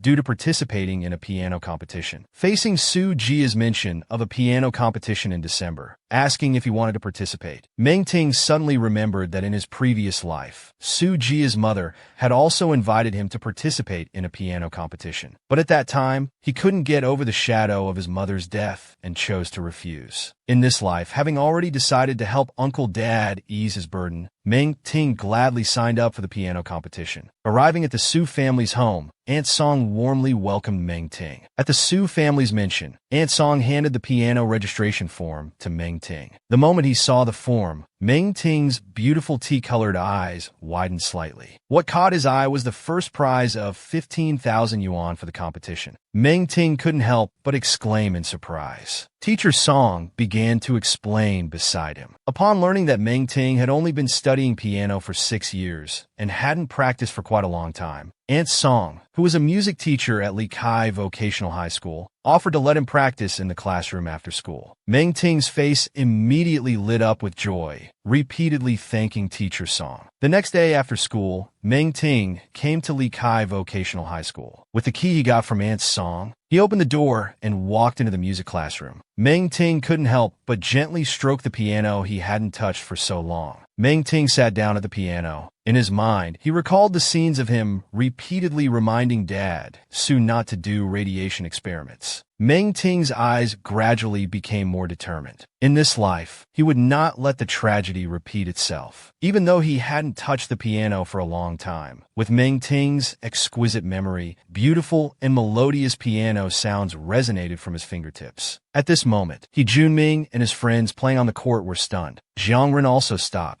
His eyes deepened. This beautiful melody brought him back to his childhood memories. Zhang Ren's mother was very beautiful and full of artistic temperament. She also played a beautifully melodious piano piece. However, when she saw young Zhang Ren, she showed a look of disgust. Yes, Zhang Ren's mother never liked him since he was little, thinking he was as crude as his father, without any artistic genes. Zhang Ren's expression visibly darkened at this moment. He turned around, about to leave, no longer wanting to play ball. Junming, who knew a bit about Zhang Ren's family situation, couldn't help but sigh. Knowing Zhang Ren didn't like it, he resisted the urge to go see who was playing the piano. Time flew by, and in the blink of an eye, Meng Ting had been practicing piano in the classroom for a month. Looking at the gradually darkening sky outside, Meng Ting silently hoped for tomorrow's competition to go smoothly. As night fell, heavy rain started pouring down. Meng Ting went to the balcony to bring in the clothes. At this time, he kept hearing the sound of a small car honking. Meng Ting couldn't help but look down. He saw a small car parked downstairs. The person smiling faintly inside the car was none other than Zhang Ren. Rainy nights always make people's hearts more sensitive. Despite Meng Ting's repeated rejections, Zhang Ren's heart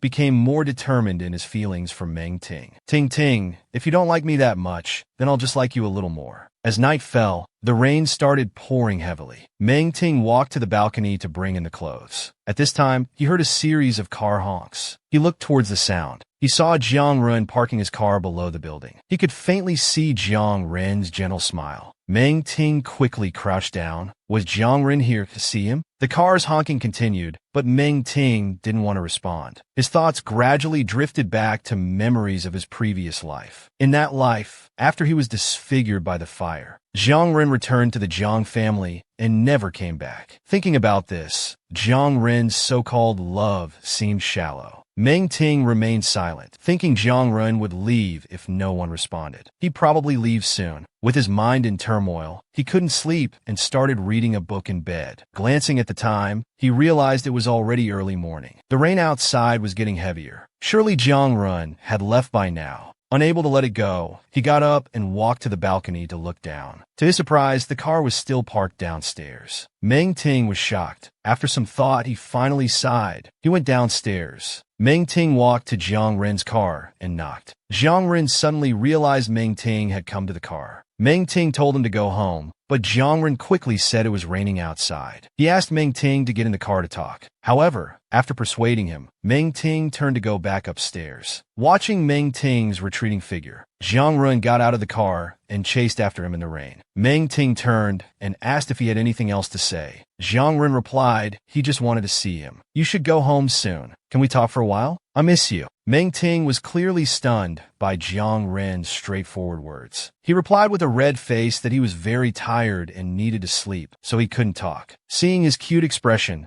Zhang Ren smiled. Meng Ting hurriedly said, "You fool, running around at this hour, not sleeping in the middle of the night." Zhang Ren replied, You're right." Meng Ting realized he had dug himself into a hole. Embarrassed, he said, "You're the fool." At this moment, Zhang Ren's eyes softened, and he said gently, "Little fool, will you be my girlfriend? I promise I'll treat you very, very well. I'm even quitting bad habits like smoking. You can smell me. There's no smoke smell." Meng Ting was stunned by Zhang Ren's direct confession. He immediately became flustered. "I'm not smelling that. You're not thinking clearly. I need to go to sleep." "You're right. From the moment I met you, I've never been clear-headed. All I think about is you." Faced with Zhang Ren's words, Meng Ting turned to leave. But Zhang Ren grabbed his hand. "Meng Ting, don't go. I just wanted to be the first to wish you a happy birthday at this moment." Saying this, Zhang Ren released Meng Ting's hand, telling him to go to sleep. "Tomorrow at 7 p.m., I'll wait for you outside the community. I have a gift for you." Hearing these words, Meng Ting replied directly, No way. 7 p.m. was exactly the time of his piano competition, but he didn't want to tell Jiang-run. In this life, it's better not to get too entangled with him. Meng-ting looked up at Jiang-run. Jiang-run, I don't like you. I won't be your girlfriend. I hope you won't bother me again. Faced with Meng-ting's rejection, watching Meng-ting turn and leave, the rain continued to pour. At this moment, Jiang-ren's heart was filled with determination. Meng-ting, if you don't like me, then I'll just like you more. He softly said to Meng-ting, as if talking to himself, Meng-ting, I'll become someone you'll like. He once had an otherworldly beauty, but was disfigured in a great fire. When he went down a cliff to search for his missing brother, his vicious sister untied his rope, causing him to fall straight down the cliff. Meng-ting thought his life would end like this. But in the next moment, he was reborn back to his second year of high school. At this time, urged by his stepsister Shulan,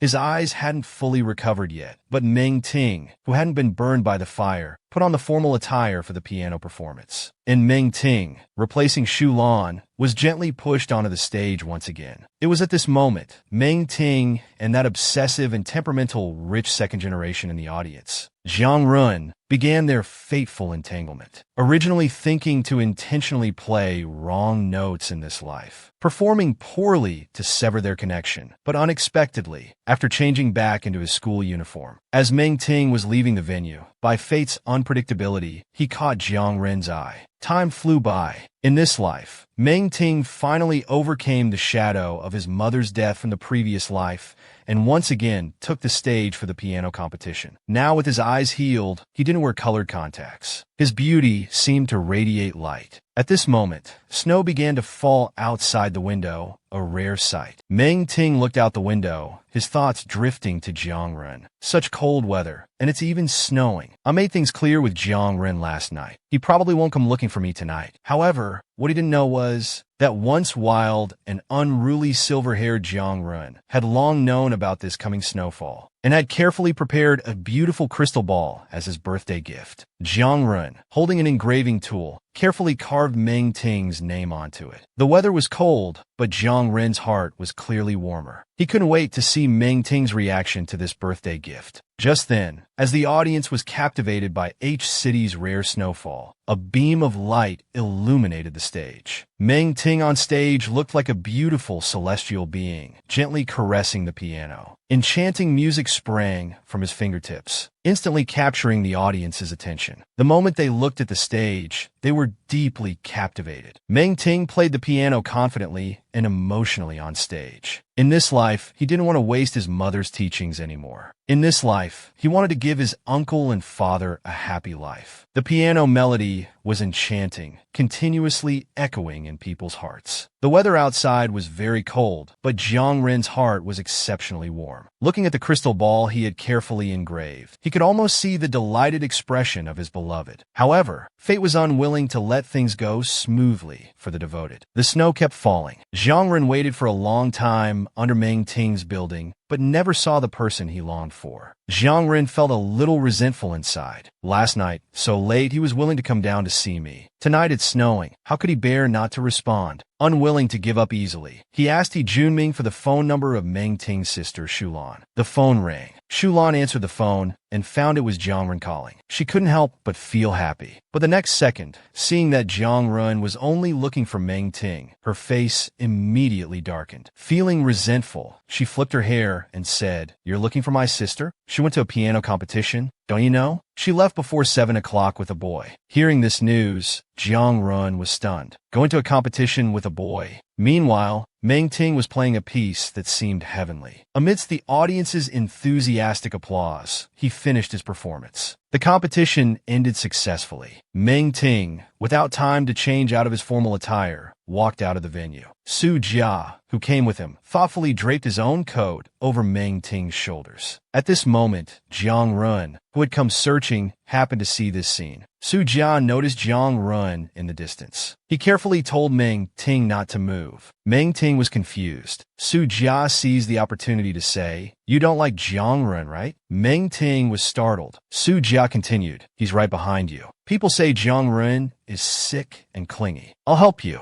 Let's make him give up on you." Saying this, Su Jia cunningly lower his head, creating a position that made Jiang Run behind them think they were kissing. Seeing this scene, Jiang Ren's pupils dilated. As if struck by lightning, he couldn't believe what he was seeing. With his fists tightly clenched, he didn't want to believe the scene before him, yet he had no choice but to. Time seemed to pass painfully slow for him. Finally, he reluctantly chose to turn and leave. Seeing Jiang Ren walk away, Su Jia softly informed Meng Ting. Meng Ting immediately returned the coat to Su Jia and turned to leave. With his heart extremely conflicted, he faced Su Jia's question about why he wasn't happy. Meng Ting turned and replied clearly, "I don't like Jiang Ren, but I won't like you either." Clearly rejected, Su Jia stopped in his tracks. On the other side, Jiang Run ran quickly through the snow, as if trying to shake off the scene he had just witnessed. As if by doing so, his gradually freezing heart could find a moment of warmth. The snow continued to fall heavily. Jiang Ren slowly came to a stop. He should have realized earlier that the person playing the piano in the Litzai Vocational High School classroom was Meng Ting. His fist, which had never relaxed, violently struck a nearby utility pole. With a loud bang, Jiang Ren's inner turmoil intensified. It seemed fate had played a cruel joke on him. In his mind, he recalled the look of disgust in his mother's eyes when she saw him. That woman playing the piano, so beautiful, elegant, and full of artistic charm. But it was also this very woman who had deeply enchanted his father, Jiang Jixian, making him willing to give up everything for her. Even when she ran away with another man, his father never let go of her. His eyes only showed indulgence and attachment. Because of this, the young Jiang Run became increasingly rebellious, leaving home early to come to H-City. All because he couldn't bear to see his father in that state. Jiang Ren's eyes were sharp. He had sworn long ago that he would never become a second Jiang Jixian. But thinking of Meng Ting's face, Jiang Ren couldn't help but frown. He had sworn.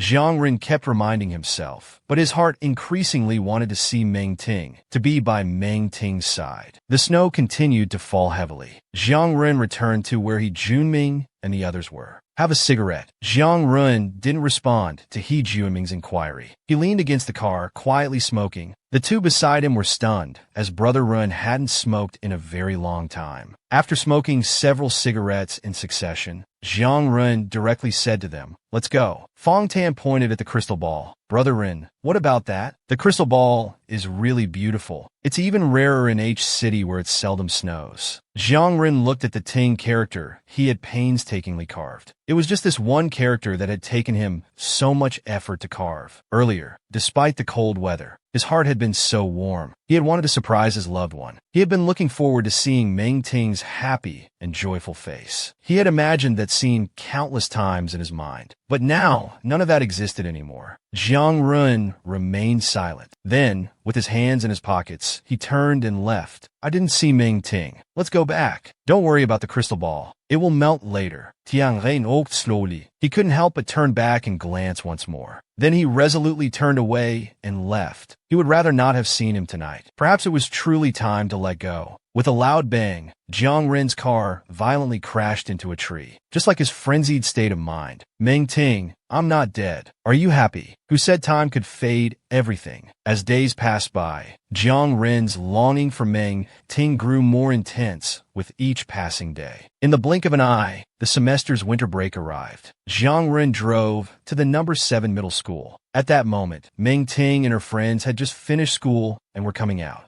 Wancheng immediately recognized Jiang Ren's car. Meng Ting instinctively looked in that direction. She made direct eye contact with Jiang Ren in the car. Jiang Ren, holding a cigarette, was visibly stunned. He quickly turned his head away. He Junming and Fong Tan in the back of the car noticed this. They cautiously started chatting on their phones. Just then, He Junming's eyes lit up. He waved at Lu Yu, who was not far away. Lu Yu came over and thanked Jiang Ren and the others for picking him up. Nguyen Cheng, who loved to stir up trouble, was nearby. As if she had just discovered some juicy gossip, she said, "So the rumors were true. Jiang Ren and Lu Yu are together. Listen, Jiang Ren is such a player. Last time during the mountain climb, he was flirting with you. You should stay away from him, Meng Ting." Meng Ting gave a helpless smile and walked home with Nguyen Cheng. "Jiang Ren, Are you going back to Bai City for the new year? I heard it's very bustling there. Can you tell me about it? Faced with Ru Yu's inquiry, Jiang Run, glancing at the rearview mirror, only replied coldly with 2 words, not going. Ru Yu felt awkward. He Junming in the back seat, seeing this, quickly said, Ru Yu, I'll take you out to play. The small car flashed past Meng Ting and the others on the roadside. Jiang Ren's eyes were deep with emotion. How long had it been since he'd seen the person in his heart?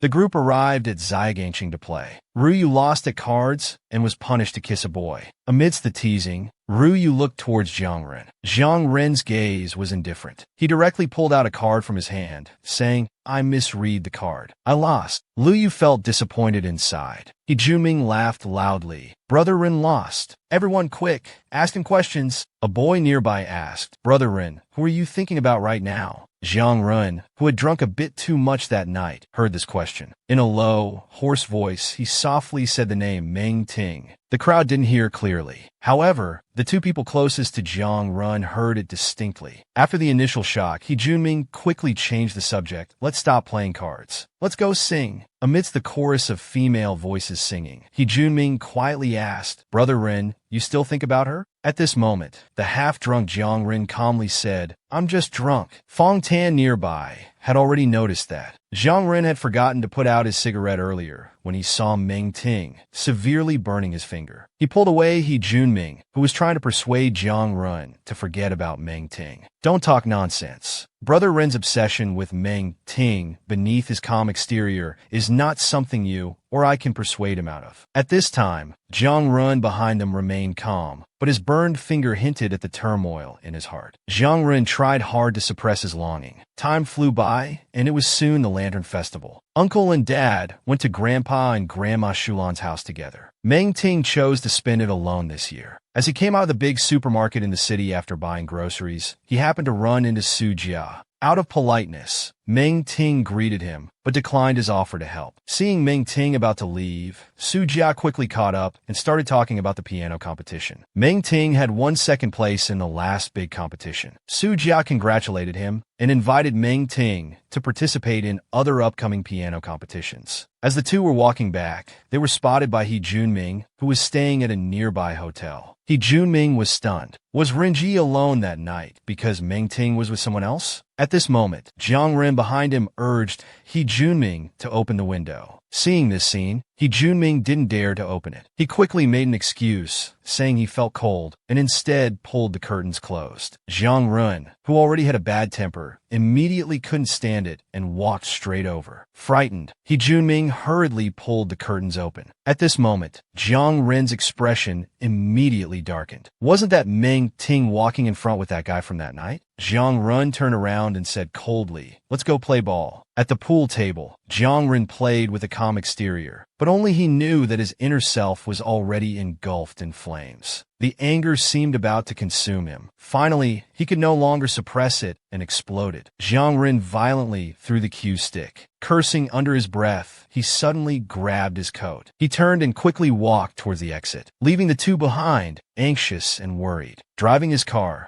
Jiang Ren quickly caught up with Meng Ting. They watched Su Jia and Jiang Ren from afar. His rationality had already been consumed by anger. As he was about to lose control, he couldn't help but recall the doctor's advice about his condition. If not properly channeled, it could lead to crime, right? Meng Ting doesn't like me, a mentally ill person with criminal potential. He's normal, but mocking himself and his family. He could no longer control his anger. He immediately floored the gas pedal. In an instant, he accelerated the car to maximum speed, heading straight for them. Hearing the roar of the car, the 2 turned to look. Meng Ting was immediately frightened and screamed. Seeing this scene, Jiang Ren seemed to regain some sense. He suddenly jerked the steering wheel. Bang! The car instantly crashed into a nearby tree. At this moment, Meng Ting, recovering from shock, immediately recognized it was Jiang Ren's car. He dropped the vegetables in his hands and quickly ran to the side of the car. Jiang Ren, are you okay? Seeing Jiang Ren's head covered in blood inside the car, Meng Ting turned and asked Su Jia, Do you have a phone? Quickly call 120. Su Jia, who didn't have a phone, didn't dare to look at Jong-run in the car. He quickly turned and said he would go find someone to help. At this moment, he was covered in cold sweat. Was Jong-run planning to kill me just now? Meanwhile, Meng-ting kept knocking on the car window. Jong-run,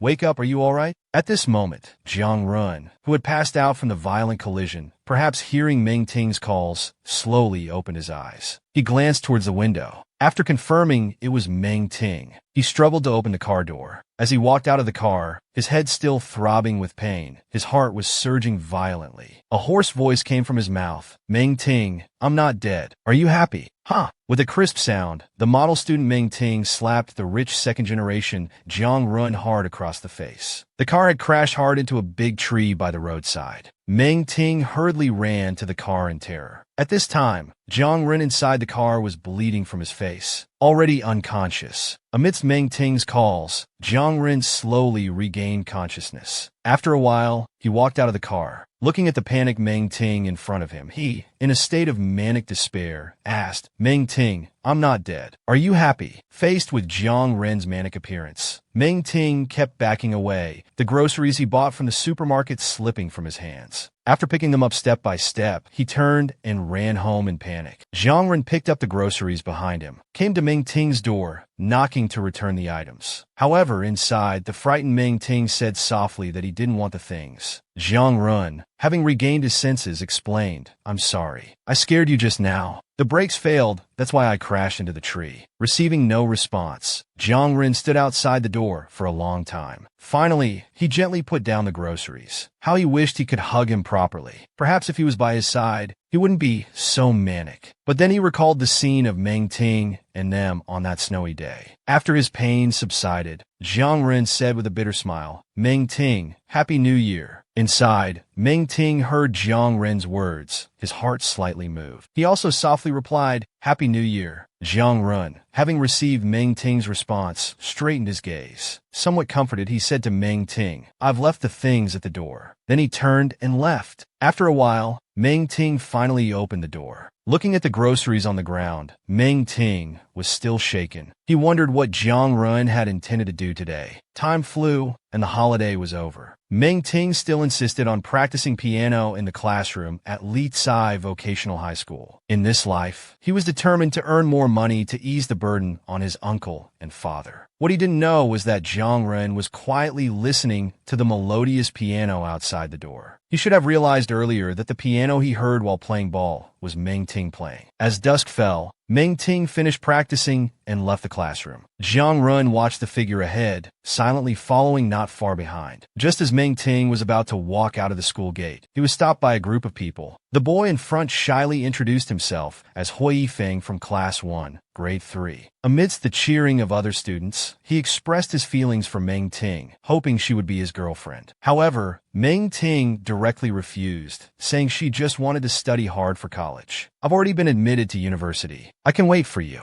Hui Yifeng persisted. Seeing this, Meng-ting refused again. She was about to leave, but the boy reached out to stop her. Unwilling to give up, Meng-ting became a bit panicked and asked him to let go. At this moment, Jong-run came from behind and restrained Hui Yifeng. Playing the hooligan on my turf? Looks like you've lived long enough. Jong-run shielded Meng-ting behind him. Hui Yifeng, now recognizing Jong-run, was frightened but still unwilling to give up. Seeing this, Jong-run smirked contemptuously. He stepped forward, patting the other's face. I don't like you. Get lost quickly. The other students stopped making a fuss and hurriedly pulled Hui Yifeng away. Jong-run's scariness is not something we can mess with. After they left, Jong-run turned to look at Meng-ting behind him. Meng-ting became afraid. Where's that little boyfriend of yours? How come he didn't show up when you were being bullied? Meng-ting then realized Jong-run was referring to Sujia. So he believed what happened that day. But Meng-ting didn't want to explain. She told him it was none of his business. Feeling Meng-ting's coldness, the strength in Jong-run's body gradually rose. Suddenly, he walked towards Meng-ting. He directly kissed Meng-ting on the face. Meng-ting was stunned for a moment. The next second, she immediately pushed Jong-run away. How dare Jong-run do this? But at this moment, the bewitched Jong-run couldn't stop himself. He moved closer to Meng-ting.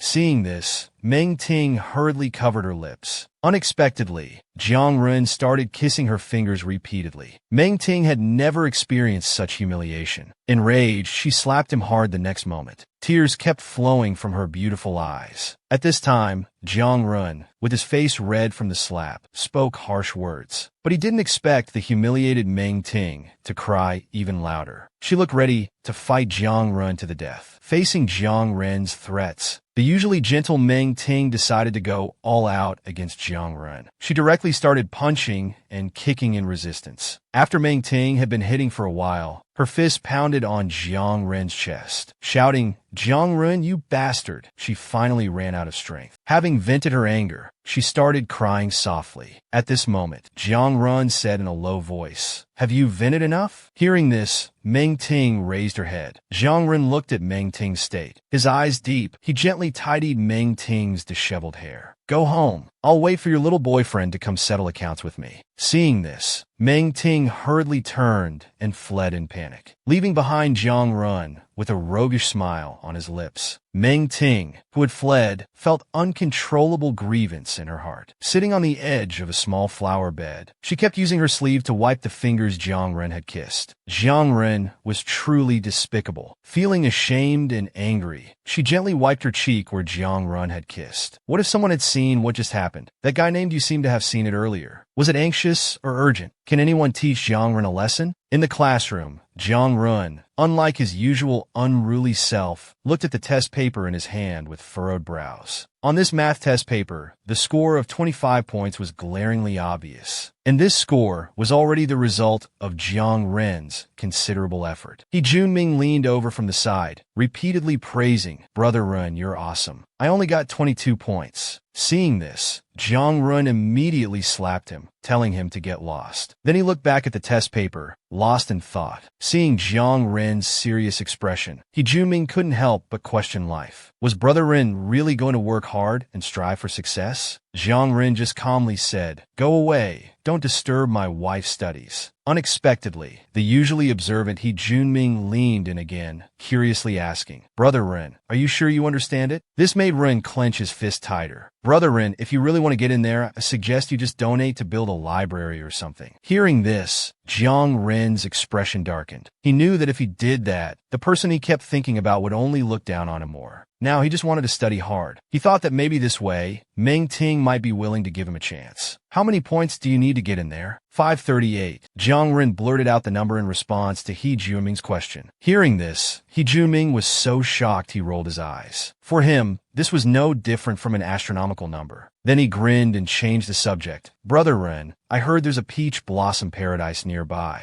The owner developed a greenhouse to grow peaches. They're ripe now, and many people are going there to see. Want to go check it out this weekend?" To this, Jiang Ren just calmly said, "Not going. Don't bother me." The weekend arrived in the blink of an eye. Jiang Ren was studying hard in his apartment, but he still couldn't make sense of the symbols on the page no matter how long he looked. At this moment, He Junming's call came in. Jiang Ren answered the phone, telling him to get straight to the point. He Junming on the other end of the phone was also in a rush. He said they saw Su Jia and his mother in the peach orchard. The key point was that Su Jia was holding a peach. The peaches in this park cost 50 yuan each. He was probably going to buy it to give to Meng Ting. After hearing this, Jiang Ren's eyes turned cold. After pondering for a moment, he quickly walked out. The scene shifts to Meng Ting's home. At this time, Su Jia was holding a peach in his hand, walking towards Meng Ting's house. However, he didn't expect that Jiang Ren had already arrived first, carrying a basket of peaches to the corridor. Watching Su Jia's movements, Jiang Ren's hand tightened. A faint hum escaped from his lips. At this moment, Meng Ting opened the door and was surprised to see Su Jia.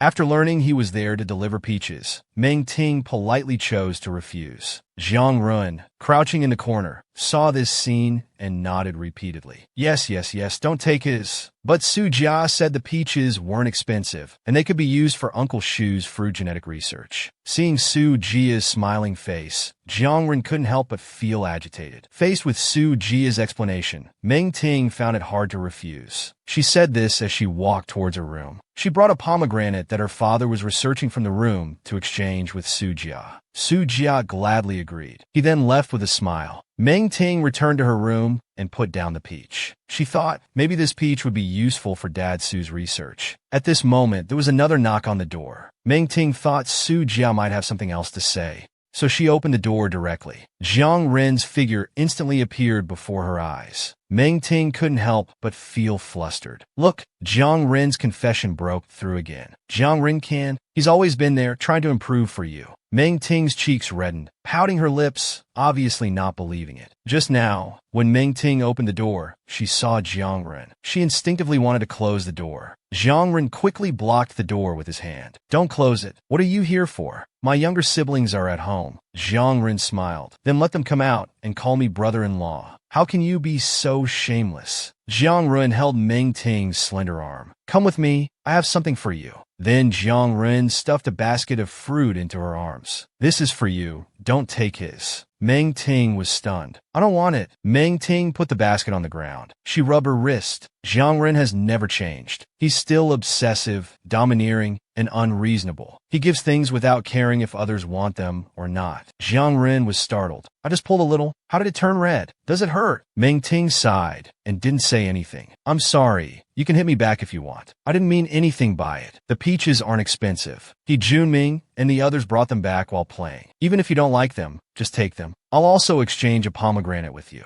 Okay. It turns out Jiang Ren had arrived early. He had overheard her conversation with Sujia. Meng Ting intentionally provoked Jiang Ren. I won't give it to you. Meng Ting kept a straight face. Her chubby pink cheeks were adorable. I won't give it. You're a bad guy who doesn't care about others' feelings. Jiang Ren smiled. Meng Ting, I really quit smoking this time. Jiang Ren spoke softly and seriously. I'm studying hard. If I score 538 points, I'll come to study in your class. The average score was just something I said casually. Jiang Ren took it seriously. But how is it possible? Even in my past life, I never heard of Jiang Ren becoming a top student. Jiang Ren put the basket in Meng Ting's small hands. I won't fight anymore. The doctor said my condition will get better in the future. I won't hurt you. Really, I will become very, very good. All my fear and disgust towards Jiang Ren was because he later killed someone. He was indeed very dangerous. But thinking back to Jiang Ren's kindness towards her, even if it was out of politeness, if she didn't accept his peaches, wouldn't it be too cruel to him? Meng Ting sighed. I'll trade 3 pomegranates for 3 of your peaches. Wait, I'll go get the pomegranates. Jiang Ren looked at the pomegranates in the basket, his eyes shining. Meng Ting, I'm very happy. What was he happy about? Was exchanging peaches for pomegranates that exciting? Meng Ting turned and went back home. Jiang Ren's tall and handsome figure stood in the hallway, his lips curved up high. It was the first time he was this happy. If we were to say what Meng Ting worried about most after her rebirth, besides Xu Zhidong, there were 2 other people she cared deeply about. April's chill was completely gone, and the early spring weather was exceptionally bright. In her past life, in late April of this year, her grandfather had broken his leg. The nearly 70-year-old man was on his deathbed after breaking his leg and passed away within 2 years. At that time, Meng Ting went with Xu Zhidong to take a look. In the rural house, the old man couldn't move, and the old lady was wiping tears while using a broom to chase them away, driving them out. Her grandparents were over 30 when they had her mother, Zheng Yujie. They deeply loved their only daughter. However, the only daughter stubbornly ran away with a frivolous man. Her grandparents cried and scolded, but finally, seeing Zheng Yujie's determination, they disowned their daughter. She had once been heartbroken by her grandparents' coldness. Why didn't they recognize her mother? Zheng Yujie made a mistake, but she wasn't even given a chance to correct it. Later, when Meng Ting's face was disfigured and Shu's father died, she thought of her grandmother, but still didn't go back. However, at 18, she finally guessed why her grandmother cried while hitting her. They were nearing the end of their lives and were a heavy burden. Zheng Yujie was the daughter they raised for 20 years. How could they not have any feelings? They drove Meng Ting away, hoping the little granddaughter wouldn't have to bear such a heavy burden. Just like how she later didn't want to become a burden to Xu Yang. A lifetime of love. Meng Ting wanted to go see them. For this, Xu Zhidong even bought a mobile phone for Meng Ting and helped her get leave from school. At the same time, Meng Ting was also prepared. If her grandparents didn't want to accept her, she would find a place to stay first. She couldn't remember exactly when her grandfather's accident happened, but to avoid any mishaps, she planned to leave before mid-month. 2 days later, it was a sunny day. It seemed like a good start to everything. At this moment, Meng Ting was hanging a basket of clothes in the yard. Her mood was extremely pleasant. After all, this time her grandparents didn't turn her away. Seeing Meng Ting busy, her grandmother quickly wiped her hands on her apron, wanting to help while complaining about the old man. Meng Ting smiled slightly, knowing that her grandfather and grandpa Li had gone fishing. Looking at her grandmother in front of her, Meng Ting felt endless emotions. That day when she appeared in front of the two old people, her grandmother only looked at her once before covering her face, tears streaming down. Even her grandfather's eyes were red-rimmed. It also confirmed her inner guess. In her past life, her grandmother drove her away because her grandfather had broken his leg. For any family, it would be a huge burden, so they didn't recognize her. But in this life, Meng Ting came early. Her grandparents were still healthy. They accepted her, telling her this was also her home. After hanging the clothes, Meng Ting decided to go out and check on her grandfather. After all, it was close to the time of the accident. Although she didn't know which day, Meng Ting only knew it was from falling down a small hill. She was cautious and warned her grandfather early not to go up the mountain. However, before Meng Ting reached the fish pond, she heard someone shouting that someone had fallen into the water. "Quick, save them! Quick, save them! It's old Zung!" Meng Ting's heart sank suddenly, her face turning pale. Despite the warm April, she felt as if she had fallen into an ice cellar. She quickened her pace and rushed towards the fish pond. When she reached the edge of the fish pond, she immediately saw the person in the water. Her grandfather was struggling on the surface, slowly sinking. She only knew a little swimming, but didn't dare to swim out. Just as she was about to jump into the water, Grandpa, Li beside her, held her back. "Hey girl, don't rush, someone has already jumped in." She calmed herself and looked over, greatly shocked. The next moment, she saw a young man's black hair surface. He pulled the person out of the water, his expression sour. Perhaps Jiang Run didn't expect that when he looked up, he would see that face he had been longing for day and night.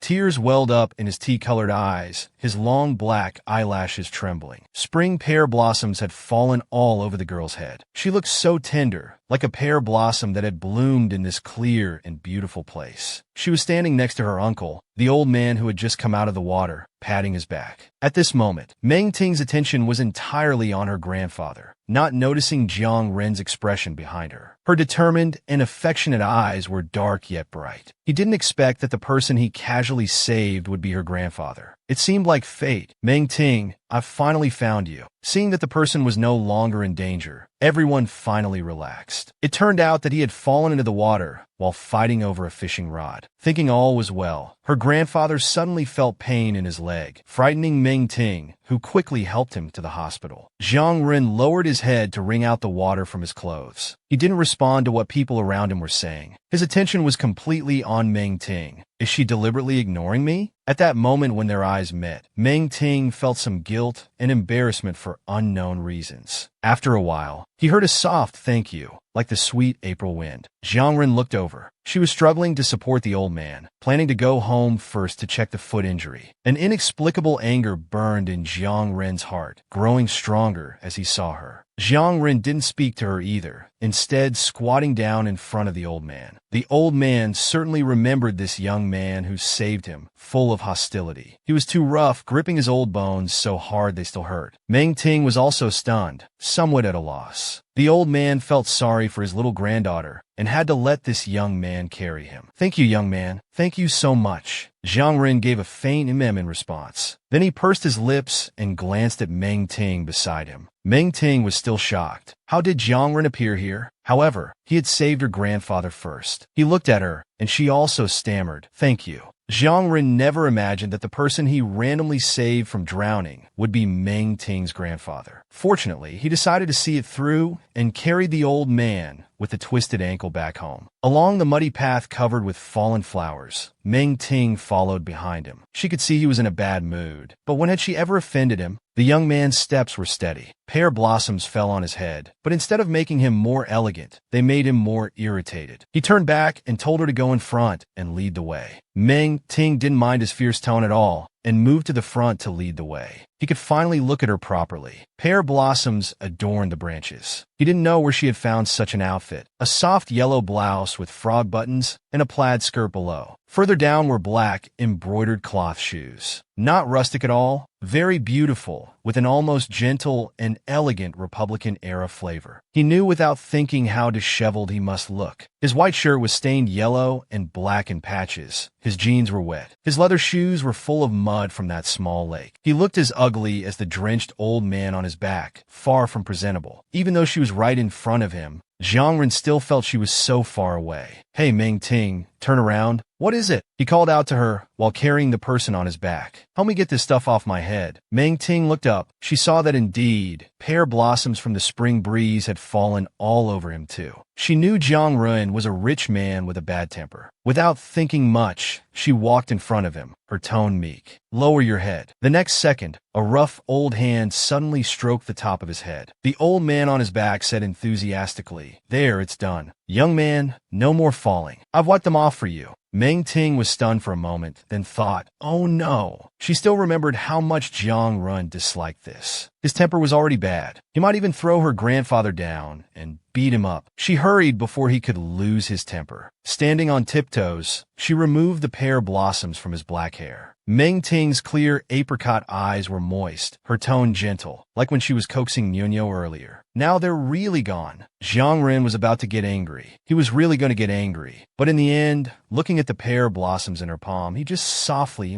Ed. After doing all this, Meng Ting strode forward, her smile as radiant as the blooming pear blossoms. Jiang Run, carrying the old man, didn't speak again the whole way. After arriving home, he quickly tidied up the family boiled water, which was certainly urgent for the lifesaver to use. Jiang Ren couldn't bear it anymore. He felt he was about to stink to death. Especially with Meng Ting around, he simply washed with cold water. He was bare-chested. When Meng Ting went in, she saw his solid, broad back and lean waist. Meng Ting didn't expect him to start washing without even having his own clothes. How carefree. She turned around in frustration, her cheeks flushed red. Jiang Ren heard the sound, and seeing her turn around, he chuckled. He didn't feel uncomfortable at all. Meng Ting went back to the room, found a clean bag to pack for him, and brought a small stool to place at the door. The conditions at home weren't good. Make do with this for now. Jiang Ren finished washing and went to the storage room to change clothes and shoes. The clothes were dusty and the fabric wasn't good, but he didn't mind at all. Outside the door, Meng Ting heard Jiang Ren calling her. She wondered inwardly if he needed something from her. She thought about pretending not to hear and ignoring him. But today, he had saved her grandfather after all. After an internal struggle, Meng Ting still knocked on the door. She heard Jiang Ren say in a not-so-good tone, "I don't need to wear underwear, you know." His bluntness made her want to beat him to death. Meng Ting bit her lip, the tips of her ears turning red. "Grandma is still at home," she lowered her voice. "Can you buy it yourself tonight?" Jiang Run had already dressed. He was clearly trying to tease her and pretended to speak coldly. No good. He had no choice. This was entirely Jiang Ren's fault. With no other option, she had to go ask her grandmother for help. The next moment, the door suddenly opened. He instinctively closed his eyes. Jiang Ren leaned against the door frame, looking down at him. He was still wearing that Republican-era style blouse. His long eyelashes trembled slightly as he asked, "Have you put on your clothes?" Jiang Ren didn't beat around the bush. He just looked at him. Before coming, he had many whys to ask him. Why did he treat him like this? Why did he prefer the Su family? Why did he leave without saying goodbye? And he only knew about his whereabouts through Shulan.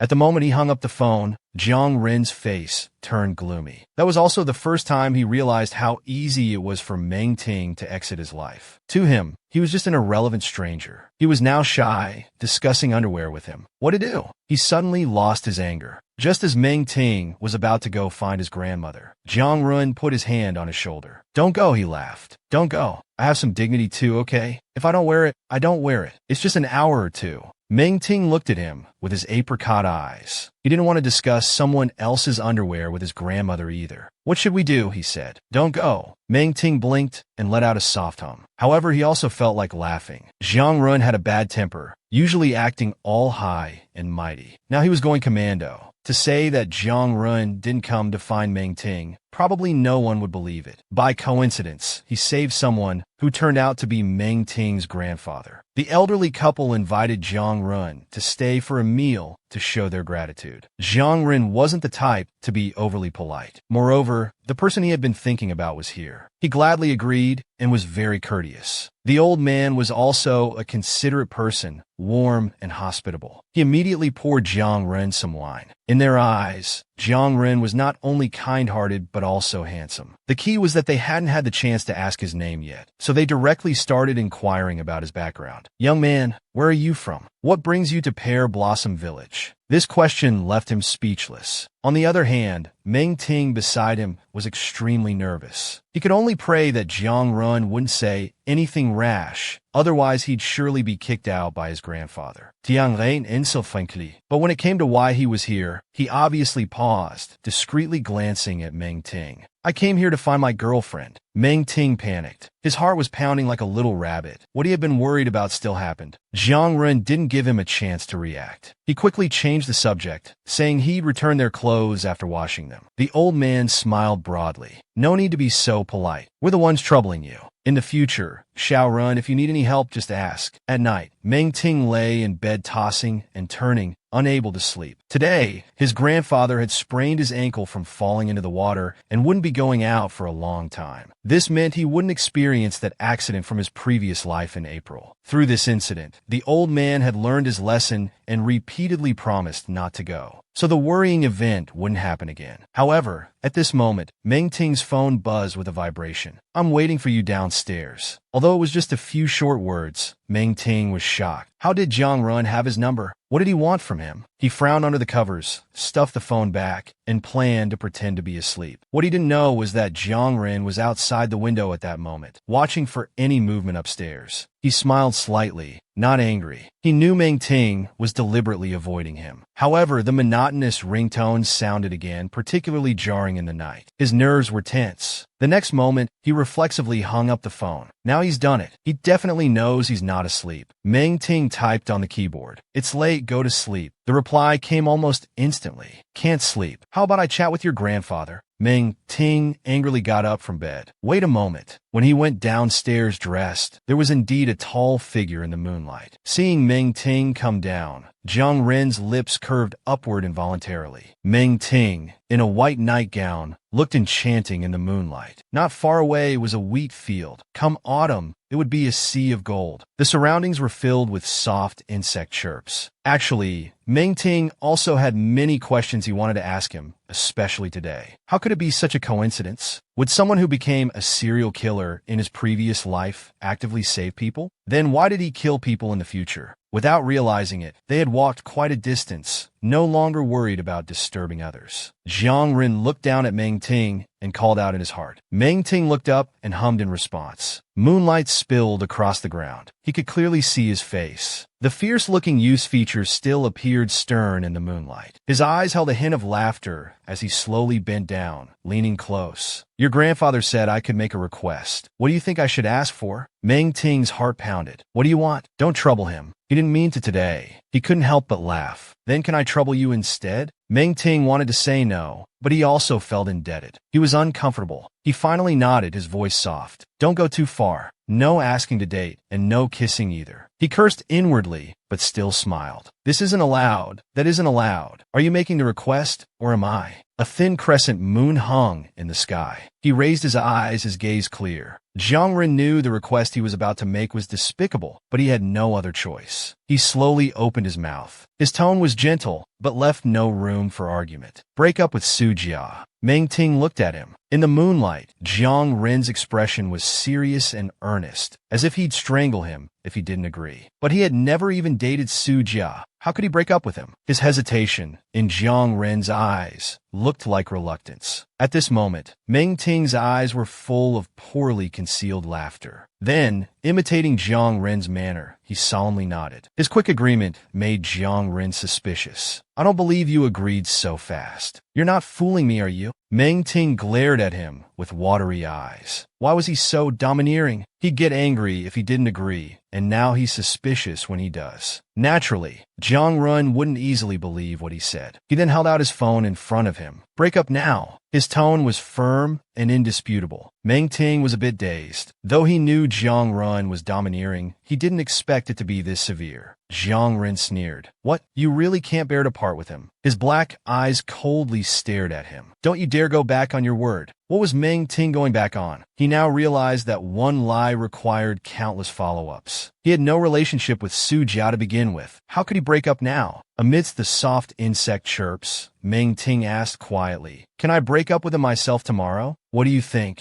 Jiang Ren's tone remained cold. He had somehow found Su Jia's home landline number and had already dialed it, handing the phone to him. Meng Ting didn't take it. Jiang Ren then took it back and put it to his own ear. In those days, the rural signal wasn't very good. The first attempt didn't connect. His sparkling eyes looked at Jiang Ren. See, it's not going through. Let's call during the day. Jiang Ren sneered. If it doesn't connect, we'll keep calling all night until he answers. Perhaps heaven favored girls like him. As the second attempt went through, Jiang Ren stared at him unblinkingly, as if ready to strangle him at the slightest sign of reluctance. The youth looked pale in the moonlight, his facial features cold. He couldn't help but be afraid. The one who answered on the other end happened to be Su Jia. Under Jiang Ren's gaze, Meng Ting reluctantly spoke. This is Meng Ting. Just as Su Jia started to greet him, a pair of hands gripped Meng Ting's shoulders. Unbearable. Damn you guys, what's the point? His thin lips moved, his eyes cold, silently urging him to break up quickly. Meng Ting frened. His hands were so heavy, but more than the pain was the shame. What was he breaking up from anyway? Meng Ting spoke without emotion. Su Jia, we're not suitable. Let's break up. Before Su Jia could react, he hung up. Su Jia must think he's gone mad. Just thinking about it made him feel awful. Jiang Ren looked down at him, his dark eyes unreadable. Jiang Ren raised his finger, touching the corner of his eye. Why aren't you crying? Meng Ting knew he was crazy. Since he'd already lost face, he might as well play along. Because I don't like him. That hand paused. His breath stopped for a moment. The next moment, Meng Ting felt a tightness around his waist. He was suddenly lifted into the air. The world spun. He couldn't help but let out a soft cry of surprise. Instinctively, he hugged Jiang Ren's head, then panicked and pushed against his shoulders. Jiang Ren held his waist, lifting him up and spinning him under the starry sky. The youth's unrestrained, hearty laughter was low and deep. Meng Ting was terrified. He pounded on his shoulders. Are you crazy? Put me down. Jiang Ren ignored Meng Ting. At that moment, he was truly happy. Jiang Ren buried his face in his waist. The slender waist, the girl's fragrance overpowered the thousands of blooming pear blossoms. He took a deep breath and smiled purely. I'm so happy. Meng Ting was scared to death. How could he be so strong? Seeing that hitting him didn't work, he gently tugged at his hair, embarrassed and annoyed. Let go. Letting go. He wasn't angry at all. He put him down. After his excitement, he started acting crazy again. Pinching his cheeks, he threatened fiercely. If you dare trick me, you're finished. Unreasonable and aggressive, not knowing when to stop. If you don't like him, why did you kiss him? His face turned completely red. Can't you speak less crudely? It's none of your business. You only had one condition. Now that it's done, go back to sleep. Don't go looking for my grandfather again. Pear blossoms scattered in the night wind. He wiped his lips with his thumb, his gaze wild and fierce. You let him kiss you even though you don't like him. If you don't like me, let me kiss you too.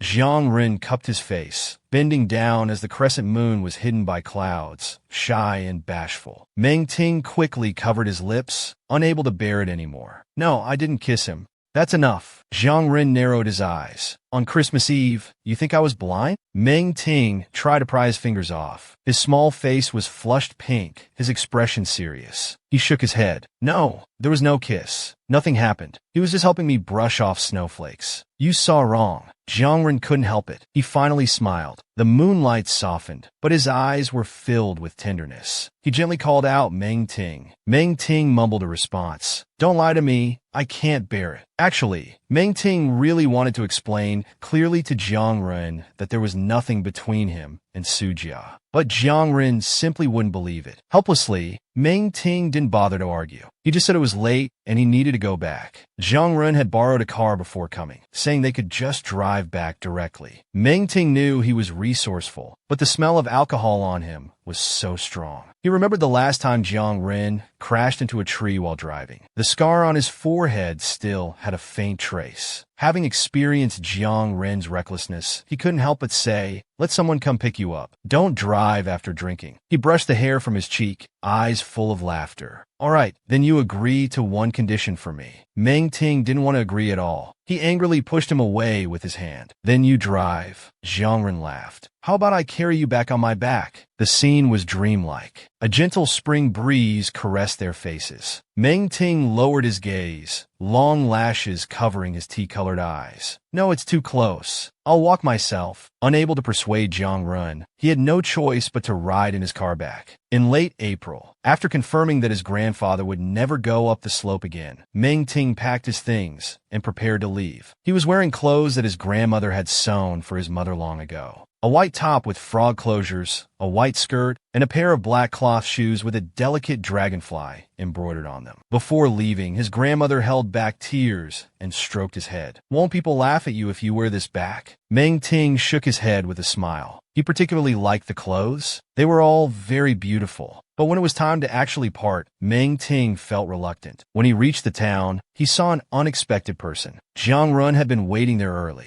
The Pear Blossom town wasn't prosperous. He wore a black shirt with 2 buttons undone at the collar. However, he couldn't look at him directly now. Whenever he thought of his clothes, he was reminded of him jumping out of the fish pond and coldly asking him about whether he didn't need to wear underwear. As he was staring at him, Jiang Ren turned his head and saw him too. Meng Ting was wearing an outfit that everyone would consider rustic, yet he made it look indescribably beautiful. One might even mistake him for a movie star on set. He carried a backpack, wearing the small top and cloth shoes, smiling at her from outside the crowd. She heard her own heartbeat, strong enough to tremble, one beat after another. It felt like being sick, yet also like recovering from an illness. It was Jiang Ren's second time on this kind of bus. The road was occasionally bumpy, and everyone on the bus bounced along with it. Jiang Ren insisted on sitting with her. His lips were tightly pressed, not saying a word. Meng Ting knew he got carsick and probably had trauma from it. She held back her laughter.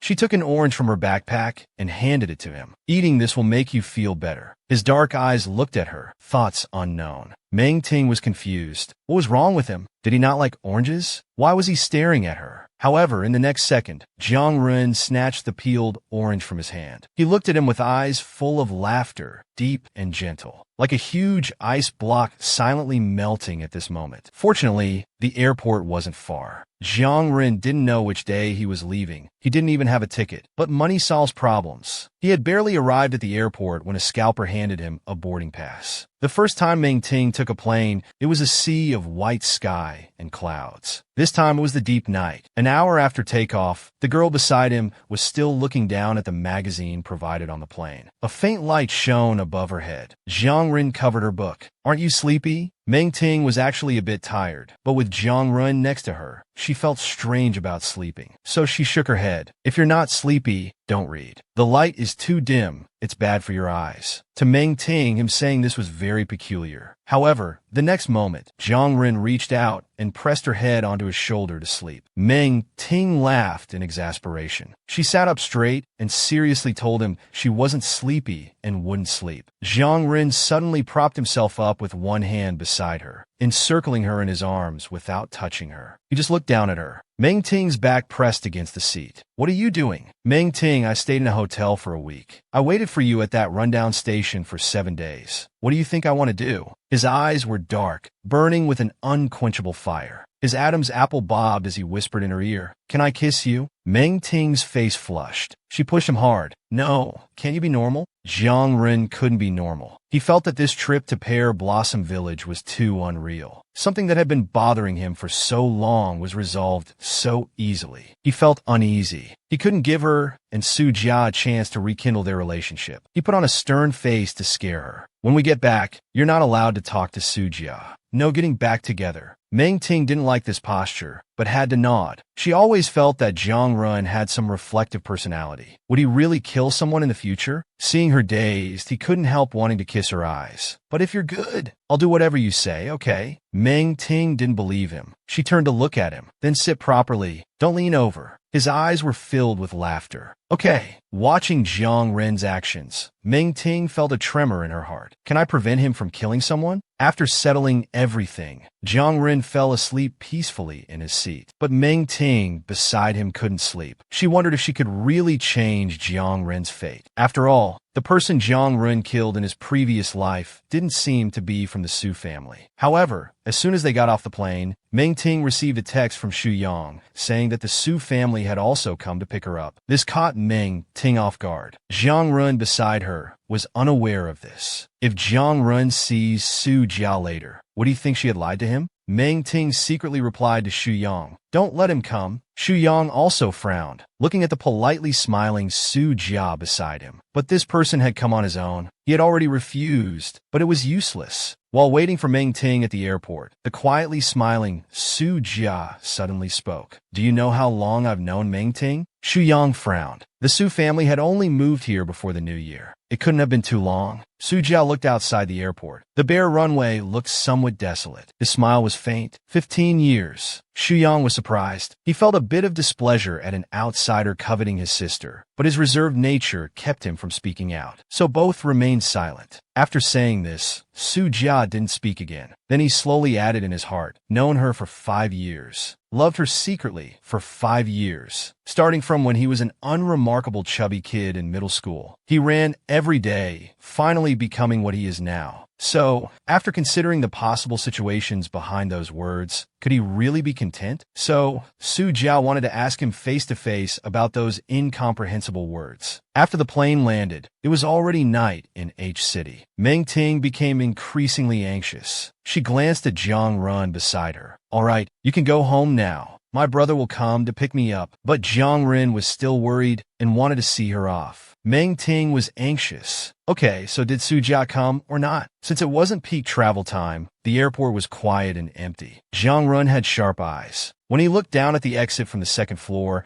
he only needed one glance before his face darkened, turning slightly mocking. One moment she told him there was nothing with Su Jia. The next moment Su Jia and her brother came to pick her up together. He thought everything had been perfectly resolved, but things never go as planned. With Jiang Run insisting on seeing her off, an unexpected situation inevitably occurred. Xu Yang and Su Jia were seen waiting outside. The next second, he grabbed her wrist, his lips curling up. "Do you remember what you promised me on the plane?" Meng Ting hadn't seen Su Jia and the others, but she was a girl who kept her word, so she nodded. The smile on Jiang Ren's lips faded. He then turned her body around, his voice cold, whispering in her ear, "Look at the entrance." Meng Ting looked up and froze on the spot. Her quiet brother and Su Jia were standing at the entrance, looking inside, probably searching for her. The man behind her wrapped his arm around her waist, his tone both mocking and sarcastic. "Your ex-boyfriend is here." Happy. It was over. Jiang Run didn't trust her anymore. Who could she blame? No one would believe her. Jiang Run must think she was playing him. Meng Ting's legs trembled. She stammered, "It's not. I didn't ask him to come." He was nearly burning with rage. Didn't ask him to come, yet he came. Telepathy, huh? Compared to the previous boyfriend who was stupid and easily fooled, he now seemed like a madman. Jiang Ren's grip tightened. Then he snorted a laugh, covered her mouth, and picked her up. Meng Ting had seen him have an episode before. He wasn't a normal person at all. If possible, she wanted to smash the glass in front of her and shout for help to her brother.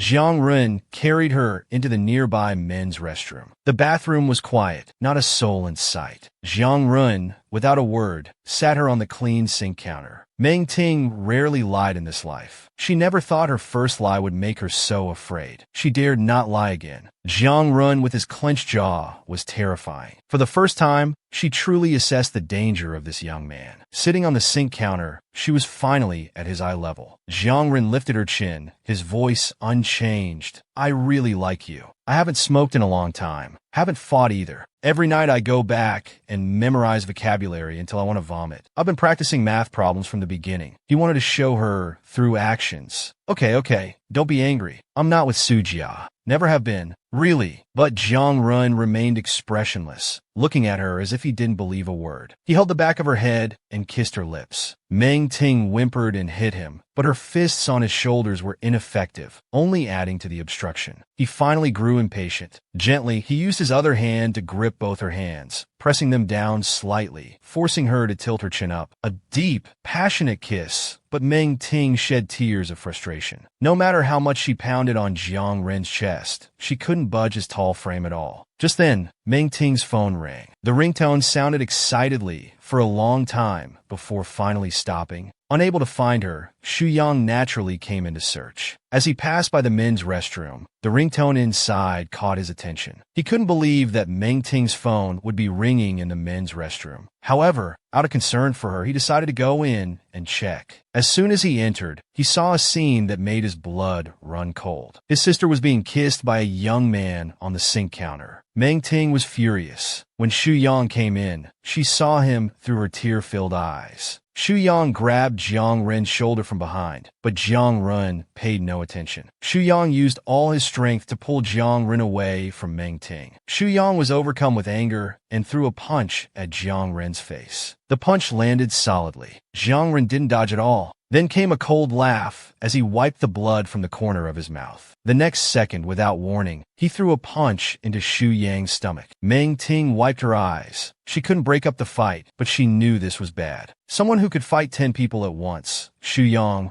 being a frail academic type, was no match. She simply hugged Jiang Ren's waist, using all her strength to pull him back. Jiang Ren was like a wild bull, with astonishing strength. Meng Ting, who was hugging him, was also pulled by his brute force. However, the next moment Jiang Ren grabbed her hand, preventing her from falling. He stood still with a cold face. She said with a slight nasal tone, "Are you done being crazy?" She meant to scold him, but it came out soft and a bit aggrieved. Jiang Ren's body stiffened. He was done being crazy. Now sober, he was afraid she had cried. He turned, wanting to cup her face and look. Meng Ting swatted his hand away. Jiang Ren looked down at his hand, his heart filled with uncontrollable sadness. Meng Ting ignored Jiang Ren and walked toward Xu Yang, choking back tears, trying to help him up. Xu Yang looked awful, his lips tightly pressed. The way he looked at Jiang Ren, he seemed ready to fight again. Meng Ting was really afraid he'd get hurt, so she held him back. The only thing she was grateful for now was that it wasn't Su Jia who came, but her brother Xu Yang. After making sure Xu Yang was okay, she supported him as they left. As she and Xu Yang were walking out, Jiang Ren grabbed her wrist. He held it gently, not daring to grip tightly, but also not daring to let her go. The young man's Adam's apple bobbed, his voice hoarse. "I'm sorry."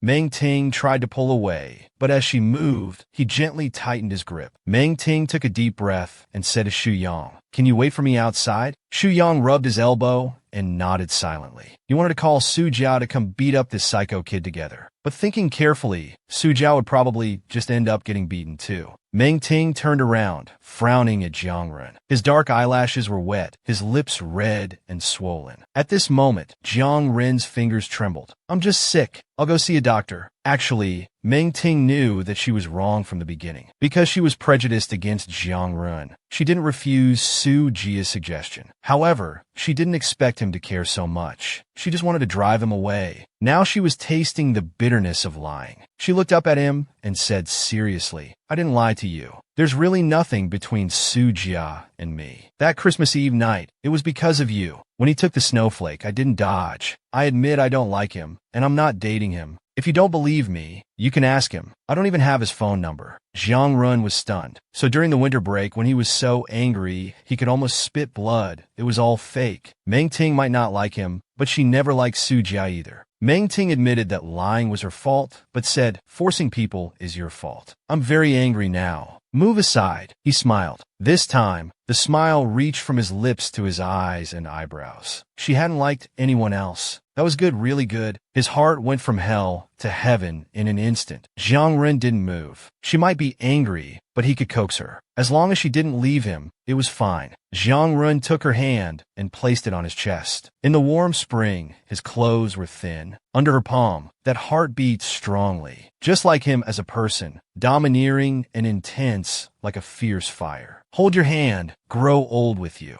When Meng Ting touched Jiang Ren's hot and passionate heart, thump, thump, thump, thump, the heartbeat spread through her palm. Jiang Ren voluntarily admitted his mistake. He just hoped she could forgive him, even if it meant beating him up. But how could Meng Ting really hit him? She just lowered her head a bit angry. How many times had this happened? Who else was like him? She didn't want to keep torturing each other like this either. Jiang Ren still held her hand to his chest. To show his sincerity, he said he hadn't smoked for a long time. Today's fight was just an exception. He would study hard too. His illness would get better one day, if Meng Ting was willing to give him a chance. Even if she wanted him to become something specific, he would become that. He just hoped she wouldn't be so resistant. The heartbeat, along with Jiang Ren's words, gave Meng Ting no reason to disbelieve everything he said. However, the next moment, Jiang Ren was suddenly startled, his eyes widening. Meng Ting in front of him had teary eyes and traces of blood at the corner of her lips. Jiang Ren leaned in, gently touching her lip corner, his eyes full of pity. "I bit you." Meng Ting didn't speak. Her little face was puffed up in anger, but her mind was full of thoughts. Did he need to ask? If he didn't bite her, did she bite herself? To soothe Meng Ting's emotions, Jiang Ren raised his arm and rolled up his sleeve. "Do you want to bite me back? Leave a mark. I'll give you an IOU. I won't bully you in the future." Actually, Jiang Ren wanted to tell her, bullying her once was enough. Then he'd owe her for a lifetime. Meng Ting also knew that Jiang Ren would be an unrepentant bad guy for 2 lifetimes. But only to her. He was deeply in love. Fortunately, she didn't bother to think too much about it. She directly grabbed his arm and bit hard. Little did she know, Jiang Ren wasn't angry. Instead, he felt this was a kind of acceptance from Meng Ting. At that moment, Jiang Ren's heart was sweet. It was truly a mixture of pain and pleasure. After a while, Meng Ting finally let go, because she could clearly feel a salty taste in her mouth, along with a hint of sweetness. Meng Ting panicked. She was also truly scared, because just now, she had bitten Jiang Ren and even drew blood. In contrast, Jiang Ren not only wasn't angry, but kindly came forward to wipe away the blood for her. At that moment, Meng Ting felt guilty. But thinking carefully, why should she feel bad? He deserved it. Who told him to bully people?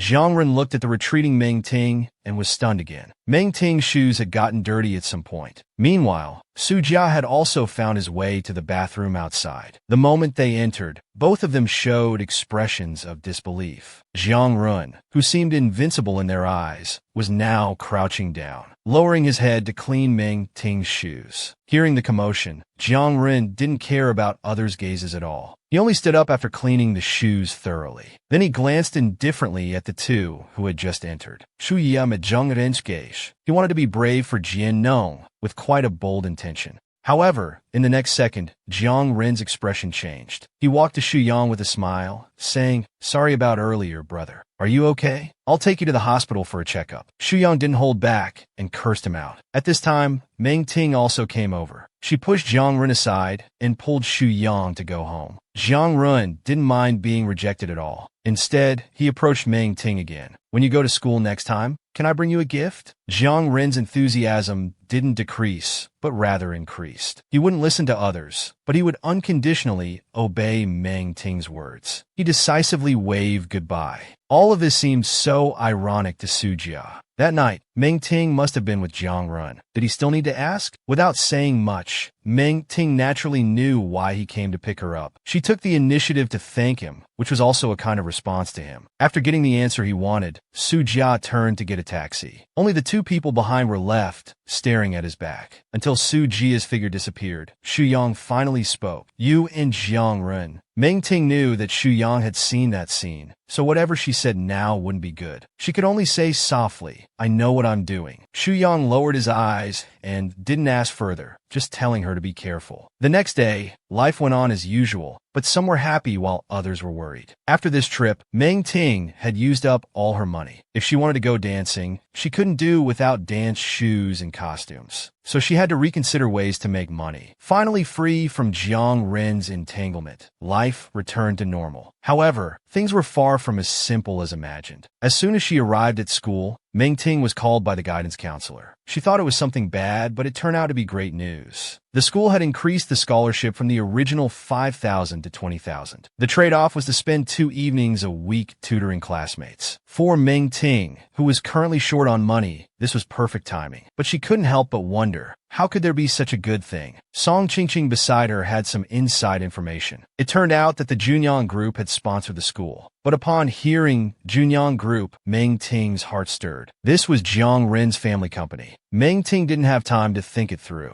She decided to take it one step at a time. However, when it came time for tutoring, Song Qingqing got a bit stage fright. In contrast, Ming-Ting was much more composed. After all, she had participated in many competitions and seen a lot. With Ming-Ting's encouragement, Song Qingqing regained her confidence. However, when they arrived at the lecture hall, both were stunned. There was only one young man in the entire classroom. The young man was none other than Jiang Ren. Song Qingqing didn't know him, but Ming-Ting was all too familiar with him. The young man looked up and said lazily, "Good evening, teachers." "Good evening." Ming-Ting hadn't thought that the 20,000 yuan was from her. If Ming-Ting had known it was to tutor him, she wouldn't have come even if it killed her. After waiting for Song Qingqing to introduce herself, Jiang Ren, with a hint of amusement in his dark eyes, looked at Ming-Ting. "Little teacher, how about you? Give us a self-introduction." Ming-Ting hugged the book in her hands. Ming-Ting. Her Mandarin pronunciation was very accurate, except for the ting, which had a nasal sound, giving it a soft, murmuring quality. Jiang Ren was secretly delighted. "Very good, Teacher Ming. What do you teach?" Ming-Ting held back her annoyance. Her small face was very serious under the light. "Chinese math, physics." Song Qingqing was actually happy. Tutoring one person was much better than a group. She hadn't met Jiang Ren before, so she naturally didn't know how terrifying he could be. Jiang Ren took out the test papers and let her look at them herself. Actually, everything he did was for nothing else but to have a chance to be alone with Ming-Ting. But wanting to study was also true. Ming-Ting came in from the doorway, the night breeze blowing her hair, her slender waist swaying. Since she had come, she wouldn't treat him differently just because it was him. She lowered her long lashes and asked him just like Song Qingqing did. Her voice naturally carried a hint of gentleness. "Is there anything you don't understand in the rain tree?" Jiang Ren gave her the rain tree test paper. His eyes were full of laughter, smiling a bit mischievously. "Little teacher, what if I don't understand anything? Is there still hope for me?" She bit her lip. "No hope, jerk." But she definitely wouldn't say these words out loud. She simply opened the textbook and started her lesson, regardless of whether he had learned it or not. Jiang Ren nodded, and Ming-Ting's eyes now also had some amusement. "Have you learned this before?" After receiving a negative response, Ming-Ting patiently began to explain to him. Jiang Ren saw how serious she was. Her small face flushed and couldn't help but smile. Meanwhile, Song Qingqing was as desperate as could be. Standing at the classroom door, she poked her head in. "Senior, can you come out for a moment? I have something to say." Ming-Ting was stunned, not knowing what had happened, but still obediently went out. Song Qingqing, with a bitter face, showed Ming-Ting Jiang Ren's test papers. He scored 20 in math, with most of the correct answers being the last 2 multiple-choice questions. Ming-Ting immediately understood her meaning. Jiang Ren got the last 2 right, definitely not because he knew how to do them, but because he guessed correctly. Ming-Ting didn't know why she felt like laughing. She bit her lip, holding it in until her small face turned red. "He's the cream of the crop among poor students, isn't he?" In the end,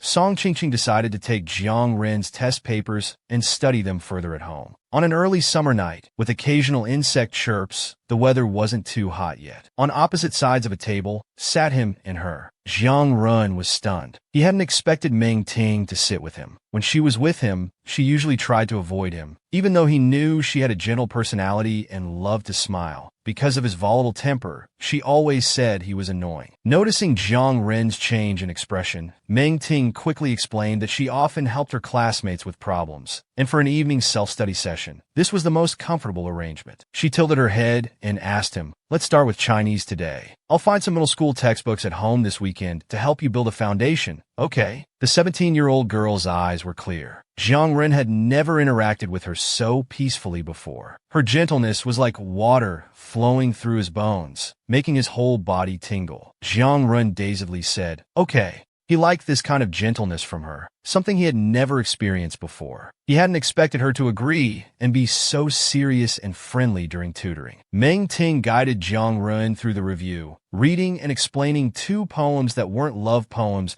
but surpassed love poems in their soft tone. Her voice in the summer night was like the soft Wu dialect. Jiang Rin listened with extreme attention, never imagining he would receive such treatment. The golden willows by the river are the bride in the sunset. The gorgeous reflection in the waves ripples in my heart. At this moment, Jiang Rin, following Meng Ting's soft and gentle whispers, also felt his heart rippling. The green apricots on the soft mud are shiny, swaying at the bottom of the water. In the gentle waves of the Cam River, I'm willing to be a strand of water grass. For the first time, he found a poem beautiful. In her subtle gaze, he was almost drowning. After Meng Ting finished reciting, she carefully explained the meaning again. The boy beside her didn't make a sound. Meng Ting tilted her head to look at him. The boy, much taller than her, wasn't looking at his book. In his thin white school uniform, his pitch-black gaze had fallen on her raised chest. The air felt like it was on fire. She stood up, her face completely red. Jiang Rin, where are you looking? Jiang Rin finally looked up at her. You finished reciting so quickly? Seeing her blushing face, Jiang Rin smiled and coaxed. Don't be angry, little teacher. Her anger was adorable, her pink cheeks making one want to kiss them. If you don't want to listen, forget it. Jiang Rin quickly waved his hands. He didn't mean to. He originally wanted to look at the textbook, but the more he explained, the worse it got. In the end, he stopped explaining and his expression changed. He glanced at the podium where there was a finger-thick pointer. Jiang Rin handed her the pointer. I wasn't paying attention in class. Why don't you hit me? Don't cry. Okay. She didn't cry that easily. She pursed her lips. You're too much. I can't teach you well. She wanted to pack up and leave. She had been seriously teaching him, but he looked at her there. Just thinking about it made her angry. Watching Meng Ting turn to leave, Jiang Run felt a bit agitated. He quickly spoke up. I promise to be serious. Don't go, please? Jiang Run was afraid she would cry, but more afraid she would leave. He was truly afraid she would leave. Taking advantage of her inattention, using his height and long legs, he took a few steps to close the door. But when he turned back, he saw her delicate gaze. Jiang Run didn't speak, walking straight to Meng Ting.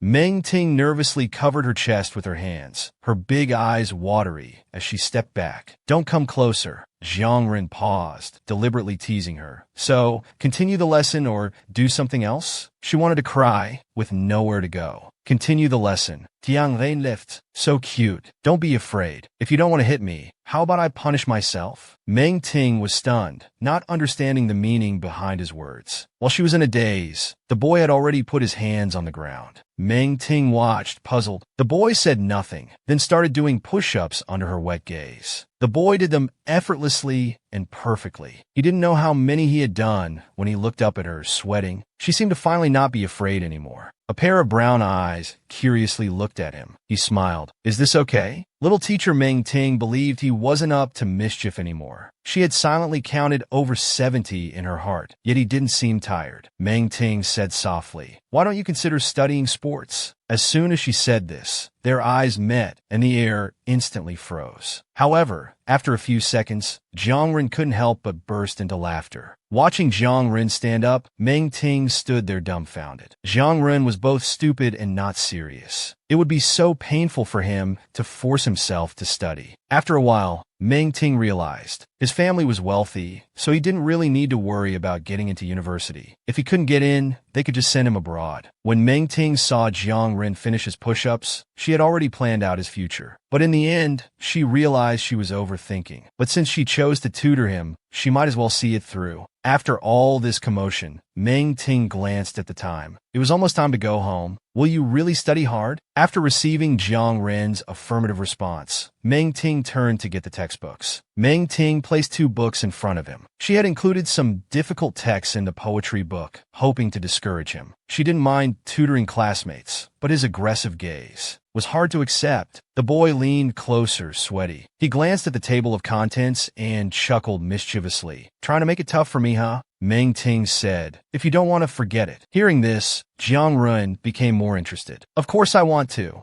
Jiang Ren looked into the girl's bright eyes. If I memorize everything, you can't give up on me so easily anymore. All right. Jiang Ren seemed confident she would agree, barely hiding his smile. As he expected, Meng Ting nodded. Okay, because she believed he couldn't do it. For someone who hadn't studied at all, to memorize 2 textbooks worth of material. With his short temper, he might even tear up the books. If he gave up, she would tell the school and refuse any extra scholarship money. Jiang Ren took the 2 books and chuckled. See you next week. That night, Jiang Ren started memorizing as if on a mission. The first part, the poetry, was okay. He pulled an all-nighter and managed to finish it. The classical Chinese texts that followed were tough from the start. Those convoluted philosophical ideas made his head spin. But he believed that if he kept repeating them, they would eventually become familiar. He studied during the day too, to the point where the noisy world outside seemed to have nothing to do with him anymore. While teachers lectured in class, he sat with his head down, lost in thought. His thin lips moved slightly. Memorizing poetry was indeed difficult, but no matter how hard it was, he had to do it. If he succeeded, Meng Ting couldn't give up on him. They had made a promise. Having promised to memorize the poems and texts, Jiang Ren buried himself in studying day and night. His friend He Junming even thought he had gone crazy. He Junming didn't know about Jiang Ren and Meng Ting's agreement. He thought Jiang Ren was practicing writing love letters. Fong Tan couldn't guess either. Should we give him a poetry collection? He Junming sighed. Chasing a smart girl is so tiring. You even need to recite poetry. The next day,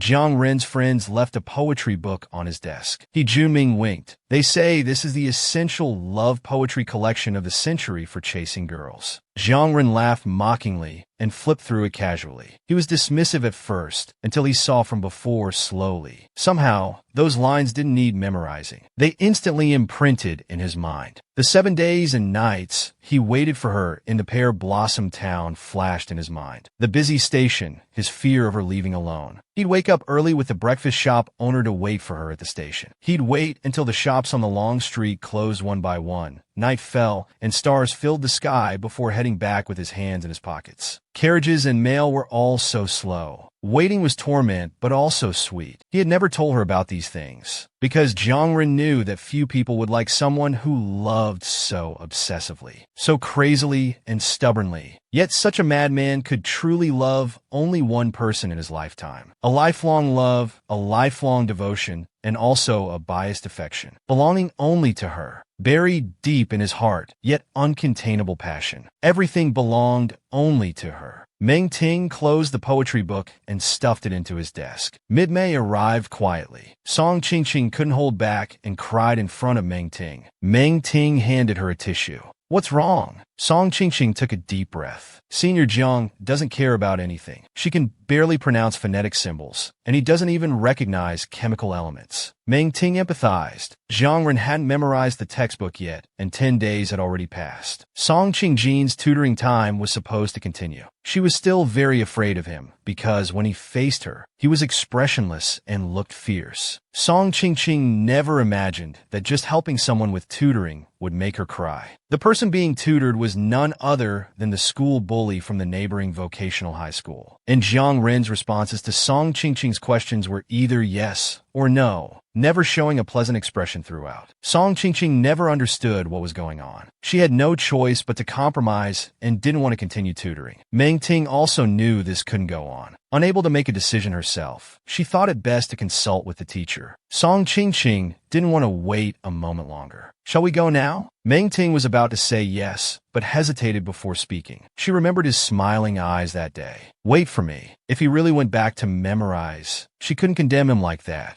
The phoenix trees were tender green. Summer had truly arrived. Her eyes were slowly adjusting to the strong light. Meng Ting heard herself say softly, "Let's wait 2 more days." Unknowingly, half a month had passed since Jiang Ren promised to memorize the texts. She didn't know how he was doing. If Jiang Ren hadn't memorized them, she wouldn't have to tutor him. The remaining time could be used to focus more on preparing for the dance competition. The auditions for the dance competition were about to begin. There wasn't much time left for her to practice. The last time she participated in a dance competition was the day Zheng Yujie was born. Meng Ting had won first place in the H-City dance audition group. Actually, compared to playing the piano, Meng Ting preferred dancing. Just as Meng Ting was reminiscing about the past, Song Qingqing suddenly came to find her. Meng Ting responded and quickly walked out. At this moment, she still thought Jiang Ren had decided to give up, and she was extremely happy inside. But Song Qingqing's words were like a bolt from the blue. Senior, the senior says he's memorized it all. Meng Ting was stunned. She didn't expect he would actually memorize it. Someone who couldn't even recognize all the characters at first had done it in just 12 days. After delivering the message, Song Qingqing looked at the dumbfounded Meng Ting, said nothing more, and turned to go back to the classroom. At this moment, Meng Ting was silently reciting the original promise in her heart. Since Jiang Ren had done it, she should also keep her promise. When Meng Ting arrived at classroom 101, Jiang Ren was still reciting the texts. Meng Ting stood outside the door watching for a long time. She knew what irritability syndrome was. It was a manifestation of a personality defect. Severe cases like Jiang Ren's were rare. Thinking about it now, Jiang Ren's hot temper might not be what he wanted either. He was just sick, unable to control it. We had long forgotten that the world had been unfair to him from the start. Meng Ting still politely knocked on the door. Hearing the knock, Jiang Ren suddenly looked up, his eyes full of light. Because he knew it was Meng Ting, the person he had been thinking about day and night. Jiang Ren said proudly, "The 10 texts you marked, I know them all now."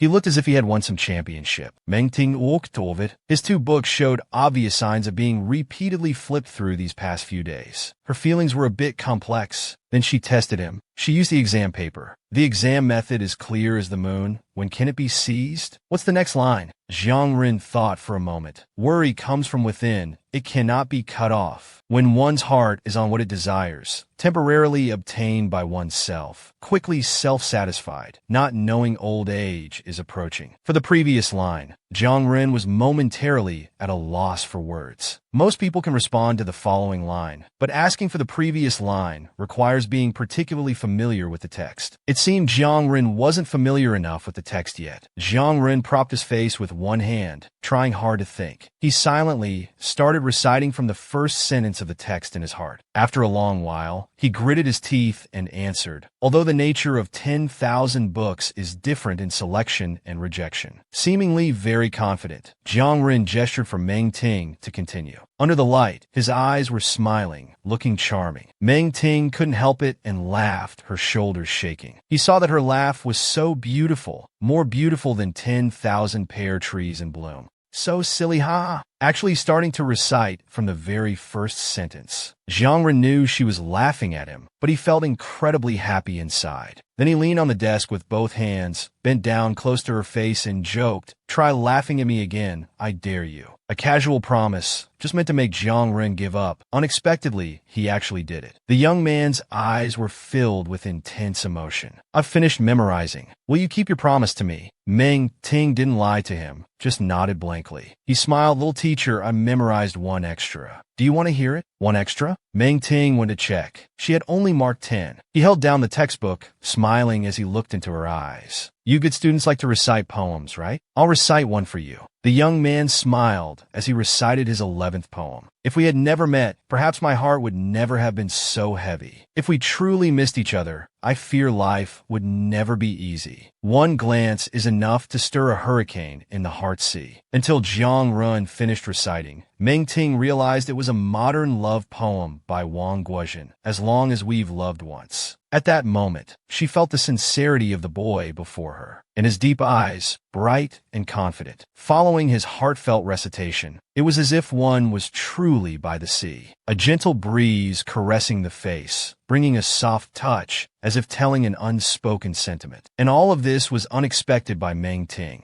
That gentle breeze was blowing into her heart. After coming to her senses, Meng Ting's face turned red. "All right, you win, okay? I'll continue teaching you next week." He smiled a bit wildly. "Why are you hiding? Look at me while I recite it for you." Meng Ting felt it was too embarrassing to hear him recite this. Her ear tips were turning red. Afraid he might recite more, she pushed the book into his hands. "That's enough for today." Seeing Meng Ting's shy expression, Jiang Ren knew he had recited the right thing. He boldly asked for praise. "Don't push your luck." Jiang Ren didn't care. "Then look into my eyes." She looked up at him in surprise. His eyes were bloodshot. For these classical texts, he hadn't slept well for 12 days. He even mumbled in his sleep. For the first time, she realized how difficult it was for him to do something that came so easily to her. Suppressing a laugh, he said, "I wanted to see you sooner. I'm a man. I'll definitely do what I promised." She blinked, seeing the sincerity in his eyes for the first time. Very pure and intense. For someone with a bad temper, memorizing must have been very uncomfortable these past few days. Meng Ting felt her pocket. There was a fountain pen inside, a reward from the school's monthly exam. Jiang Run, hold out your hand. Meng Ting decided to give him this pen as a reward. Jiang Run held out his hand. He looked down to see an ordinary Hero brand fountain pen in his hand, still warm from the girl's touch. Remembering the principle of encouraging struggling students, she said seriously, "You did great." He clutched the pen tightly, feeling warmth in his heart. Like a dumb, lost rookie, he couldn't believe this was really for him. This is a progress award. Meng Ting knew that encouragement was what Jiang Ren needed most right now. In that instant, Jiang Ren felt his energy was almost depleted. Now if he had to memorize 10,000 of those texts, it wouldn't be a problem. Meng Ting didn't linger. After saying goodbye, she turned and left. However, her retreating figure seemed a bit shy, as if she was escaping, probably because of Jiang Ren's poem. Jiang Ren just leaned against the door, watching her leave with a smile in his eyes. He didn't try to stop her.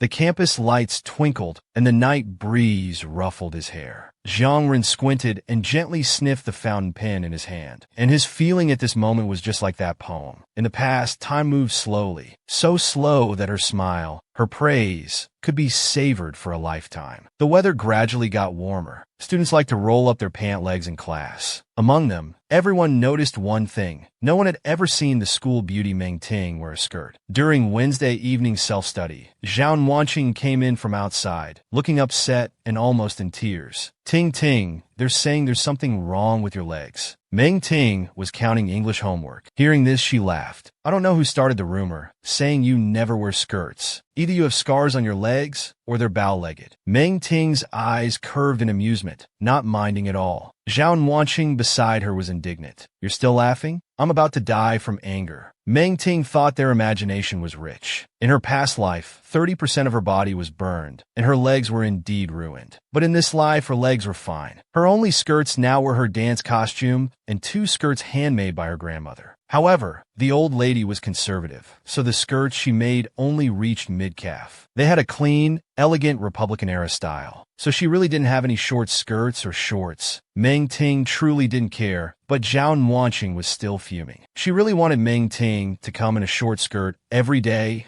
and stun everyone, slapping those people's faces. However, the main character wasn't cooperating. Zhao Wanqing linked arms with her, remembering the sour comments she'd heard. "Ting Ting, when will you wear one?" She had a tone that suggested she wouldn't let her go unless she wore one. Meng Ting's eyes twinkled with amusement. "Do you really want to see?" Zhao Wanqing nodded, extremely excited. "Then are you coming to my dance competition on Friday night?" Meng Ting was also helpless. She only had one short skirt, an extremely short tutu, the kind where you could see the proportionate, slender thigh lines. A ballet dance costume. It took Zhao Wanqing a while to regain her composure. In her impression, Meng Ting was just a bookworm with no other talents. Besides dancing, what else can you do? Meng Ting thought for a moment. "I can play the piano a bit, the violin a bit, some Chinese and chess." At this moment, Zhao Wanqing's worldview was almost overturned. "Damn, Ting Ting, you're practically an all-rounder." She felt like dropping to her knees in awe. "Is there anything you can't do?" The fairy chat ended, satisfying Zhao Wanqing's curiosity. Meng Ting didn't linger any longer, hurrying off to submit her homework. However, Meng Ting wasn't very lucky. Her competition time was drawn for Friday night. But Friday night's self-study was when she tutored Jiang Ren. She wondered if he would agree to have the lesson in advance. Ever since receiving Meng Ting's reward,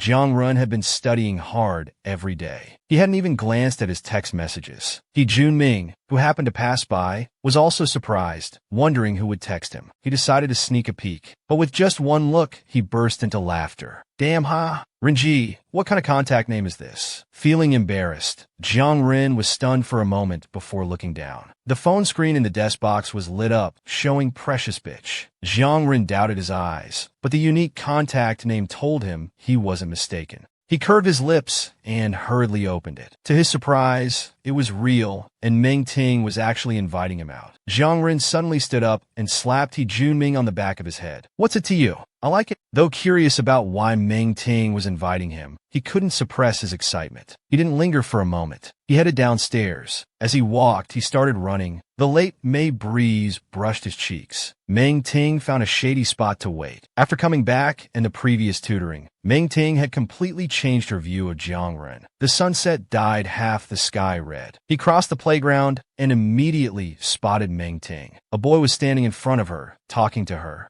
Jiang Ren was very displeased. His irritable syndrome showed signs of flaring up again. He didn't know what the boy said, but she pursed her lips and shook her head. The boy, however, was reluctant to leave. Faced with this situation, Meng Ting was troubled. Just then, Jiang Ren suddenly called out, "Hey, what are you talking about?" The next second, Jiang Ren, unable to squeeze through, grabbed the boy's collar. "Tell me too." The boy, held by his shirt collar, was about to get angry, but seeing who it was, he stammered.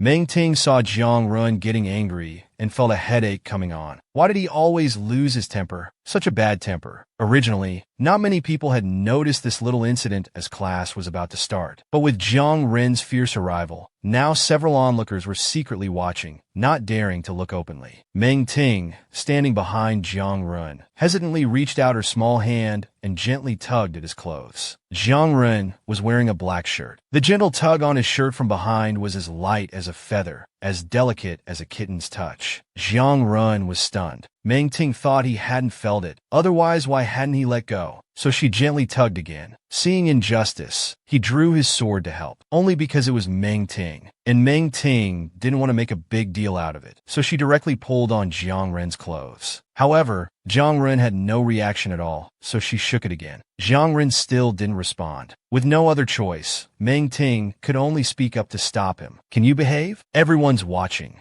It wasn't that Jiang Ren didn't want to move, but at this moment his heart was pounding. Is she acting coy with me? Her little force, not even comparable to a summer breeze, was like a feather tickling his bones. Starting from that spot, a strange feeling spread, making even his tailbone tingle. The boy couldn't see Meng Ting's actions. He was on the verge of tears. "Renji, I didn't mean to. I was just passing by. Class is about to start. Can you let go?" Then, as if he'd seen a ghost, he watched as the school's most notorious troublemaker almost smiled, his expression odd as he released his grip. As if given a new lease on life, the boy quickly ran away. The class bell rang, and the onlookers finally dispersed. He turned around, his eyes dark. Meng Ting asked him, "Class has started. Don't you need to go back for evening self-study?" Jiang Ren drawled, "Our evening self-study? Playing cards, sleeping.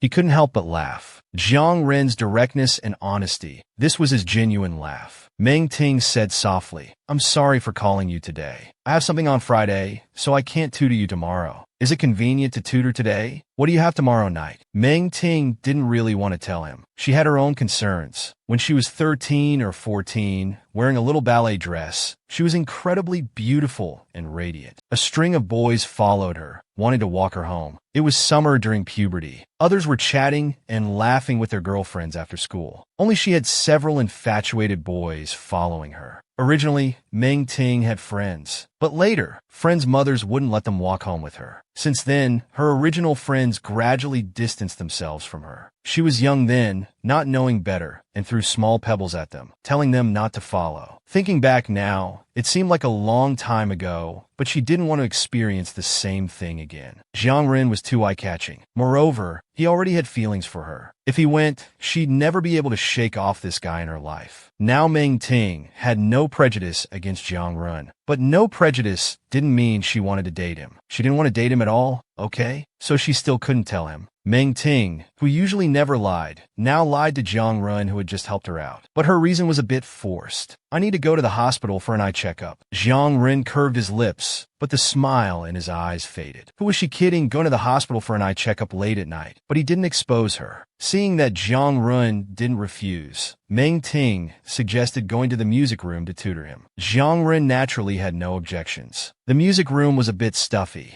Jiang Ren casually turned on the air conditioner and left the window slightly open. There was also a black piano sitting quietly and elegantly in the corner. Meng Ting and he sat down at the table. He took out the notes he had organized for several days. Throughout the tutoring session, only Meng Ting was talking. Jiang Ren just occasionally made a sound of agreement. Meng Ting felt that Jiang Ren was strange today. He was so cooperative. He was originally delighted, cheering inwardly, and finally spared a bit of attention to carefully observe Jiang Ren. He noticed that Jiang Ren's eyes had cooled somewhat, with a hint of cold dimness. His gaze was fixed on the black piano placed in the corner. The window was open, and the warm May breeze blew in. In the sunset, the piano had a kind of elegant gentleness. He wasn't happy. The usually temperamental youth now had an air of restraint about him. Meng Ting thought children who were ostracized for not fitting in when young basically had no childhood. So Meng Ting boldly guessed that he wanted to hear piano music. He didn't say much. When the lesson was over, Meng Ting stood up directly. Suppressing the sudden contraction of his pupils, he wondered, is she going to play the piano? He remembered the night that bothered Jiang Ren the most was Christmas Eve,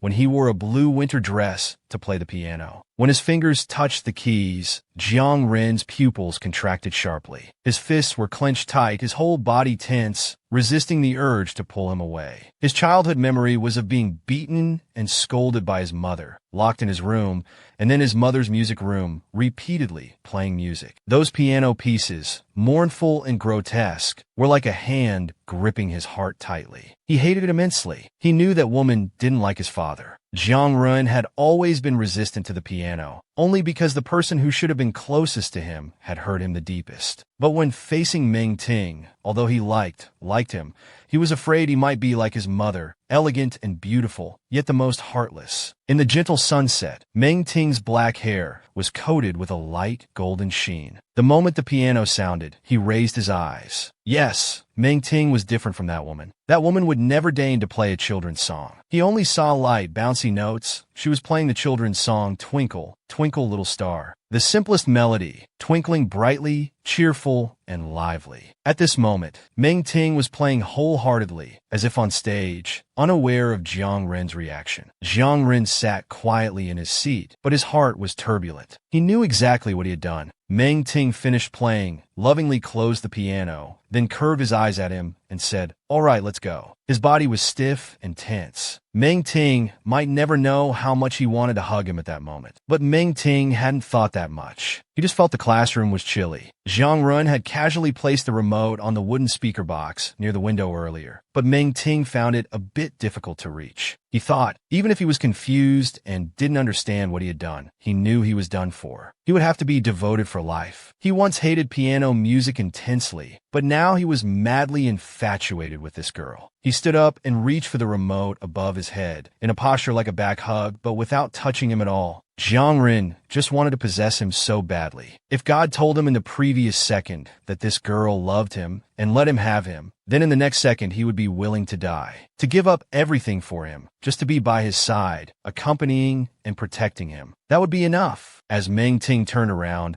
he nonchalantly turned off the air conditioner and said, "All right, let's go." His expression was calm. Thus, from beginning to end, Meng Ting never noticed anything amiss. On Friday night, Meng Ting went to the art hall. The auditions had begun. Meng Ting didn't wear makeup. His features were already delicate and beautiful. Meng Ting tied his long hair up with a white flower bud hair tie. His neck was slender and beautiful, truly a favorite of the creator. However, what made him most emotional was the two lifetimes, 5 years apart, standing here again. The excitement of being able to stand on stage again seemed to surpass the nervousness brought by the competition. In fact, he was also looking forward to it, looking forward to himself standing on stage again. Meng Ting lightly rose on his tiptoes, gently raising his arms. The dazzling lights danced on his ice-pink fingertips. He lowered his arms and looked at the clock on the wall. It was already 9:30. However, he didn't see Zhao Wanqing. Zhao Wanqing had previously patted his chest and said, "Don't worry, Ting Ting. I'll definitely come. I'll even bring my dad's phone to take photos for you." Meng Ting was a bit worried. He then lifted the curtain and looked around, indeed not seeing his good friend. However, he saw an unexpected person. Sujia had come. His mother was an art teacher, so he knew about these events. It wasn't surprising, but it reminded him of his childhood memories, of the chubby boy who always followed him home. He just didn't expect that now he had completely changed his appearance. Recalling past memories and seeing him in such a setting now made Meng Ting feel a bit awkward. But now wasn't the time to worry about that. It was Zhao Wanqing who was concerning. Hopefully, nothing had happened to him. Had Zhao Wanqing arrived? The answer was definitely no. When he happily left the school gate, several mountain motorcycles surrounded him. They stopped him. Zhao Wanqing was scared stiff and wanted to run. The youth on the bike slowly took off his helmet, revealing slightly messy black hair. He was smiling, a mischievous smile. "Where are you going, classmate? I'll take you there." Zhao Wanqing, who was originally prepared to take photos for Meng Ting, was surrounded just as he left the school gate. Zhao Wanqing was scared stiff and wanted to run.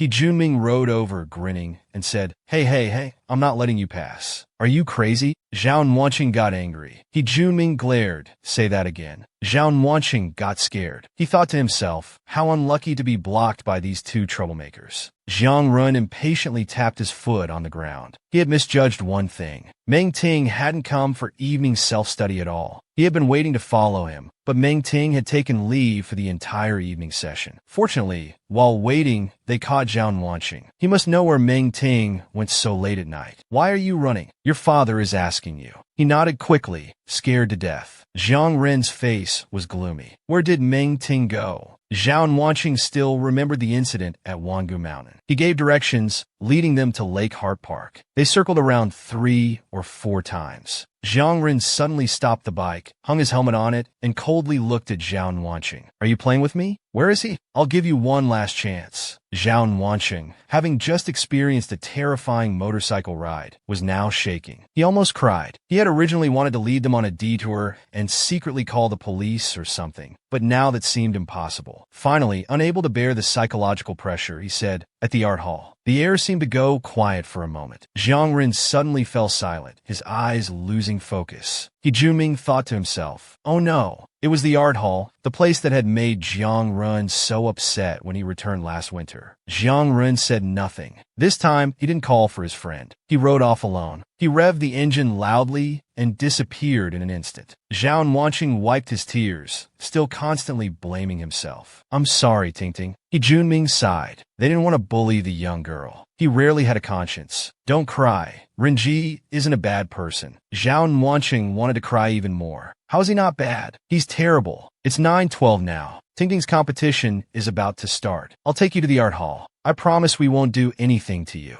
What are you thinking all day? Junming rarely showed kindness. At this time, the art hall was brightly lit, but the square outside was empty. With the sound of a motorcycle, Jiang Ren arrived. Jiang Ren walked in from the dark sky. He remembered that Christmas Eve night was also at this place. He coughed up blood in the light snow. He walked in from the dark sky. The incandescent lights were bright. However, when he could see the stage, the music had already reached its end. The remaining rhythm was soft and low. All the lights went out. The stage lights dimmed. Jiang Ren looked up. Everything around was pitch black. Only the small area of the stage had a patch of gray light. He didn't get to see the entire dance, only catching the final bow. His world turned gray and hazy. He took a step to the right, leaning forward. He woke up with a bow. The fingertips of his right hand gently slid down from midair, forming a beautiful arc. Jiang Ren seemed to forget to breathe, unable to come back to his senses for a long time. He had never seen Meng Ting like this before. When he first met him, Meng Ting's eyes couldn't handle strong light, and he used a white cane, slowly walking out of the campus. But now, he was as beautiful as a fairy. Tiang Rein pleut heavily. The summer air in early June was unprecedentedly dry. His heart felt like it was being squeezed tightly, almost suffocating in this sudden, strange feeling. Jiang Ren felt something was wrong with him. For the first time in his life, he blushed. Even after the next performer on stage had finished and left, he still maintained that position, standing there, his black gloves tightly gripping his neck. He took big gulps of air, like a dying person, his mind in chaos, until he saw Sujia. Sujia's expression was serious, his gaze falling on the stage, yet seeming to look beyond it. Jiang Ren's slow mind thought, should he crush this persistent person? But his body felt weak, his mind in turmoil. He wanted to take a deep drag of a cigarette, but feeling in his pocket, he only found his wallet and phone. Then he remembered. He had quit smoking and couldn't even get angry. Jiang Ren just kept thinking over and over. Why didn't he look at him before leaving the stage? Before Meng Ting changed clothes backstage, he received a text from Zhao Wanqing. Ting Ting, I'll be there soon. I'm sorry. Jiang Run and his friends are coming too. Meng Ting was stunned. Because the performance time was moved up, Zhao Wanqing couldn't make it. In that case, Jiang Ren probably didn't see it either. After changing clothes, Meng Ting left alone. He wanted to avoid Jiang Ren, not knowing how to face him. He must know that Meng Ting had lied to him. However, what he feared came true. A voice calling Meng Ting brought him back to reality. Meng Ting, who had originally planned to leave early after the competition to avoid the crowd, and especially to escape Jiang Ren, was stopped. Unfortunately, just as he walked out of the art hall, someone called out to him. A young man wearing a blue t-shirt, hands in his pockets, standing next to a motorcycle. Meng Ting was stunned. How did Jiang Ren come alone? Where was Zhao Wanqing? Seeing that he wasn't too surprised, Jiang Ren smiled. So, this is what you meant by going to the hospital for an eye checkup? Meng Ting was speechless. His face burned red. He had lied to him the most in his life because he wanted to avoid him the most. But Jiang Ren's eyes showed no blame. Still, he had lied, so he simply looked away towards the distance. Jiang Ren looked at his fair little face and, for once, didn't push further. Let's go. I'll take you home. Meng Ting was confused. He had lied to him, yet he accepted it so easily. Jiang Ren had already inserted the key, swung his long leg over the bike, and lazily said, "Come on." Meng Ting stood still. "But I need to wait for Zhao Wanqing." Jiang Ren didn't care. Isn't the performance over? What use is it for him to come now? Junming will take him home. Hearing this, Meng Ting was stunned again. I should still call him to confirm. Jiang Ren raised an eyebrow, but wasn't in a hurry. Fine, go ahead and call him. Meng Ting called. Zhao Wanqing's sad voice came through. Ting Ting, I'm sorry. I couldn't come and cheer for you. Zhao Wanqing looked around hopelessly. He had sworn he'd never ride in Junming's car. Junming didn't mind, just waiting with him. You won't get a car in this godforsaken place. Eat shit. Zhao Wanqing's temper flared, but he didn't argue. He just cursed silently. This jerk must have been raised on placenta. I'll make you eat a pound of it someday. Zhao Wanqing was always playful. Meng Ting felt relieved and told him to go home early. Seeing Meng Ting hang up, Jiang Ren urged him to get on the bike. Meng Ting didn't want to ride his bike. He felt the bus was safer. When he used to ride a bicycle to school, he had once ridden on Jiang Ren's bike and was deeply traumatized. Jiang Ren knew what he was thinking about. It must have scared him last time. Have you ever slowed down for someone? Just like the old times, always wanted to go slower, a bit slower. Jiang Ren, used to speeding, compromised this time. He softly said, "Summer night, insects chirping, rising and falling, as if telling stories of the past." Jiang Ren took the helmet and walked towards him. His big eyes were moist, about to refuse. Jiang Ren looked down, put the helmet on him, and gently fastened it with his fingers under the black gloves. Behind the glass visor, he opened his eyes wide, on the verge of tears. Jiang Ren couldn't help but smile. I'll ride slowly this time. Promise I won't scare you. He felt very uncomfortable touching the heavy helmet. He seemed to still have a teenager's disdain. The domineering aura made him feel uneasy even breathing. What about you?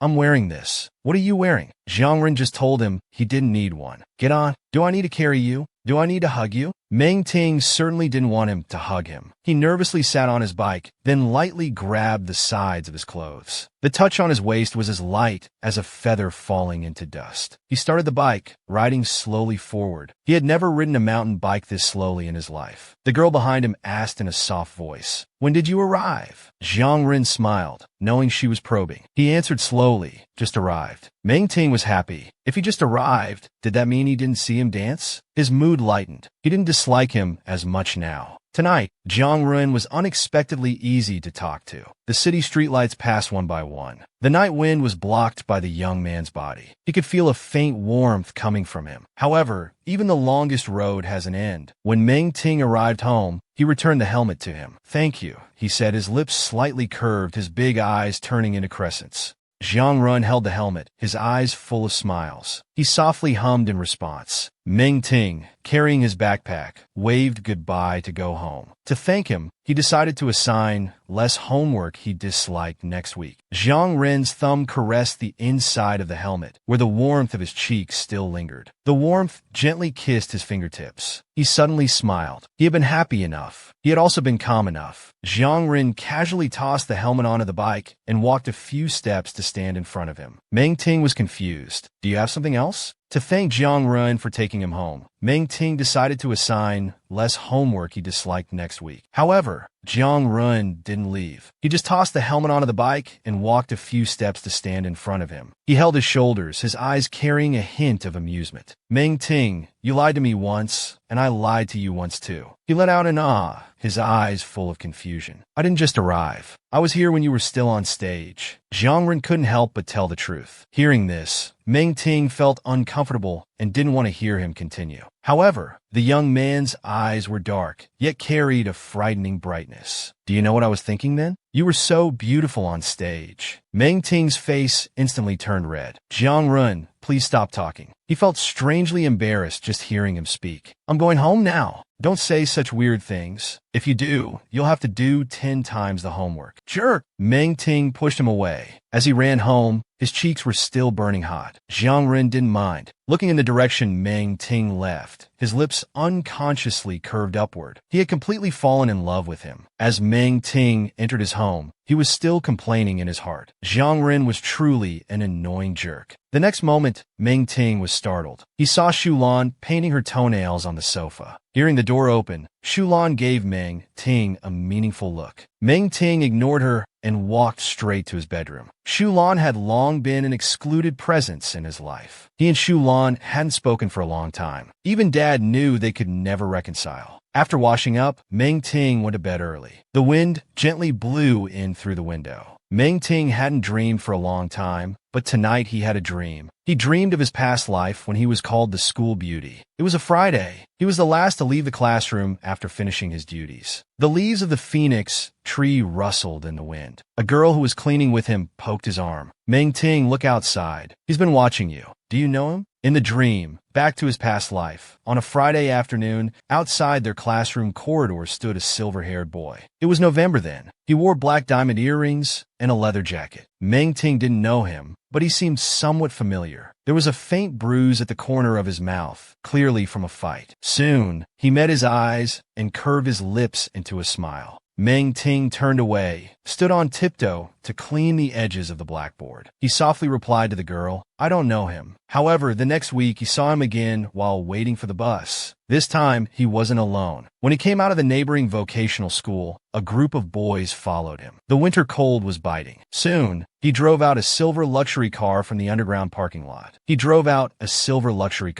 Almost all the students at the bus stop looked over. Naturally, many people knew him. Titles like vocational school bully, school beauty's boyfriend, and so on. Junming, sitting in the passenger seat, casually glanced at the bus stop as they passed. That girl over there is so pretty. I'm gonna go meet her. Jiang Run didn't look back, just said flatly, no. Jiang Run was quiet for a while, then said something surprising, because I like him. Juming was stunned for a long time. What, really? When did you meet him? Jiang Ren couldn't hide the smile at the corner of his mouth, his eyes sparkling. It was during road construction. Meng Ting couldn't take the bus and was riding a bicycle borrowed from his uncle when the silver-haired boy stopped him with a smile. The boy's hand rested on his bicycle handlebar, smiling slightly. Will you be my girlfriend? The autumn wind was cool. Meng Ting thought he had misheard. He remembered the rumors about this person and felt angry. I didn't say I wanted to or not, the boy said firmly, without a doubt. He shook his head, lips pale. No. Jiang Run continued asking, do you know me? Meng Ting nodded slightly, seeming somewhat surprised, his eyes fixed on him, wanting him to give a reason. In his previous life, Meng Ting's reason for rejecting Jiang Ren was simple and blunt. I don't like you. Meng Ting clearly remembered that he had only met him 3 times and never had a good impression. Fighting, not studying well, early dating, unfaithful. He was a worse suitor than the average person.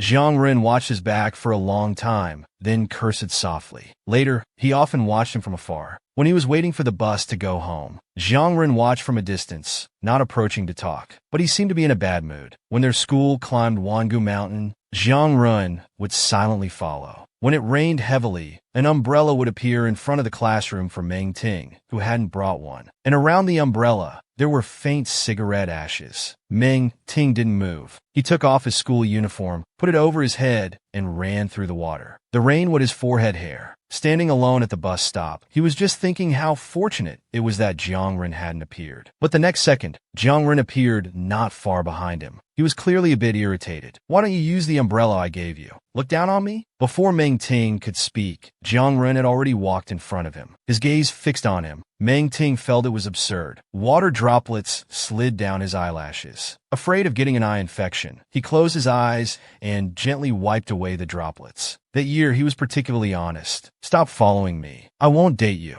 His eyes were pitch black. "What's wrong with me? Tell me, I'll change." The boy's eyes were full of sincerity, yet with a hint of temper. Meng Ting didn't take it seriously. He just wanted a new toy, and he didn't want to be his new toy. It was that simple. Meng Ting never thought he genuinely liked him. His most memorable encounter was when he chased after the bus Meng Ting was on for a long time, his gaze intense. It was drizzling outside, raindrops covering the glass, blurring the view. He didn't look back at him. The bus eventually left his figure far behind. Later, on the last day of summer vacation in the second year of high school, Shulan told Meng Ting she liked Jiang Ren and hoped Meng Ting would stay away from him. He agreed and kept his word, having no more interactions with Jiang Ren. However, fate was cruel. While he was focused on getting into a good university, a big fire broke out at home during his third year of high school. It was during nap time. Shulan was trapped inside the fire, and Meng Ting went back to save her without hesitation. In the end, he was burned by the fire, while Shulan was unharmed. When she later woke up in the hospital and slowly recovered, Jiang Ren had long since returned to seclusion. Meng Ting received many flowers and fruits from visitors, including several boys who had openly or secretly liked her. Teenage feelings are the most naive and simple. Though she no longer had a pretty face, she remained strong, smiling and thanking them. She never saw Jiang Ren again until her death, so Meng Ting never thought he was serious. She forgot about him for years after that. She only heard that he inherited the massive Junyang group, but became a murderer. Until she lived again, Jiang Ren reappeared in her life, passionate as fire, domineering as heaven. This dream was so long, containing all her memories of Jiang Ren. When daylight came and Meng Ting woke up, she was still a bit disoriented. Her previous life was too short. Jiang Ren was like a dragonfly touching water in her life, fleeting and weightless. She didn't know why she dreamed of him. Her heart felt strange. Meng Ting felt its beating. For some reason, she felt as if she had never really known Jiang Ren in her previous life. She vaguely realized that Jiang Ren might not have been joking. His gaze on her was intense. When she inadvertently looked back, she couldn't help but think of him preparing an umbrella for her, then anxiously waiting at the bus stop, hoping she would use his umbrella, and exploding when she came in the rain. Meng Ting suddenly wanted to know what he had said back then. Why he left history. Why, after having money and power, he ended up becoming a murderer. She could only guess, never knowing the truth. In her previous life, Jiang Ren's love for Meng Ting was still as sincere and obsessive as it is today. That day he chased her for an entire street, shouting angrily and reluctantly. She heard nothing through the car window and the light rain. Meng Ting suddenly wanted to know what he had said back then. Why he left this world. Why, after having money and power, he ended up becoming a murderer. She patted her cheeks to wake herself up. None of that could happen again. She could only guess, never knowing the truth. She went to school on Monday, which was also the day to tutor Jiang Ren. He really wasn't suited for studying. When he handed in his homework, Meng Ting was dumbfounded in classroom 101. She looked through each one in front of him. Over 10 questions. In the end, she gave him 2 small red marks. He didn't interrupt. All the untouched parts were wrong. Jiang Ren felt a bit embarrassed, like a child who had done something wrong. Meng Ting wasn't angry. She helped him find the reasons. We've done similar ones before. Do you remember? Jiang Ren remembered nothing. Meng Ting explained it to him again. He frowned, listening intently. However, due to his poor foundation, many parts were still unclear to him. A thunderclap sounded, and it started raining. Without warning, it poured heavily and suddenly. Meng Ting looked out the window, inexplicably recalling that dream. The cigarette ash next to that umbrella, and him chasing her in the rain, shouting at the top of his lungs. Summer was rainy, the weather changing constantly. Jiangren looked at the rain outside, his thoughts stirring. Did you bring an umbrella? Meng Ting didn't. It was sunny during the day. Who would have thought it would suddenly rain heavily at night? With thunder and lightning, he seized the opportunity. How will you get back? Meng Ting had planned to wait for the rain to lighten. But when the bell rang, the night sky was lit up by lightning and the rain hadn't stopped. Meng Ting was truly worried. She felt that last night's dream was so unlucky, like a bad omen. One night, she dreamed of Jiang Run from her past life, chasing a bus in the rain, and the next day it rained during tutoring, but she didn't bring an umbrella. Just as the dismissal bell rang, Jiang Ren's phone buzzed. It was from He Junming. Renji, are you still at school? Want me to bring your car over? Looking at the message, Jiang Ren pondered for a moment, then quickly replied with 2 words, don't bother. Soon after, the lights in the teaching building went out one by one. Jiang Ren turned to Meng Ting. Let's go, little teacher. School's out. Meng Ting knew waiting wasn't an option. Xu Yang couldn't find her, and her dad was probably still at work. She had no choice but to follow Jiang Ren out of classroom 101. Jiang Ren locked the door, then glanced at her. Then he started taking off his t-shirt. Meng Ting vaguely guessed what he was up to and felt her scalp tingle. What are you doing? He replied without a hint of embarrassment. Taking you home, of course. Jiang Ren moved swiftly. The young man was fit and muscular, with powerful arm lines, a beautiful six-pack, and a narrow waist that looked strong. Jiang Ren put the shirt over her head. There, let's go. Meng Ting's face reddened. I don't want this. Can't you put your shirt back on? She tried to pull the shirt off her head, but he held it down. Don't. What's wrong? You don't like it? I haven't smoked in a long time, and I change into clean clothes every day. It wasn't that she disliked it. The shirt had his scent. Though not fragrant, it was bursting with pheromones. Why did he have to cover her with his shirt and run with her in the rain? It was silly. The shirt could only cover her hair and body, but she would still get wet. He was taller than her, so when she looked up, she saw his muscular chest. Wasn't he embarrassed? Meng Ting tried to reason with him. This is useless. The rain is too heavy. I'll still get wet. He held down her fidgeting hands. Just behave, will you? He covered her small head with the shirt, leaving only her eyes visible. Meng Ting, muffled, said, You're crazy. He replied fiercely, I said it's fine, so it's fine. Then he pulled her along as they ran. Meng Ting was furious. After just a few steps, the shirt was indeed wet. At that moment, she really wanted to kill this bastard. I told you it wouldn't work, but you didn't believe me. Let me go. Jiang Ren wouldn't. Rainwater flowed down his shoulders. He held her palm, which was burning hot. Around them, there was only the sound of raindrops. Yet he felt incredibly exhilarated. He had done it. He really didn't want to smoke anymore.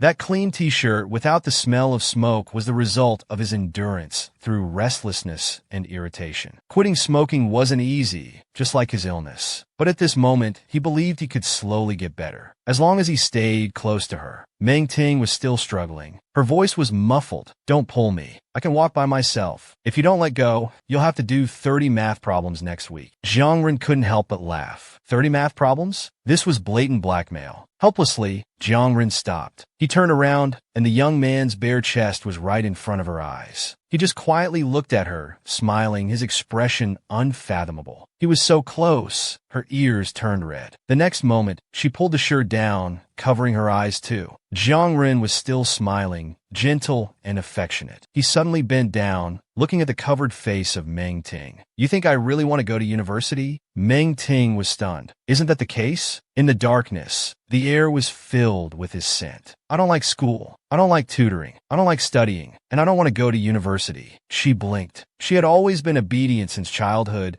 and couldn't quite understand why he disliked everything. If he didn't like it, why was he still studying? He tugged at the shirt on her head, revealing her watery, shy eyes in the night. I can't do any of those problems you give me. She was a bit confused. If he couldn't do them, why did he work so diligently? As if he could? The homework sheets were always filled out. She had even felt sorry for him before, wondering how someone could be so slow, unable to learn no matter how much she taught. Tiang Ren smiled. Why do you think I spend hours scribbling every day? Jiang Ren raised his hand and gently touched her cheek. The rain had wet her eyelashes. He gently wiped them away. Because if I write, I can see you again next time. Meng Ting's heart was pounding. She didn't know how to react to his actions and words. Meng Ting lowered her eyes. After a long while, she came to her senses. Then don't write anymore. He raised an eyebrow. right? Why not? I've got nothing else to do anyway. He spoke with such ease that it carried a certain charisma. I'll try my best, but I might never make it into your class. Meng Ting wanted to say something more. Although they were already soaked, it was still better to get less wet. He pulled her towards the bus stop, disregarding Meng Ting's thoughts. It was long past school dismissal time. The bus stop was empty at this hour. He reached out to take back the soaked shirt. Tiang Lane spoke seriously, yet it seemed casual as he said, I really haven't smoked this time, and I won't in the future. I've been trying hard on exams. It's been a long time since my name appeared on the criticism list. Meng Ting, I also haven't had a seizure in a long time. Jiang Ren couldn't help but curl his lips. He felt he was getting better, becoming like a normal person, able to control his emotions. Suddenly, his heart felt soft. A simple, but Jiang Ren was overjoyed inside. He understood this was her affirmation of him, and also the first time she had acknowledged him. At that moment, he felt like he was really getting closer to her. Zhao Wanqing, who had been waiting at the bus stop for a long time, suddenly widened his eyes, looking ahead in disbelief. A bus was slowly approaching. Zhao Wanqing was so excited he jumped up, wanted to grab He Junming's neck and shout, "See? There's a bus!" He Junming looked as if he'd seen a ghost when the bus came. Damn it! Zhao Wanqing laughed loudly. You're done for. You have to eat shit. He Junming cursed silently. Crazy woman. Zhao Wanqing persisted. You said it yourself. You have to eat it. He Junming dismissed it. Are you stupid enough to believe that? Zhao Wanqing got angry. You're a man, yet you don't keep your word. You just said, did I say anything? She rattled on like popping beans, forgetting her fear of Yi Junming and his group. Then she started her lion's roar, shouting at Yi Junming, you have to eat shit. If once isn't enough, then twice. If twice isn't enough, then 3 times. Finally, Zhao Wanqing simply circled around him, repeating the same phrase over and over. He Junming couldn't take it anymore. He was nearly driven mad until the matter was finally dropped. But because of this, he had nightmares for several days. After all, who could have thought that a place that rarely had buses would actually have one show up? Anyway, it was all in the past. Even if that phrase came true, it didn't matter. If I don't comply, what can a little girl like her do to me? Just thinking about this, He Junming couldn't help but look towards Jiang Ren in the front row. The scariest thing would be if Jiang Ren really scored 530 points. What would he do then? His oldie family might be finished. He Junming was so scared he shuddered, not daring to think further. Fortunately, he knew Jiang Ren's grades were terrible. Seeing the test papers being handed out, He Junming was most nervous about Renji. How much did you score? They had all seen Jiang Ren's efforts lately, plus the midterm top student tutoring. They thought Jiang Ren must have improved a lot. Jiang Ren's face looked grim. He stared at the paper in front of him like it was his enemy. Jiang Ren irritably tossed the paper aside. That 8 is in the 1's place, the 10's place is 3. My math score is 38 points. He Junming breathed a sigh of relief. He could still be a man. Renji, let's go play after school. Relax a bit. What's that saying? Work and rest in balance, right? I have to write English homework. At this moment, Jiang Ren's face was full of gloom. How could he be in a mood to play? He Junming had known him for 7 or 8 years. It was the first time he heard him say such a thing. Liking someone is really scary. How much do you have to give to get their affection? Han opened his phone to show Jiang Ren. Renji, this way isn't very useful. You love studying, but studying doesn't love you. Why don't you give her these? Don't girls all like these things? It's sure to work. The image showed a pair of crystal shoes. Han was just browsing the forum and gave a random example. But when Jiang Ren saw it, his expression brightened. The first person he thought of was Meng Ting. She would look great wearing them. Send me the link. Jiang Ren's words were unquestionable. They're not for sale. It's for some design competition. Jiang Ren insisted on that pair, without any hesitation. Those are real crystal shoes. Han was distressed. He had just clicked on a random post. Who knew Renji would actually take it seriously? He thought for a moment. Renji, why don't we buy a similar pair? It has to be this one. Jiang Ren was clear about his goal. He had to get it no matter what. Jiang Ren glanced at the date. Send me the post. Then he walked out of the classroom alone, seemingly having made some kind of decision. Faced with Jiang Ren's behavior, the two were very confused. After all, those conditions were too harsh. Shooting 10 bullseyes, climbing 70 meters. That's 70 meters. It's life-threatening. Yet Jiang Ren just went for it. Fong Tan scrolled to the bottom of the post to show them. He must have seen this. That post was exaggerating mystically, even explaining the original meaning of high heels. Basically, there was a man whose wife was very beautiful. To prevent his wife from going out, he designed high heels that were difficult to walk in. Initially, it was to imprison someone's heart. So this My Princess style was created. Make her fall in love with you.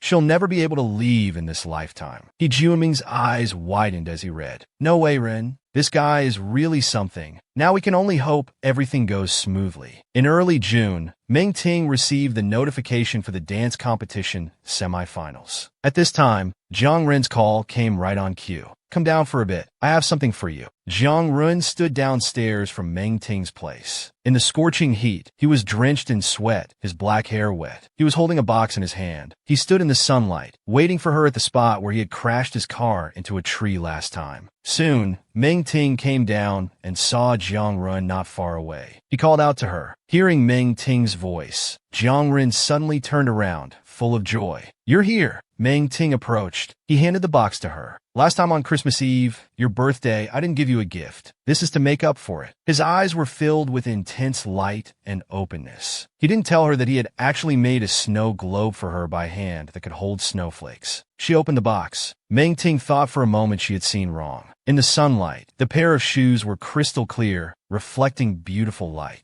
Jiang Ren didn't speak, but his eyes were bright and passionate. Meng Ting also didn't speak for a long time. Besides shock, she was also at a loss. Jiang Ren pushed the box forward again. Meng Ting stepped back, quickly waving her hands in refusal. She also wondered where Jiang Ren got such a thing. Her gaze shifted, and the crystal shoes fell onto his hand holding the box. At noon in June, he wore a pair of black gloves. The gloves wrapped his slender fingers tightly. Meng Ting pointed at the gloves and asked, "What's wrong with your hands?" He stiffened, not knowing how to answer. "Just take it if I'm giving it to you. It's not expensive. Someone else gave it to me. What's the use of me keeping this thing?" Meng Ting pursed her lips, knowing Jiang Ren was lying. She softly said to him in the shade, "Come a bit closer." Jiang Ren went over, his tall figure in front of her, still holding the box. She extended her fair hands. "Give me the box. Take off your gloves." Jiang Ren spoke irritably, fiercely. "Why do you women have so many issues?" She just looked at him insistently, not speaking, her hands still raised. It was supposed to be a simple gift-giving, but Meng Ting demanded he remove his gloves. Jiang Ren just wanted to quickly divert her attention. Feeling frustrated inside, he pretended to be fierce. "You're not afraid of me now, huh?" However, his tea-colored eyes looked at her, moist and vulnerable. Jiang Ren knew he couldn't out-stubborn her. He softened again. Reluctantly, he had to take off his gloves. Fine, you can look." He took off his gloves. His palms were sweaty. His long, strong fingers had swollen joints, and his hands were covered in wounds. How did he get those wounds? Meng Ting felt a mix of heartache and confusion. She was naive but smart. Jiang Ren could only answer truthfully. "Climbing 70 meters high. Even normal people can't handle it. I slipped twice. My fingers can't even straighten now." Maybe it was because the sun was too strong. He felt like he was melting. Meng Ting heard her own soft voice. "Is this the prize?" Jiang Ren didn't describe the competition in detail, just simply grunted in agreement. His eyes stung. If she hadn't asked, was he not planning to tell her? At that moment, Meng Ting thought he was so silly, not just in studies but even in giving gifts. The shoes in the box were clearly too big. She couldn't wear them at all. However, for the first time, she didn't say they were ugly. Instead, she closed the lid. "Thank you.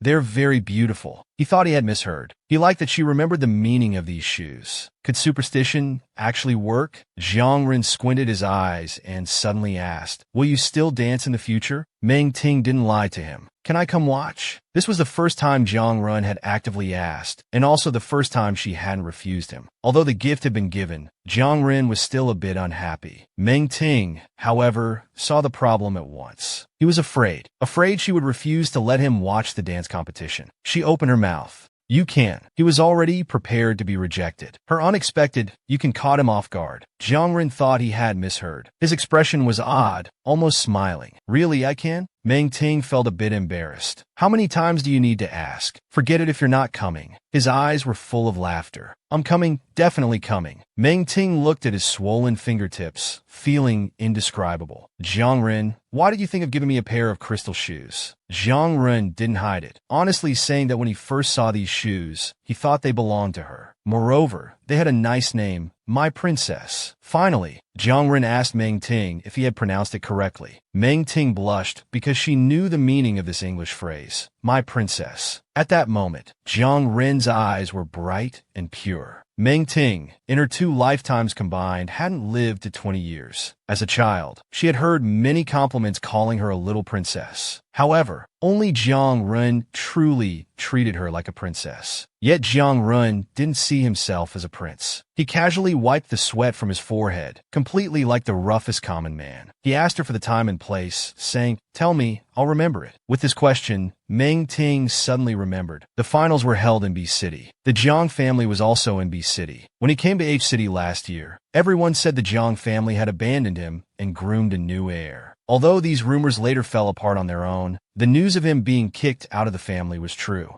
June 18th, at the Bishi Swan Hotel. Jiang Ren's expression changed slightly. He didn't speak. Meng Ting looked at him. He didn't seem to want to go back. But this year, the Jiang family had donated to the school. This was enough to prove that Jiang Ren hadn't been abandoned. So why was he still unwilling to go home? He lowered his eyes. After his fingers paused for a moment, he casually stuffed the gloves back into his pocket. I see. Meng Ting was surprised. His attitude had changed so quickly. Jiang Ren looked at Meng Ting's expression, feeling something was a bit strange. Seeing her still standing there, carefully looking at him, he found it amusing. What's wrong? Why aren't you going back? Can't bear to leave me? Meng Ting thought he was so shameless. She wasn't at all. She was just thinking that if he didn't want to go home, there must be a reason for it. However, he casually said, "All right, remember, you should go home now. It's hot outside." On June 17th, at the airport, Jiang Ren had just bought a bottle of water and was about to drink when he heard someone call his name. Immediately after, the sound of footsteps approached. When Shen Yuqing came over, she walked with an extremely graceful gait. Jiang Ren. Jiang Ren looked over, not immediately remembering who she was. Soon he recalled and cursed inwardly. Damn, this woman is his dark history. Shen Yuqing spoke first. Jiang Ren, I heard you're going back to B City. Jiang Ren didn't answer, but was a bit confused. How did she know? He clearly remembered that only he Junming knew about this. At the time, he thought he was going back to inherit the family business. Upon learning that Jiang Ren was only going back for a few days, he guessed it was probably related to Meng Ting. Jiang Ren didn't deny it, feeling quite pleased. If someone had overheard their conversation and spread it, that would make sense. Shen Yuqing said demurely, "Can we start over?" Although she said it like that, her tone naturally carried a hint of arrogance. Actually, in her heart, she looked down on Jiang Ren. If she had known earlier that he was still the Jiang family heir, she would never have agreed to break up back then. Jiang Ren, however, showed no mercy. Get lost. When did we ever start anything? Shen Yuqing suppressed her inner displeasure. He never said sweet words, never hugged her, never kissed her. His temper was very bad, and it was said he had some mental issues. But Jiang Ren was truly generous, more generous than any man she had ever met. Shen Yuqing tried to reconcile, her eyes looking pitiful, but her chin slightly raised. Weren't we in a relationship before? Tiang Ren left mockingly. I never touched you. You only touched my wallet. Jiang Ren screwed the bottle cap on and laughed. This woman really thought she was something. He knew he wasn't outstanding, so he wasn't good enough for Meng Ting. But who did Shen Yuqing think she was? Jiang Ren threw the water bottle, hitting the trash can perfectly. He didn't look. He just said 2 words emotionlessly. Move aside. At the appointed time,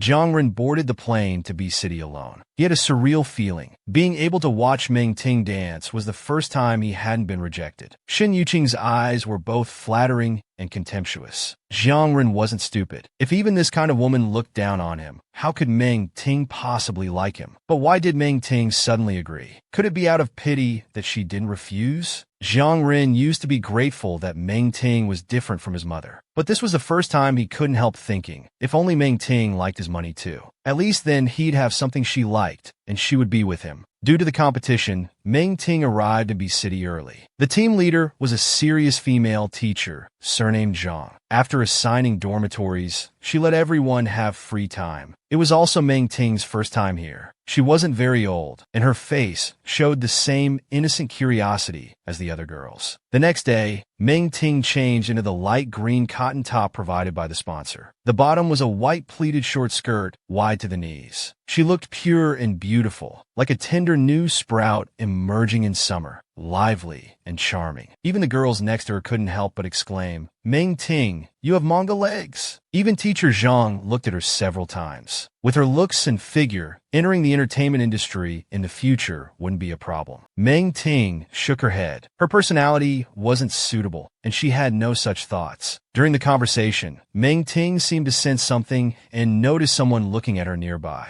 It was none other than Jiang Ren. Meng Ting didn't understand why he came so early. Even the competing contestants hadn't all arrived yet. He was under the tree in the early morning. Dewdrops were half frozen. He looked a bit tired and lazy. Seeing her look over, he flashed a smile. For some reason, she remembered him when he first participated in the math Olympiad. He rode a motorcycle, dressed quite rebelliously back then. Silver hair, ripped jeans. The security guard thought he was a gangster. They didn't let Jiang run in. But now, he no longer had silver hair. His previous flamboyance had moved from his appearance to his core. Meng Ting noticed all these changes. He really worked hard. Without hesitation, Meng Ting told Chenine that a friend had come and she needed to go out for a while. She stood with him under the tree. Sunlight filtered through the gaps between the leaves onto Jiangren. It's still a long time before the competition. The earliest we might get our numbers is 10 o'clock. Jiangren didn't speak. He just quietly looked at her, at that unique her. A dewdrop fell on top of her head. She was caught off guard and felt a chill. Jiangren was entranced, his face turning red. Meng Ting raised her hand, blinking, wanted to touch the chilled spot, but felt a bit soft and sticky. She couldn't help but smile. He reached out to protect her head, brushing off the morning dew. His voice was a bit hoarse. "I know he's just afraid of missing out. He's already missed twice." It was also the first time Jiangren saw her wearing such a youthful skirt. She was already naturally beautiful. Standing here together, many people looked their way. The morning breeze moved her white skirt. She held a cup of soy milk, lowering her eyes to bite the straw. So obedient and cute. Jiangren looked down at her. "I didn't eat dinner or breakfast. I'm starving. Can you share some with me?" Meng Ting looked up and met his eyes. She said seriously, "You can go buy breakfast." He couldn't help but laugh. So stingy? She wasn't stingy, but she had already eaten the bread, and the bread wasn't very tasty. Jiang Ren's eyes held a hint of laughter. "Little teacher, please, can I have just one bite?" She kept a straight face. "It's not good." But Jiang Ren wasn't picky. Meng Ting hesitated. She lowered her eyes and gently broke off a piece she hadn't eaten. The young girl's cheeks were slightly pink. She raised her small face, her long lashes touched by the moisture in the air, and gave him the bread. "Are you feeding a cat?" Such a tiny bit. Though his words showed dissatisfaction, they were sweet. Meng Ting's face turned red. "Not that side. I've eaten from there." He knew she was easily embarrassed. Unable to say what she wanted to say, he could only take that small piece and eat it. The young girl's cheeks were slightly pink. She raised her small face, her long lashes touched by the moisture in the air, and gave him the bread. His tea-colored eyes were clean and clear, without a hint of pretense. He knew she was easily embarrassed and couldn't say what she wanted to, so he could only take that small piece and eat it. "Teacher Meng Ting is back." Chen Yin's words broke this rare moment. Meng Ting panicked. She knew food wasn't allowed inside. She was looking for a trash can. "Tiang Rei left. Give it to me. I'll throw it away for you."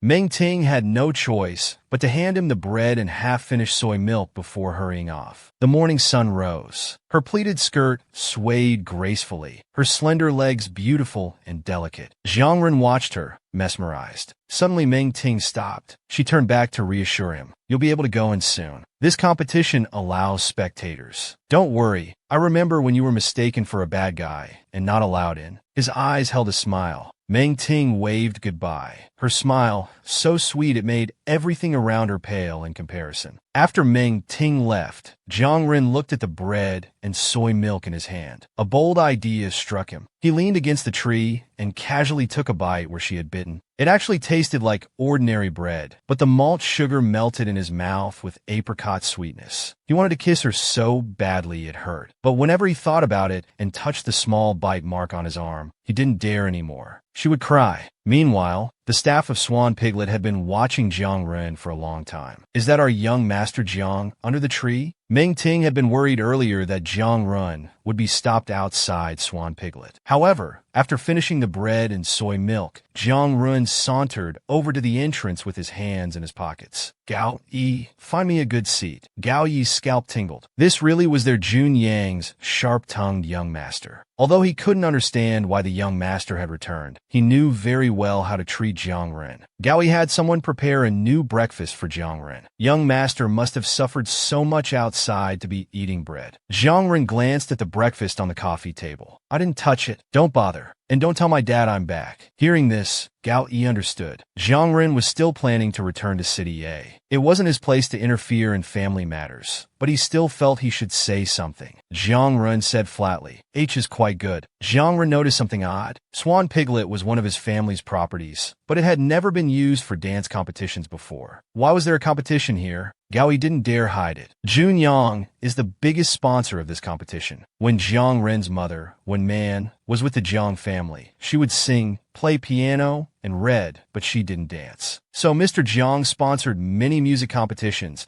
but never put money into dance competitions. Who sponsored this one? Jiang Ren's gaze turned cold. Gao Yi didn't need to say more for Jiang Ren to understand. It was when Ray, his mother's so-called brother, adopted from an orphanage and entrusted to his father, that sucker, to take care of. When Rui was 7 years older than Jiang Ren, just turning 25 this year. By rights, Jiang Ren should call him little uncle, but Jiang Ren was naturally rebellious. He was like a little wild wolf, giving face to no one. Latir, when he understood. Not only did he not dare to let Jiang Ren call him little uncle, he even followed others in calling him young Master Jiang. He must be very happy now that I'm gone. Gao Yi knew the truth but smiled and said, How could that be? You are Mr. Jiang's heir. Jiang Ren gave a bitter laugh. He wasn't interested in who Rui brought, but suddenly he didn't want Meng Ting to participate in this competition. Although he didn't want that bastard Rui to see him, he was afraid she would be disappointed. And he had another reason he couldn't speak of. During his rebellious youth, he was full of defiance. There was supposedly a classmate who liked him, but after meeting the refined Rui, her affections shifted. He Junming, who was in the same class as Jiang Ren at the time, found out about this and theorized to Ren. Could he be intentionally trying to steal your things? Jiang Ren scoffed, squinting his eyes with a cigarette between his fingers. I don't care. A coward like Rui, this is all the scheming he's capable of. Jiang Ren didn't care about others, only Meng Ting. At that moment, the host's passionate voice announced the start of the dance competition. At the judges' table, Zhu Yixuan was whining. Young Master Wen, what's so good about this? If you want to watch, I can dance for you. I studied performance. I can do the guitar dance. When Rui patted his hand, don't be silly. This is preparation for the launch of the Jusher property. Zhu Yixuan felt relieved. Phew. Zhu Yixuan's smile lasted until Group A's number 8 took the stage. Then it finally cracked. There's a type of person born for the stage. When Meng Ting was on stage, she seemed to shine. Starlight with a youthful innocence, yet also carrying an elegance about to bloom. When the music started, Meng Ting quickly got into character. With youthful innocence, yet also carrying an elegance about to bloom. She was very focused and didn't seem nervous at all. The second floor actually had the best view. Jiang Ren watched mesmerized and couldn't help but sigh. So beautiful. She didn't look like a dancer, but like a real little swan. Every spin was filled with freedom and abandon. Jiang Ren's pupils were dark, but his eyes were bright. If that young girl was a star in the sky, his eyes seemed to be the heavens encompassing that star. Gao Yi thought, oh crap, no way. Given the young master's lawless and tyrannical personality, if he really fell in love, would he ask him to bring the girl over later? Gao Yi was inwardly weeping. Wasn't it agreed that old Mr. Jiang liked talented women and young Master Jiang despised them? How did the information they gathered suddenly change? Young Master Jiang, what do you think of her dancing? Jiang Ren didn't answer. Gao Yi boldly said, actually, it's just average. Haha, I think there are better ones coming up. Jiang Ren remained silent. After a long while, when she had left the stage, Gao Yi finally heard the entranced young master slowly say, what did you just say? You like that young lady? At that moment, he saw the starry, gentle light in young Master Zhang's eyes. Jiang Ren smiled and admitted it. Jiang Ren was so honest that Gao Yi didn't know how to respond. Gao Yi, if I'm very, very good to her, do you think she might like me? Gao Yi wanted to wake him up. Don't you think about your father's fate? What do you father and son have besides money? You don't need to answer. Shut up, young Master Jiang said calmly. Gao Yi felt like he had aged 10 years. He helped young Master Jiang deceive himself, saying perfunctorily, "That's right." Jiang Ren liked hearing this. "I'll give you a raise later." Jiang Ren left, laughing heartily, in a very good mood. Before going downstairs, he took the thermos filled with milk that Gao Yi had prepared for him. He squatted under a tree without caring about his image. When the sunlight filtered through the tree shade and fell on young Master Jiang, he stood up the moment he saw her. Under the June heat, his black hair was covered in sweat. Meng Ting ran towards him. "Jiang Ren, why are you here? Didn't the staff let you in?" He had agreed to come watch her dance. If he had been out here in the heat for so long, Meng Ting felt distressed just thinking about it. "No, I just came out. I saw you dance. It was very beautiful." He was very happy, his big eyes shining brightly. Meng Ting had just finished dancing and was feeling relaxed. She was truly happy, soft and gentle. "Thank you," he said, placing the cup in her hand. "Here's some milk. Replenish your energy after dancing." She stood there dazed, holding it with both hands. At that moment, the teacher in charge also came out. It was time for Meng Ting to go. Coming, "Teacher Zhang." Meng Ting turned her head to respond. Jiang Ren paused, recognizing her teacher. Meng Ting probably didn't want to be seen with him by her teacher. Jiang Ren turned to leave. Meng Ting, holding the thermos, walked a few steps with Teacher Zhang. The milk was still hot, with an especially gentle and warm fragrance. Suddenly, Meng Ting realized, had Jiang Ren been waiting for a long time? It was so hot outside, his forehead was covered in sweat. Meng Ting didn't know what impulse drove her to turn her head back. The summer sun was scorching. He stood there casually, his posture relaxed. Seeing her look back, he flashed a bright, unguarded smile. He wasn't the popular, refined type of handsome that made people's hearts flutter. In Zhao Wanqing's words, he even had an inherent bad boy aura. He looked like trouble, definitely not a good guy. But at this moment, Meng Ting wanted to say he seemed completely different from before. Jiang Ren was stunned. He saw Meng Ting smiling so sweetly. In that instant, it felt like everything he had said to Gao Yi would definitely come true. The two who were walking in opposite directions stopped. However, Meng Ting didn't know why, but she felt her heart swelling. She called out to Teacher Zhang, "You go ahead first. I'll be right there." At that moment, Meng Ting let go of her prejudice against Jiang Ren. In her eyes, Jiang Ren was no longer that rebellious youth from before. A gentle breeze blew.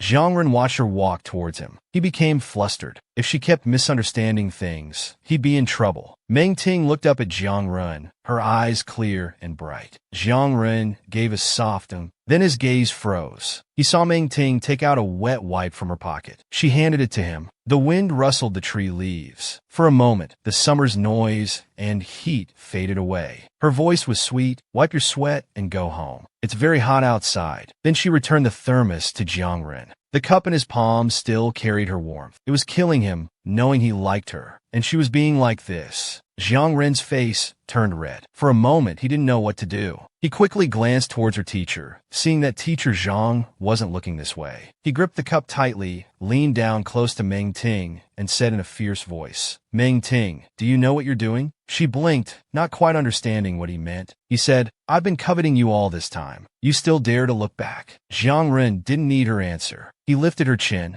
Lowering his head, the little swan was before his eyes. The blazing sun gradually lost its color. She widened her eyes. A heavy warmth touched her cheek. This rascal. He kissed her when no one was looking. The moment Jiang Ren raised his head, his eyes were full of tenderness. Meng Ting touched her cheek, also feeling flustered from the heat. Jiang Ren said, "If you don't leave now, then don't leave at all." The startled little swan finally left him, running towards her teacher and teammates. Jiang Ren looked at the wet wipe and milk in his hand. How silly. He chuckled softly. She must like him a little bit. At night, Meng Ting and Teacher Zhang came to Swan Lodge. The organizers wanted to invite Meng Ting to participate in a promotional video shoot. Regardless of tomorrow's results, Meng Ting was very suitable for their company's theme. The one speaking was none other than Wen Rui, Jiang Ren's so-called young uncle. Teacher Zhang let out a sigh of relief, her eyes brightening, happy for Meng Ting. But the always obedient and quiet Meng Ting said, "Thank you, but I don't want to shoot a promotional video." when Rue smiled and asked, "Why not?" His patience was good. This budding young girl's voice was also very sweet. Meng Ting pursed her lips. "I just want to go home after the competition is over." When Rue looked at her silvery white skin under the light, speaking very softly as if afraid of scaring her. "I'm the CEO of the Junyang branch. We'll send you home after the shoot, okay?" Perhaps this would be an opportunity for others, but Meng Ting had her own thoughts. Meng Ting stood up, bowed to him, and refused again. "Thank you, but I don't want to shoot a promotional video." Meng Ting's reason for refusal wasn't just that. She sensed something strange about the person in front of her, especially his eyes. Meng Ting turned to look at Teacher Zhang behind her. "Teacher, let's go back." Teacher Zhang could only say, "All right." A dark look flashed in Rue's eyes. He twirled his glass, seeming to make some kind of signal. Sure enough, the servant beside him nodded slightly, having received the signal. The servant quickly brought out a cake that had been prepared in advance. "Miss, sir has prepared a cake for you and your teacher. Please eat before you leave." After saying this, a barely noticeable sinister smile appeared on the servant's face. Just as Meng Ting was about to refuse, Teacher Zhang suddenly received a phone call, needing her to go get a list and competition rules. When Rue concealed his inner excitement, Teacher Zhang can come back from Meng Ting later. Seeming to sense the approaching danger, Meng Ting grabbed Teacher Zhang's hand. "I'll go with you." "Can I?" At that moment, Meng Ting was truly panicked. She had never been afraid when facing Jiang Ren because she knew he wouldn't hurt her. But when Rue in front of her was different. She didn't like him from the first glance. This person had given off a very dangerous feeling since entering the room. So she absolutely couldn't stay here, especially not alone. However, Teacher Zhang hadn't sensed any danger at all and insisted on leaving Meng Ting there. Meng Ting felt a terrifying sense of abandonment. As she was about to follow Teacher Zhang out, she was stopped by the servant holding the cake. "Miss, please have some cake." Helpless, Meng Ting could only watch as Teacher Zhang left. With the closing of the door, Meng Ting's heart sank. The servant stepped forward, pressuring her again.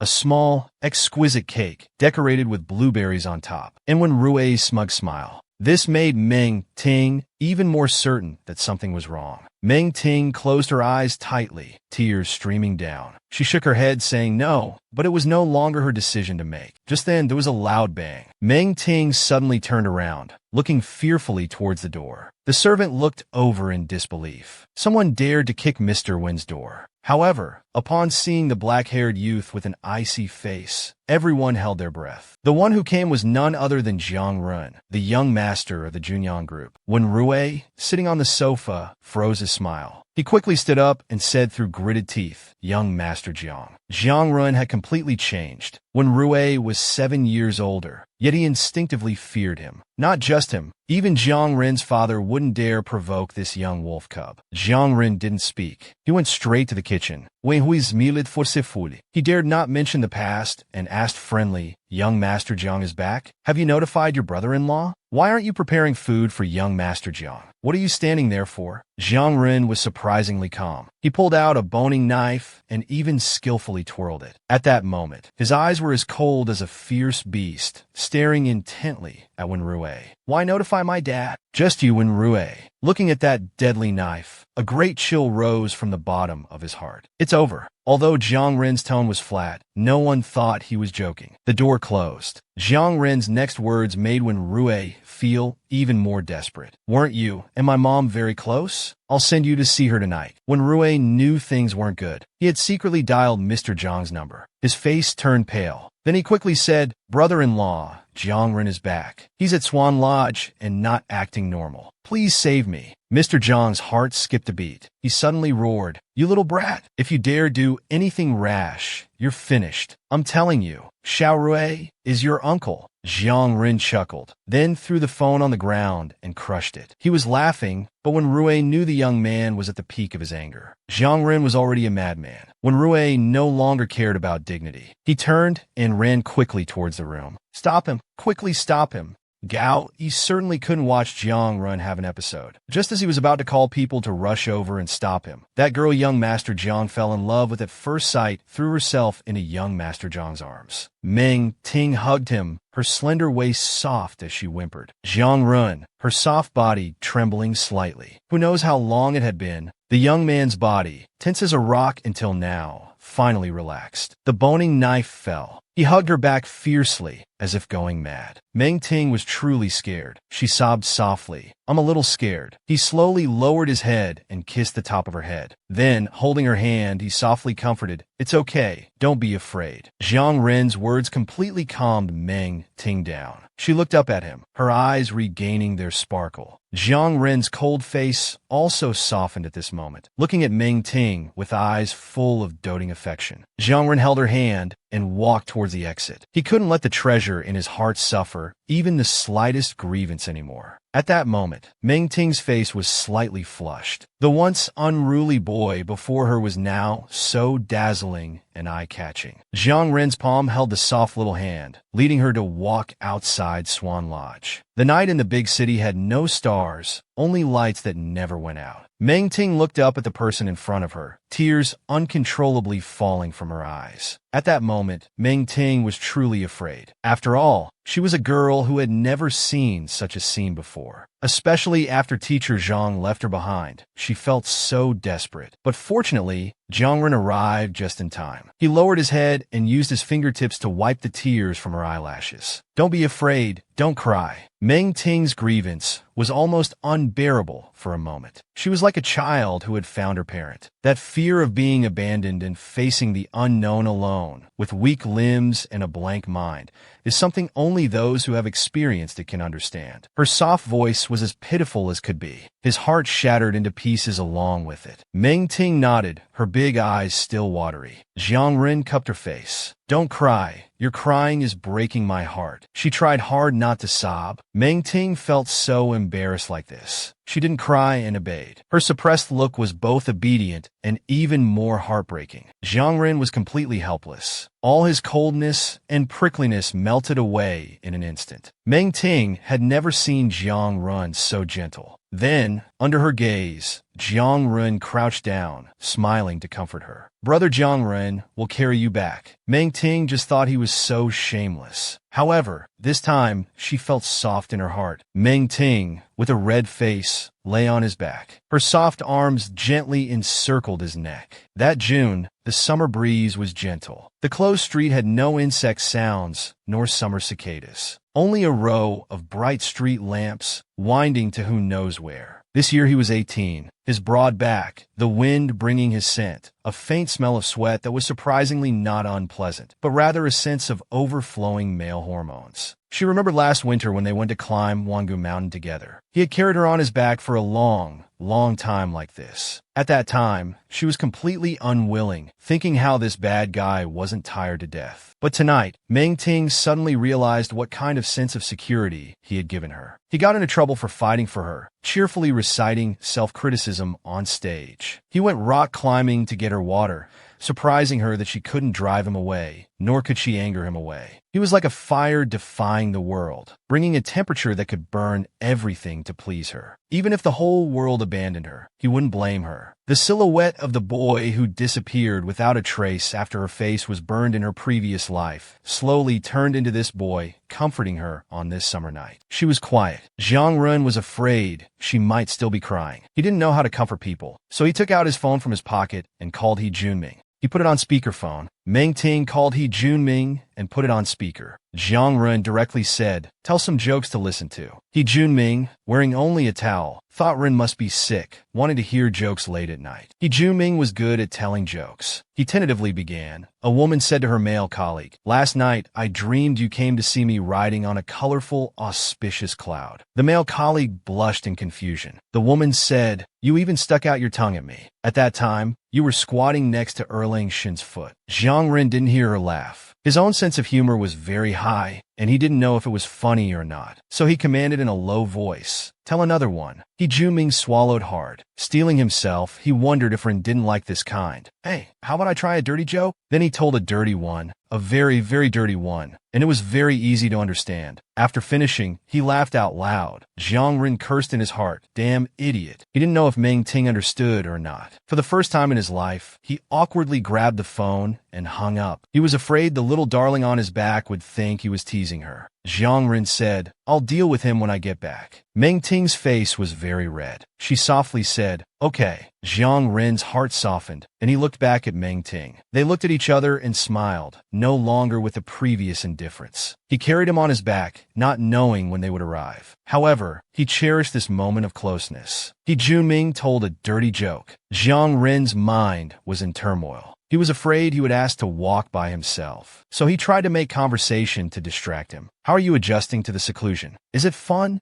Meng Ting nodded. "They just taught me how to play cards." Jiang Ren raised an eyebrow. This he could engage with. "What did you play?" "Fight the landlord." At this moment, Meng Ting had already forgotten about what happened earlier. Jiang Ren was also thinking about it, and instead teased him. After learning that Meng Ting had won, Jiang Ren chuckled and quickly praised, "Tintin is so smart." Meng Ting suddenly felt a bit shy. Jiang Ren said, "What do you want to play? I'll teach you next time." After learning that Jiang Ren knew many games, Meng Ting fell silent. He suddenly remembered the bet he made with Jiang Ren before. It was also a guessing game. At that time, Jiang Ren lost to him who knew nothing. Thinking back now, no wonder he wasn't surprised at all when he won. It turns out he deliberately let him win. Noticing Meng Ting on his back had gone quiet, Jiang Ren cursed inwardly. Did he think he was uneducated? Why did he tell him these things? He took a deep breath and quickly changed the subject. Is dancing tiring? Under the streetlight, he could see the boy's neat black hair and also felt his awkwardness and hidden unease. It turns out that long ago, he was already trying to treat him gently. The boy's voice was hoarse and stiff. Through the June night, it suddenly hit his heart hard. It's Jiang Ren. His heart was pounding. With a red face, he quickly and lightly kissed his well-defined profile. That kiss was like a dragonfly touching water, or a gentle breeze brushing the face. So light that if not carefully felt, it might be mistaken for an illusion. However, Meng Ting's lips carried a warmth not belonging to the night. His closeness had a faint diffusion of a girl's fragrance. On such a summer night, even an illusion would be enough to make one's heart race out of control. Moreover, it wasn't an illusion. Jiang Ren, who had been walking steadily, suddenly stopped. Meng Ting released his arms from around his neck and slowly covered his own cheeks. His small hands were slightly cool, making his cheeks feel even hotter. He felt his heartbeat, strong and rapid, transmitted from the young man's heart to his body. How could he think of kissing him, and actually did it? Jiang Ren paused for a long time. Apart from his strong heartbeat that he could hear, he seemed to have no reaction. Then he began to continue forward as if nothing had happened. Only his chaotic and hurried steps betrayed his feelings. As he walked, he suddenly laughed loudly. His laughter was joyful, as if he had secretly gained a whole world. Meng Ting's face was bright red. He wanted to cover his mouth. "Stop laughing. Everyone's looking. It's so embarrassing." He put him down. Under the streetlight, the girl's cheeks were flushed. Meng Ting lowered his head, not daring to look at him. But the more he did so, the harder his heart beat. He lifted his chin, making him look at himself. "I didn't feel wrong. I'm not dreaming. Did you kiss me?" He didn't speak. Can't this bad guy stop asking? Jiang Ren's pupils contracted sharply. "Meng Ting, you really kissed me, didn't you?" "No, it's not." He went to pat his hand. "You're not allowed to ask anymore." His eyes were blazing, as if he didn't need an answer. They were full of unrestrained joy. Jiang Ren was really afraid he would regret it. "You kissed me, so you have to take responsibility for me. You know you don't dare. If you dump me, you're finished." Meng Ting couldn't bear such a gaze. He raised his arms, crossing them to cover his face. His muffled voice came from behind his elbows. "My dad doesn't allow me to date early. Are you going to listen to him or to me?" He covered his face even tighter. Seeing his pitiful state, he felt a pang in his heart. He pulled his hands down. He lowered his head, letting him cover his eyes. "Okay, now I can't see." Meng Ting took a light breath. His small hands covered his eyes. He felt it. He closed his eyes, bending down to get closer to him. Meng Ting had never thought that one day he would be with someone he had rejected all his life. It felt so strange. He looked at the boy who was much taller than him. The cool breeze brushed his cheeks, but it couldn't dispel the heat at all. He took his small hands down and gently kissed his fingertips. "Meng Ting, you're taking advantage of the fact that I like you," he said softly. Those almond eyes were wet. Perhaps in his obedient and sensible 17 years of life, he had never been so helpless. Jiang Ren didn't want to force him, but he had already been restraining himself enough. He held back his smile, met his eyes, and threatened in a fierce tone, "Give me an answer. Meng Ting, do you really want me to die at your hands?" Meng Ting looked into his dark pupils, trying to control his flushed cheeks. Not wanting Jiang Run to continue questioning, he asked, "Then what do you suggest we do?" Meng Ting didn't know what to do either. To allow him to date early, he didn't dare, let alone dating Xiao Jiang. Meng Ting's eyes reddened. He told him the truth. "My dad really won't agree. If he knows I dare to date early, he'll break your legs." Jiang Run said, "Let him beat me to death then. As long as you like me, it's fine." He wasn't joking at all. His cheeks were still flushed pink, and his eyes were wet. Jiang Ren repeated his previous words. "I'm not joking." He had been holding back, originally feeling helpless and wanting to cry, but ended up laughing with a pfft. Meng Ting, it was the first time he saw someone laugh so carelessly about dating. "What do you mean, really? I won't agree with you."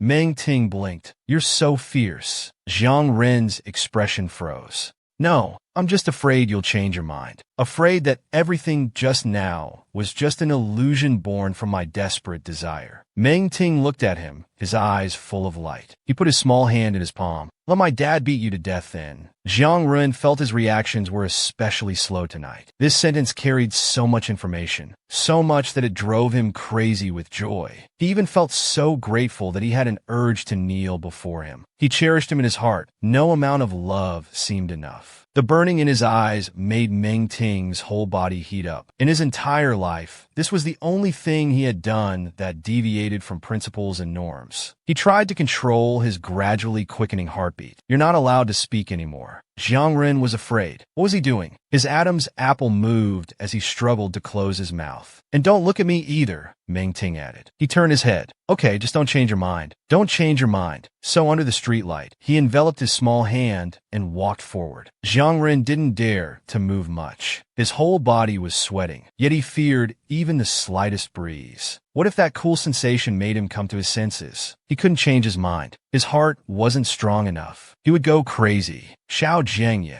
who had grown up in this city, didn't even know where he was walking. Later, when he finally calmed down a bit, Jiang Ren carefully asked him where to go back to. Meng Ting shook his head. He was feeling very disappointed now. When Teacher Zhang left earlier, maybe he really thought it was no big deal. After all, when Rui was young and promising, and also an investor in the event, Teacher Zhang might have thought that the villa at Swan Lodge was safe. He'd only be gone for a while, and nothing would happen to Meng Ting. He even hoped Meng Ting would agree to shoot the promotional video. However, at that moment, Meng Ting was truly scared and helpless. He thought for a long time, then asked Jiang Ren, "You said the competition is legitimate. Is that true?" Jiang Ren replied softly and honestly, "The judges are all famous dancers." A faint light sparkled in his eyes. "Then I'll go back to the hotel and wait for the competition to end." "Okay," Jiang Ren said. "Don't be afraid when I'm here." When facing Teacher Zhang again, Meng Ting felt a mix of emotions.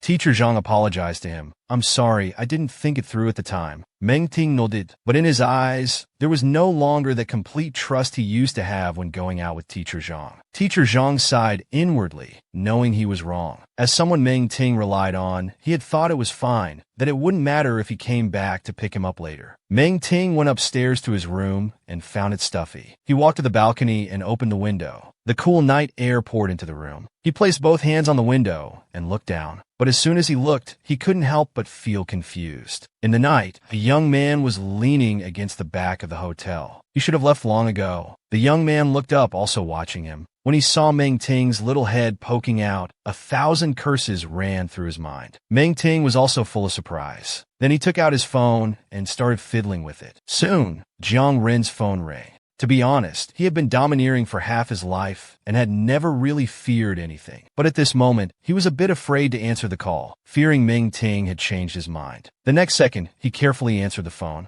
"Jiang Ren, why haven't you left yet?" Jiang Ren looked up at him. "Do you want to hear the truth?" Of course, Meng Ting wanted to hear the truth. "I'm afraid I'm dreaming. If I wake up, he'll be gone." From afar, he had a sense of unreality. Had he really won him over? "I just thought about it carefully," he said in a soft voice. Meng Ting spoke slowly. However, the young man downstairs felt like he was being stabbed in the heart, or like a death row inmate awaiting his final verdict. These good students sometimes care the least about promises. A simple, "I wasn't thinking clearly earlier," or "I was impulsive" could erase everything. Jiang Ren's voice was sharp and bitter. "Don't say any more. Go to sleep. I'm leaving. Don't you have a competition tomorrow?" Meng Ting left softly. With a hint of sweetness, he asked, "Were you very happy just now?" His heart was racing. Now he wanted to kick every tree he saw to relieve his nervousness. Finally, suppressing the tremor in his voice, he said, "Can I come up to see you?" He felt his cheeks burning as he rested on the cool breeze. He had never been in love before and didn't know what this strange, tender, and sweet feeling in his heart was. Jiang Ren really wanted to just give his heart to him, the sweetness lingering in his chest, longing for him. And he might never know that when he spoke so earnestly and seriously, it made his heart melt completely. Jiang Ren didn't even know how he got back. When he returned to his apartment outside the military academy, took a shower, and messed around for a while, he looked at the clock, and it was already 4 a.m. However, his eyes were bright, and he wasn't sleepy at all. He called He Junming, ready to share the good news with him. He Junming was on the verge of breakdown, barely conscious. He called out, "Brother Ren."